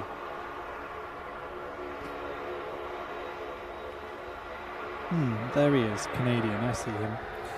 So out to our east, just turning final now. It's been in the holdover. That's the Polaris. Prize. Excellent. I like the image they've used on FR24. Looks like a vintage Airbus. Oh, the old Airbus house livery. Yeah. Great. All right, well, I'll point the camera in that general direction, shall I? I said this earlier, but I'm sure plenty of people have joined the stream since then, but this is the Polaris's first visit to a UK air show in 20 years. It's also a particularly rare Polaris. There's only 5 in the service of the Royal Canadian Air Force. 2 of them have been kitted out to do air-to-air refuelling, and this is one of those 2. Designated a CC-150T. And I see him, he's a dot, but I see him. Fantastic spot from the Canadian Air Force. Wouldn't it be nice to see the snowbirds one day?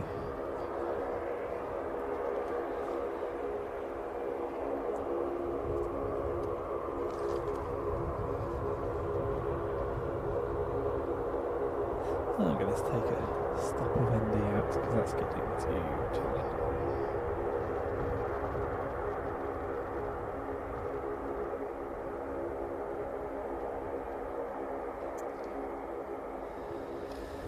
No, I'm not.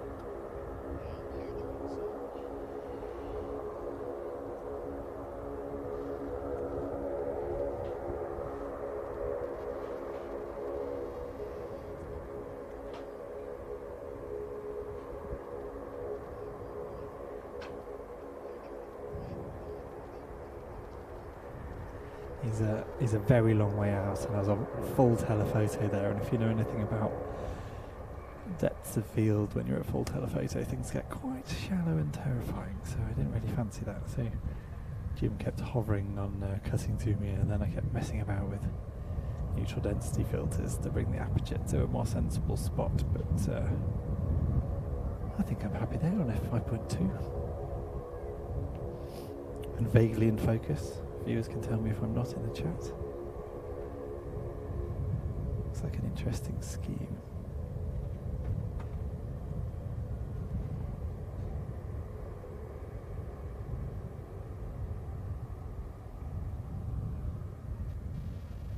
Yeah, very nice scheme. Have you seen that? Whoa. Yeah, full telephoto on a very, very long lens. I'll zoom out, give you an idea of how far out he is, and we will get a lovely shot of that nice scheme in a moment. Give myself a breather. It's been a long day. Thank you for joining us. This is our expected last arrival of the day. We'll have plenty more for you tomorrow.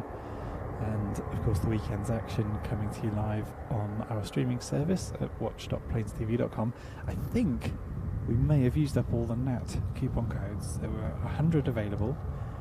Airfix very kindly giving 100 free NAT Red Arrows 1/72 scale kits to you guys, anyone that signs up to our streaming service at watch.planestv.com using the NAT coupon codes. So spelt capital G, NAT, and that gives you not only a free kit, you just need to pay for the postage, you also get 3 months on the on-demand service with 20% off each month, so just £8 a month. So that would give access to the live broadcast here at RAF over the weekend, but also the highlights that we produce off the back of it, and of course our back catalogue of stuff going back 30 years, with apologies to people who've been watching me all day repeating that message regularly. But very grateful to Airfix who've supported us with that. They also have a offer on their website this weekend, and if you use the offer code PLANESTV110 you'll get 10% off at airfix.com. Let's get in the RIAT spirit and buy one of the aircraft that's participating in the show this weekend. Well, and this one's a special one. Ah, it's the special scheme VIP aircraft as well.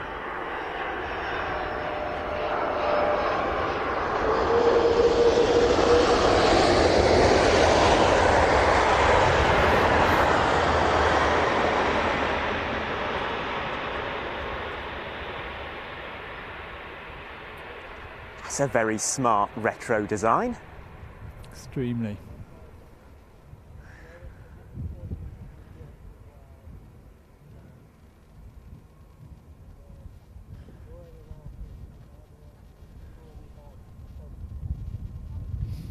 So unless those ultralights appear, I think we're heading towards that being a job done for the day. Am I right in saying the airfield closes at 7, is that right? I think that is the case, and we've only been streaming for 10 hours. 10 hours and another 10 to go tomorrow. A couple of 8-hour flying displays over the weekend, and a half day on Monday for departures. They'll rattle off fairly quickly. But thank you for joining. Do give the stream a big thumbs up if you've enjoyed what you've had today, and do subscribe on YouTube if you would like to support us in what we do free to view here on YouTube. There's the membership system on YouTube, gives us a little bit of money each month, encourages me to drag the guys out to do more on that service. And of course, if you'd like access to the weekend's live viewing, live streams for Friday, Saturday and Sunday, they're going out on watch.planestv.com. And yeah, remember that coupon code. I haven't spotted whether they've all been used up. They nearly had about an hour ago, so you may just sneak in now if you manage to use it. Right, if Jim's there, I'll say goodbye to everyone, I think. I'm just having a glance through the aircraft list of aircraft that are expected to be at the show this weekend, and there's so much good stuff still yet to arrive. It's going to be a busy day tomorrow. Which we're very much looking forward to. Oh yes. Looking forward to 8 hours sleep in the meantime. Oh, we'd be lucky. I will do, Jim. Is this camera on clear?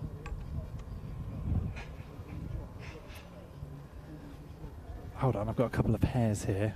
There were one more arrival. Where do those hairs go? There we go, going for a run across the runway.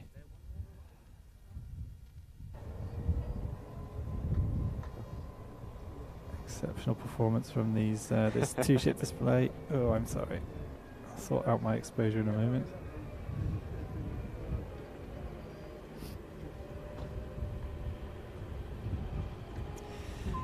All right. Before I slip into complete madness, following hares around the runway when I really don't need to, a big thank you for joining us. There's an aircraft with flashing lights on the runway, so it looks like we're probably done for the day. It's clouded over slightly, but I've done whatever I could today to keep out of the sun.